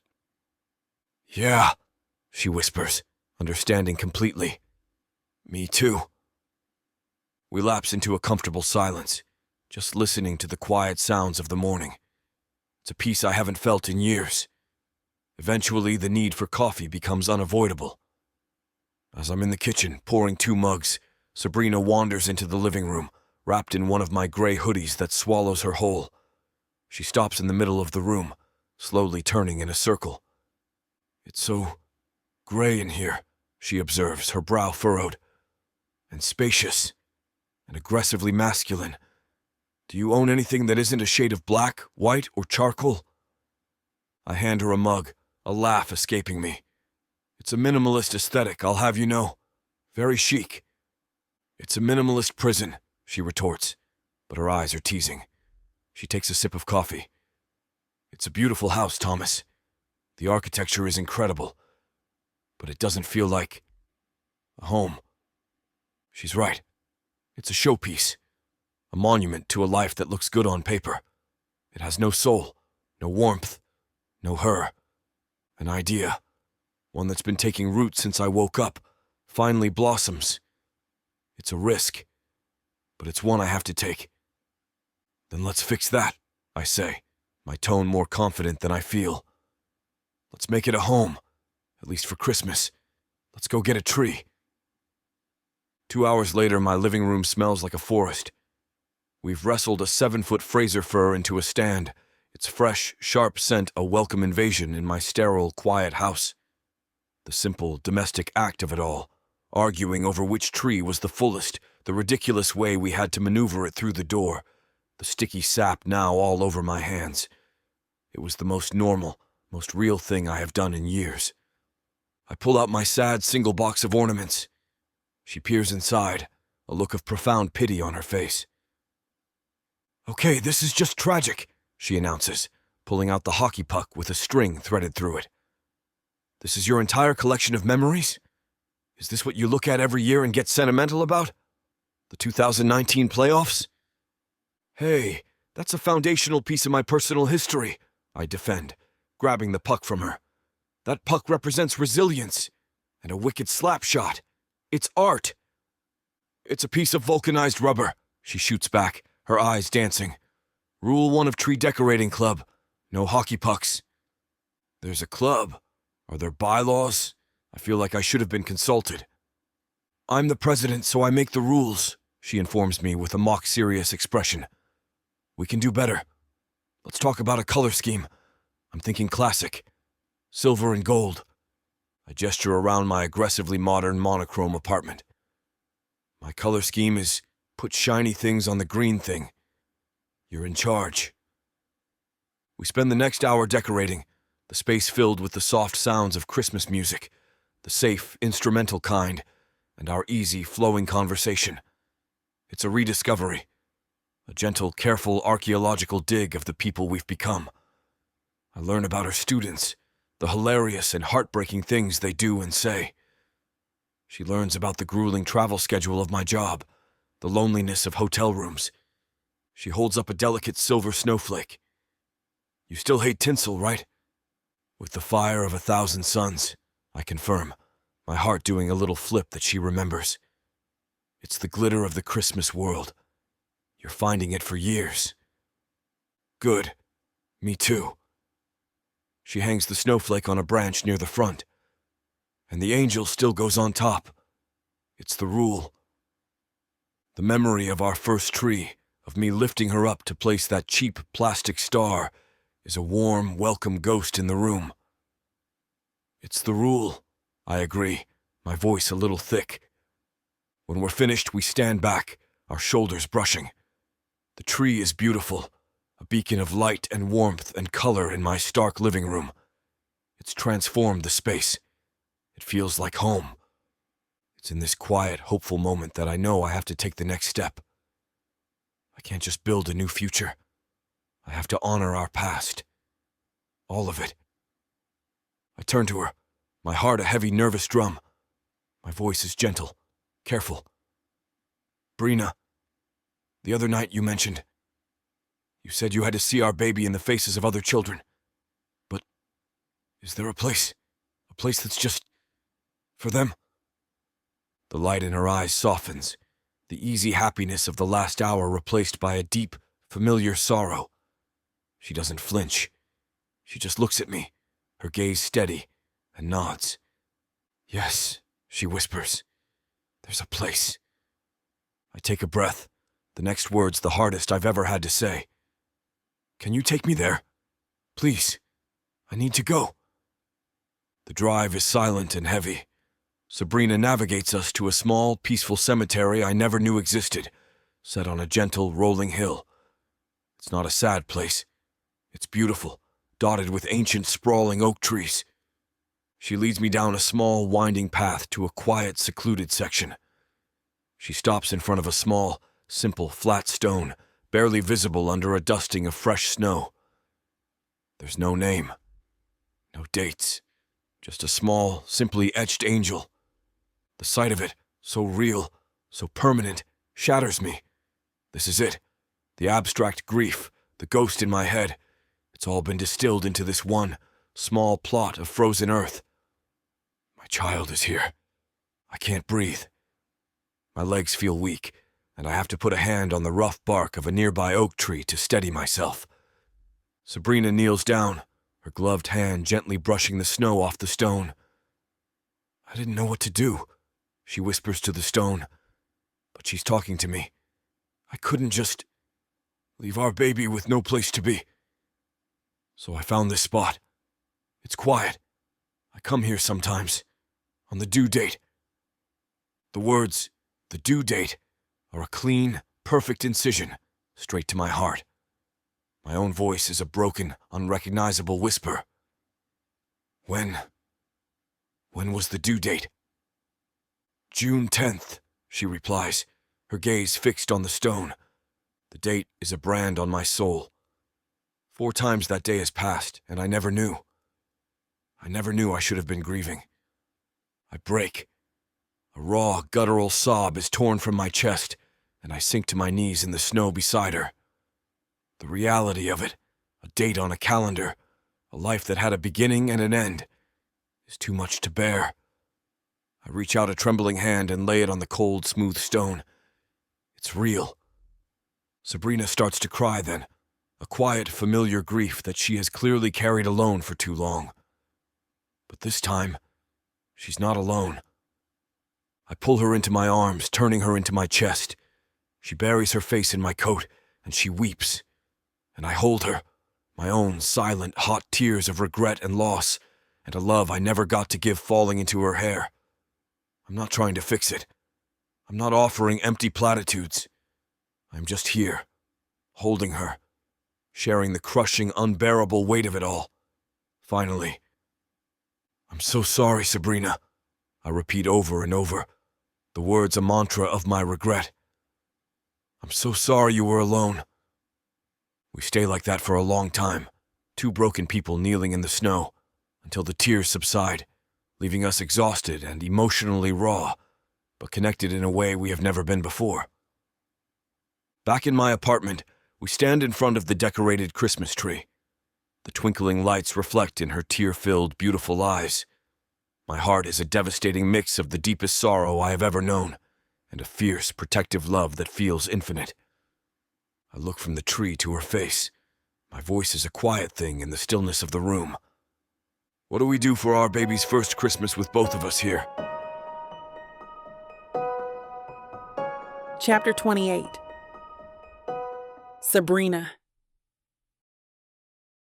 It's Christmas Eve, and my small apartment is filled with a warmth that has very little to do with the radiator hissing in the corner. It smells like garlic and simmering tomatoes, like the fresh, sharp scent of the small pine tree in my living room, and faintly, wonderfully like him. His ridiculously large sneakers are by my front door. His blue and white hockey jersey, the one he wore to our coffee date yesterday, is draped over the back of my favorite armchair. His coffee mug, a sleek, minimalist gray thing that looks comically out of place next to my collection of quirky, colorful pottery, is sitting by the sink. My apartment is starting to look like ours. The thought sends a thrill of pure, unadulterated joy through me. A feeling so potent and unfamiliar, I almost don't recognize it. I'm standing at my small stove, stirring a pot of marinara sauce, when a pair of strong arms wrap around my waist from behind. A warm chin rests on my shoulder. "You know," Thomas murmurs, his voice a low, pleasant rumble against my ear. My grandmother's recipe for Sunday sauce calls for at least 3 more cloves of garlic. She says you should always measure garlic with your heart, not a teaspoon. I laugh, leaning back into his solid frame. Your grandmother is a wonderful Italian woman who is trying to ward off vampires. I am following a recipe. Trust the process, Rogers. He nuzzles my neck, his lips brushing against my skin, sending a shiver of pure pleasure down my spine. I'm not sure. I think Grandma knows best. Maybe we should conduct a taste test, just to be sure. His hand sneaks around my side, his fingers dipping into the pot. "Hey!" I yelp, swatting his hand away with my wooden spoon. "No sampling until it's ready. That's a cardinal rule of cooking." "You have a lot of rules," he teases, turning me around in his arms to face him. He has a smear of tomato sauce on his chin, and his blue eyes are dancing with a light I haven't seen since college. He looks young, carefree, and so breathtakingly handsome, it makes my heart ache in the best possible way. "Someone has to maintain order in this chaotic world," I reply, my voice a little breathless. I reach up and gently wipe the sauce from his chin with my thumb. "Is that so?" he whispers, his gaze dropping to my lips. "What if I prefer the chaos?" He leans in and kisses me, a slow, thorough kiss that tastes of garlic and basil and a deep, uncomplicated happiness. It's a kiss that doesn't ask for anything or apologize for anything. It just is. After a dinner filled with more laughter than I can remember having in the last 5 years, we move to the living room. My small tabletop tree, the one I put up every year out of a sense of lonely obligation, is sitting undecorated on a small table. Thomas disappears into the hallway where he left his duffel bag and returns with a small velvet box. I got something, he says, his easy confidence replaced by a sudden boyish shyness. He hands me the box. I open it.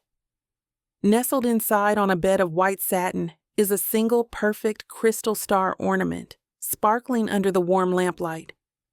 I know we have the angel on my tree, he explains, his gaze fixed on the ornament, not on me. But I was thinking, our first tree, the crooked one, it had a star. I thought we should have one here, too, for our new first tree. The thoughtful sweetness of the gesture brings a fresh wave of tears to my eyes. But for the first time in what feels like a lifetime, they are purely happy tears. The ghosts of our past are not gone, but they are no longer haunting us. They are just memories, and he is helping me build new ones. It's beautiful, I whisper, my voice thick. Help me put it on top. He stands behind me as I reach up to place the star on the highest branch. His hands rest gently on my waist, a warm, steadying presence. This time, I don't need him to lift me. We spend the next hour decorating the small tree, our movements an easy, familiar dance in the small space. We talk about the future, not in the heavy, terrified whispers of the den, but with a light, playful hope. Okay, new Christmas tradition, I declare, handing him a string of lights. Every year we get one new ornament, something that represents our year. He grins, his whole face lighting up. Deal. 100%. So what does this star represent? I look from the sparkling star to his hopeful, beautiful face. A second chance, I reply softly. He puts the lights down and pulls me into his arms. I like that. He kisses my forehead, a long, lingering press of his lips. I'm already trying to figure out what our ornament for next year is going to be. The words, the easy, confident assumption of a next year, of a future together, sends a fresh wave of joy through me. This is real. This is happening. The Christmas music playing softly on my small speaker swells, a gentle instrumental version of "Oh Holy Night." He sways with me, a slow, impromptu dance in the middle of my living room, the twinkling lights of our new tree casting colorful patterns on the walls. I miss this, he murmurs into my hair. Just the quiet with you. Me too, I whisper back, my face pressed against his chest, the steady rhythmic beat of his heart, a soothing drum against my ear. The dance slows, his hands moving from my back to cup my face. He studies me, his expression full of a love so deep, so profound, it makes me feel like the only woman in the world. The mood shifts from tender to something more. A current of desire, warm and slow and insistent, begins to flow between us. This is not the desperate, grieving collision in the den. This is not the reverent, almost sacred promise in his bed. This is something new. This is joy. This is play. Well, that escalated fast. And unfortunately, it escalated right past what this platform allows. To keep giving you free audiobooks, we've got to cut things off here before they flag us into next week. But the full, heart-racing, naughty version? That's ready for you at VixAvaughnRomance.com, along with an entire collection of unabridged romance audiobooks and ebooks. Use VIXA40 to get 40% off your digital purchase, even on those already discounted bundles. If you want every heated whisper, every tangled moment, every "oh my God, they're really doing this," you know where to find it. So don't wait. Go to VixAvaughnRomance.com and feel the heat at a discount. I'm drifting off to sleep, my head on his chest, his fingers idly tracing patterns on my arm, when I feel his lips press against the top of my head. "Merry Christmas, Sabrina," he whispers into the quiet of the room. I smile against his chest, my eyes still closed. "Merry Christmas, Thomas." He's quiet for a moment, and then his voice is a low, sleepy, hopeful murmur against my hair. "You know, I am so incredibly, ridiculously in love with you." My eyes fly open, my heart giving a single powerful thud against my ribs. He kisses my forehead. "Just wanted to make sure you knew." He pauses, a smile in his voice. "Also, I am 100% serious about next year's ornament." I laugh, a happy, tearful sound, and pull the blankets tighter around us. Home at last. Chapter 29. Thomas. It's Christmas morning and the world is quiet. I'm sitting on the floor of Sabrina's cozy, sunlit living room, my back against her sofa, a mug of coffee warming my hands. The small tree we decorated last night is blinking cheerfully in the corner, the crystal star we placed on top catching the morning light and scattering tiny rainbows on the wall. Sabrina is curled up next to me, her head resting on my shoulder, her fingers laced with mine. It's the most peaceful I have felt in my entire adult life. "This is the best Christmas morning I've had in a long time," I murmur, my voice a low rumble in the quiet of the room. I press a soft kiss to the top of her head, her curls tickling my chin. She tilts her head to look up at me, a soft, sleepy smile on her face. "Even better than the Christmas of 08, when your parents got you that vintage Red Wings jersey you'd been wanting since you were 10? A laugh escapes me. "Miles better. That jersey didn't come with you." "Good answer," she approves, snuggling closer. I was going to say, I can't compete with Steve Yzerman. We lapse into a comfortable, easy silence, just sipping our coffee and watching the dust motes dance in the sunbeams. The last few days have been a surreal dream, a painful, beautiful, and utterly terrifying journey back to this. Back to the quiet, simple rightness of just being together. Her phone buzzes on the coffee table, a jarring intrusion into our peaceful bubble. She groans. "Don't answer it," I suggest. "Let's just stay here. Pretend the world doesn't exist for one more day." "Tempting," she admits, but she leans forward and picks it up anyway. Her smile fades as she reads the screen, her brow furrowing slightly. "What is it?" I ask, a protective instinct I'm still getting used to rising in my chest. She peers at me, her expression hesitant. "It's Noah. He wants to know if he can come over. He says he needs to talk to both of us." The name hangs in the air between us, a ghost from the battle we just survived. A week ago, the mere mention of his name would have sent a jolt of pure, uncut rage through me. But now it just feels sad. A reminder of a friendship that was another casualty of our tragedy. I watch her face, waiting for her lead. This is her apartment, her peace, her call. "It's up to you, Brina," I say quietly, my thumb stroking the back of her hand. "Whatever you want. If you don't want to see him, I'll tell him to get lost." She's quiet for a long moment, her gaze distant. I know what she's doing. She's weighing the cost of letting that wound stay open versus the pain of trying to stitch it closed. "No," she finally decides, her voice firm. She looks at me, her brown eyes full of a strength that still leaves me in awe. "He's right. We need to talk. All of us." She types a quick reply and sets the phone back down. "He'll be here in 20 minutes.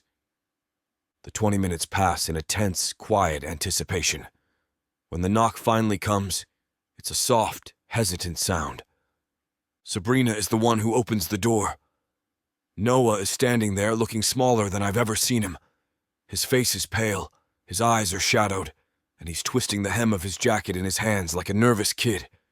He looks broken. "Hey," he murmurs, his eyes flicking from her to me, then down to the floor. "Thanks for letting me come over." "Come in, Noah." Sabrina's voice is gentle, but it's not the warm, easy tone of their old friendship. It's the calm, patient tone of a teacher dealing with a difficult situation. He steps inside, and the three of us, once an inseparable unit, stand in an awkward, silent triangle in the middle of her living room. He's the one who finally breaks the silence, the words tumbling out in a rush of pure, unadulterated remorse. He starts with her. "Brina," he begins, his voice cracking on her name. He still can't look her in the eye. There are no words. There are no words to say how sorry I am. For everything. That night at the cabin. I thought I was protecting you. That's the story I told myself for years. But it was a lie. He takes a shaky breath, finally forcing himself to meet her gaze. I was being a selfish, jealous coward. I was in love with you, and I couldn't stand to see you with him. So when everything fell apart, I took advantage of a tragedy to try and keep you for myself. I didn't just break your heart. I broke our friendship, and I will regret that for the rest of my life. I am so sorry. I watch Sabrina as she listens, her expression unreadable. She just lets him speak, lets him pour all the poison out. He turns to me then, and the look in his eyes is one of profound, gut-wrenching shame. And Thomas, man, I robbed you. There's no other word for it. I robbed you of 5 years. I robbed you of the chance to be a father, to be there for her. I watched you build this wall of anger, and I let you do it. Hell, I helped you build it. I fed your rage because it was easier than facing my own jealousy, my own inadequacy. There's no excuse for what I did. None. And I'm sorry. More than I can ever say. He's finished. The full, ugly confession is laid bare on the floor between us. The old me, the Thomas from a week ago, would have been on his feet. The rage, the violence I felt in the cabin would have been white hot. But I'm not that man anymore. I listen to his words, and all I feel is a deep, profound sadness. A sadness for all of us. For the 3 kids we were who made such a catastrophic, heartbreaking mess of things. Sabrina is the one to respond first. Her grace, even now, is a thing to behold. I know you thought you were protecting me, Noah, she begins, her voice a quiet, sad thing. I believe that. It was the wrong way, a terrible way that cost us all so much. But I believe you wouldn't have done it if you didn't. Somewhere in your heart, think it was for the best. She takes a breath. I forgive you. But our friendship, it's going to take a long time to figure out what that looks like now. Her answer is full of a wisdom and a compassion I don't think I possess. Then they both turn to me. The final judgment. The last piece of the puzzle. I look at Noah, at the man who was my best friend, my brother. I see the genuine, soul-deep remorse in his eyes, and I think of the anger I carried for him, the black, heavy weight I lugged around for 5 years.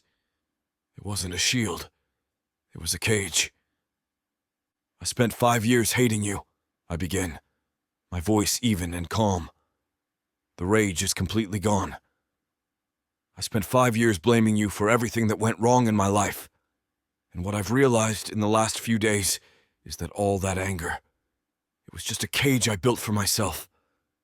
You gave me the bricks, maybe, but I'm the one who built the walls, brick by brick, and I'm done living in it. I push myself up from the floor and walk toward him. He flinches as if he's expecting me to hit him. Instead, I extend my hand. He stares at it for a long second, his eyes wide with a disbelief that slowly morphs into a profound, tearful relief. I forgive you, man, I tell him, my voice firm. He takes my hand, his grip surprisingly strong. Thank you, Thomas. We shake on it, a formal, awkward, but utterly necessary gesture. A final, definitive end to the war. We all agree, in the quiet, emotional aftermath, that we can try to move forward, to rebuild, slowly and honestly. A few minutes later, Noah leaves.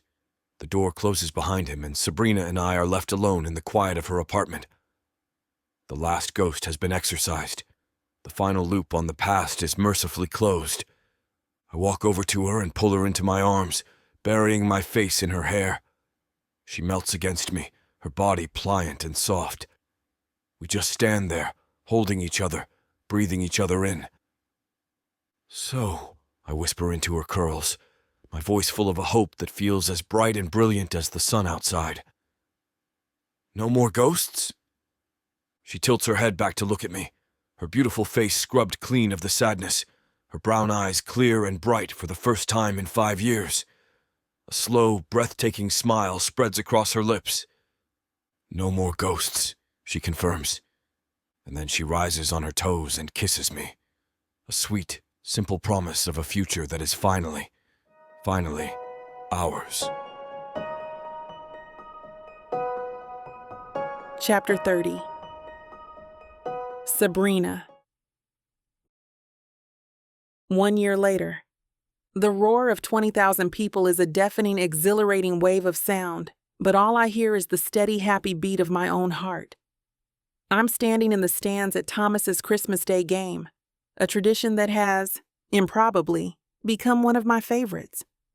A year ago, the thought of being here, surrounded by the chaos and adoration of his public life, would have sent me into a full-blown panic. Now, it just feels like home. Alexa is next to me, screaming her head off as the final buzzer sounds. Another win. "That's my brother-in-law," she yells, grabbing me in a hug that smells of popcorn and victory. "Well, future brother-in-law. Still sounds good." I laugh, squeezing her back. He was showing off tonight, wasn't he? "It's what he does best," she agrees, her eyes twinkling. Besides, of course, being an excellent fiancé. Her words send a familiar, happy thrill through me. I look down at my left hand, where I'm clutching a cup of hot chocolate to warm my fingers. The light from the massive arena screens catches the simple, elegant diamond on my ring finger, sending a spray of brilliant light across the snow-dusted railing. It's not a huge, flashy rock. It's quiet, elegant, and so perfectly me. He chose it himself. He knows me. After the game, the locker room is a chaotic mess of reporters and celebrating players. I wait for him in the quiet family lounge, a space that is now as familiar to me as my own apartment. When he finally emerges, his hair is still damp from the shower, and his face breaks into a grin that is meant only for me. "There you are," he murmurs, ignoring the swirl of activity around us and pulling me into his arms. He smells of clean soap and the faint, cold scent of the ice. He kisses me, a deep, thorough kiss that makes the rest of the world fall away. "Nice goal, Rogers," I tease when he finally lets me breathe. "I guess all that practice is paying off." "Oh, you have no idea," he replies, his voice a low, playful growl against my ear. "That slap shot in the second period? That was for you." "Really?" I raise an eyebrow, feigning skepticism. "I thought it was for the 20,000 other people screaming your name. My mistake."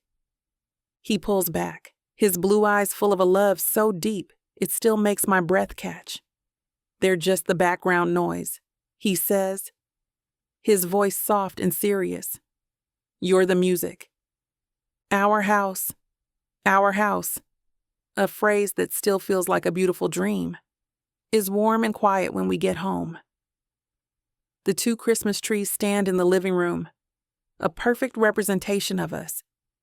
There's the big, magnificent one he insisted on, professionally decorated with a silver and gold theme, and next to it, on a small table, is my little tree from my old apartment, adorned with a mismatched collection of ornaments that tell the story of our new life. His ridiculous hockey puck ornament is there, right next to a tiny hand-painted book, a nod to my love of reading, and at the very top is the crystal star he gave me last year, our second chance. "Hot chocolate?" he asks, already heading for the kitchen. "With extra marshmallows," I call after him, sinking into the plush, comfortable sofa that we picked out together. This home is a blend of his modern, clean lines and my warm, colorful comfort. It's us. He comes back with 2 steaming mugs and settles onto the couch beside me, pulling my legs into his lap. We sit in a comfortable, easy silence, just watching the twinkling lights, the Christmas music playing softly from the speakers. Noah and his new girlfriend are coming over for dinner tomorrow, I say, breaking the quiet. She sounds nice. She is. He agrees, his thumb stroking my ankle. It's good to see him happy. Really happy. The peace between the 3 of us is one of the most unexpected gifts of the last year.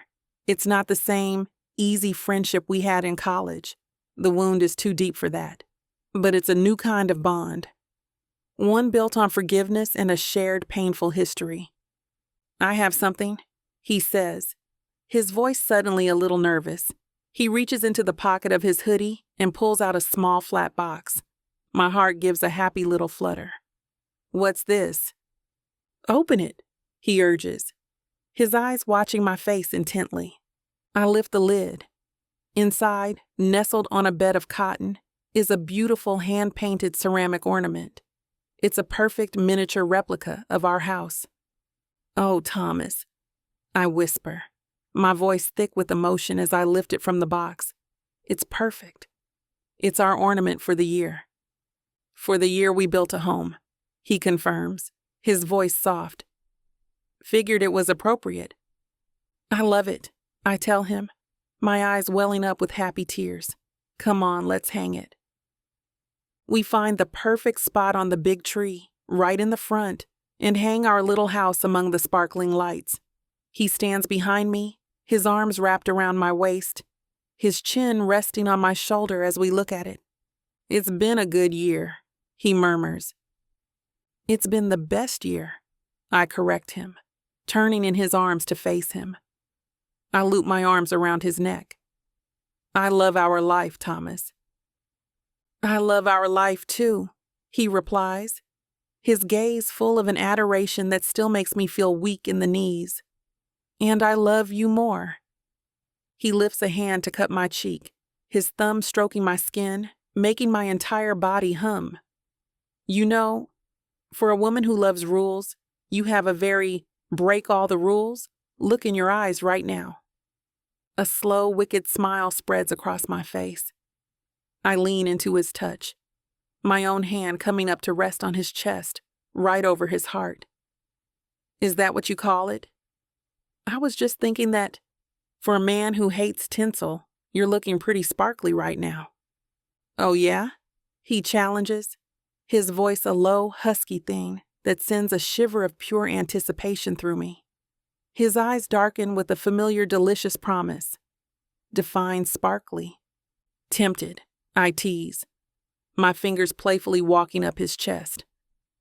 Like you've been rolling around in glitter and sin, like you're about to get everything you want for Christmas. His arm snakes around my waist, pulling me flush against him. I can feel the hard ridge of his bone pressing into my stomach through our clothes. I haven't gotten what I want yet, he growls in my ear, his breath hot. But I have a very good feeling about tonight. Tell me, Mrs. Roges, have you been naughty or nice? I know. We were just getting to the good part, but it looks like this scene is officially too spicy for this platform's comfort. We have to follow their guidelines to keep these free audiobooks coming. But the full, unfiltered version is waiting for you at BWWM. You'll find every unabridged chapter, every steamy detail, and an entire library of romances ready for you to dive into. And if you use VIXA40, you'll get 40% off any digital product, even bundles that are already on sale. Don't let the moment slip away. Head to VixaVaughnRomance.com and keep the heat going. You know, I murmur into the quiet, a thought bubbling up, full of a hope so bright it feels like the sun. I was thinking about our ornament for next year. I feel the low rumble of his laugh against my ear. Oh yeah?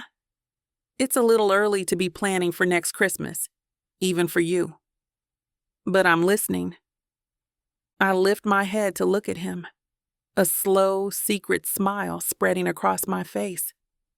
I was thinking it could be something small. You know, to represent a new edition. He looks at me, his expression curious, a playful glint in his eye. A new edition? Are we finally getting Barnaby, the distinguished shepherd mix? I shake my head, my smile widening. No, something smaller. I take his large, warm hand and place it gently on my still flat stomach. I was thinking, maybe a pair of tiny little baby shoes. His joking smile vanishes. His body goes completely still. His eyes search mine, wide with a dawning, brilliant, beautiful hope. The air crackles, the world narrowing to this single, perfect moment. Are you? He starts, his voice a broken, breathless whisper. Brina, are you serious? I just nod, my own happy, joyful tears finally beginning to fall. A sound of pure, unadulterated joy is torn from his chest. He pulls me on top of him, his hands in my hair, his mouth finding mine in a kiss that is full of laughter and tears, and the promise of a future that is finally, brighter than all the Christmas lights in the world. The past isn't gone. It's the foundation we built our home on. And our future is just beginning. Than I thought it was possible to love anyone. The mood shifts, the playful, cozy energy deepening into something more passionate, more profound. This is the new rhythm of our love, an easy, joyful intimacy that can ignite into a deep, soul-shattering passion in the space of a single heartbeat.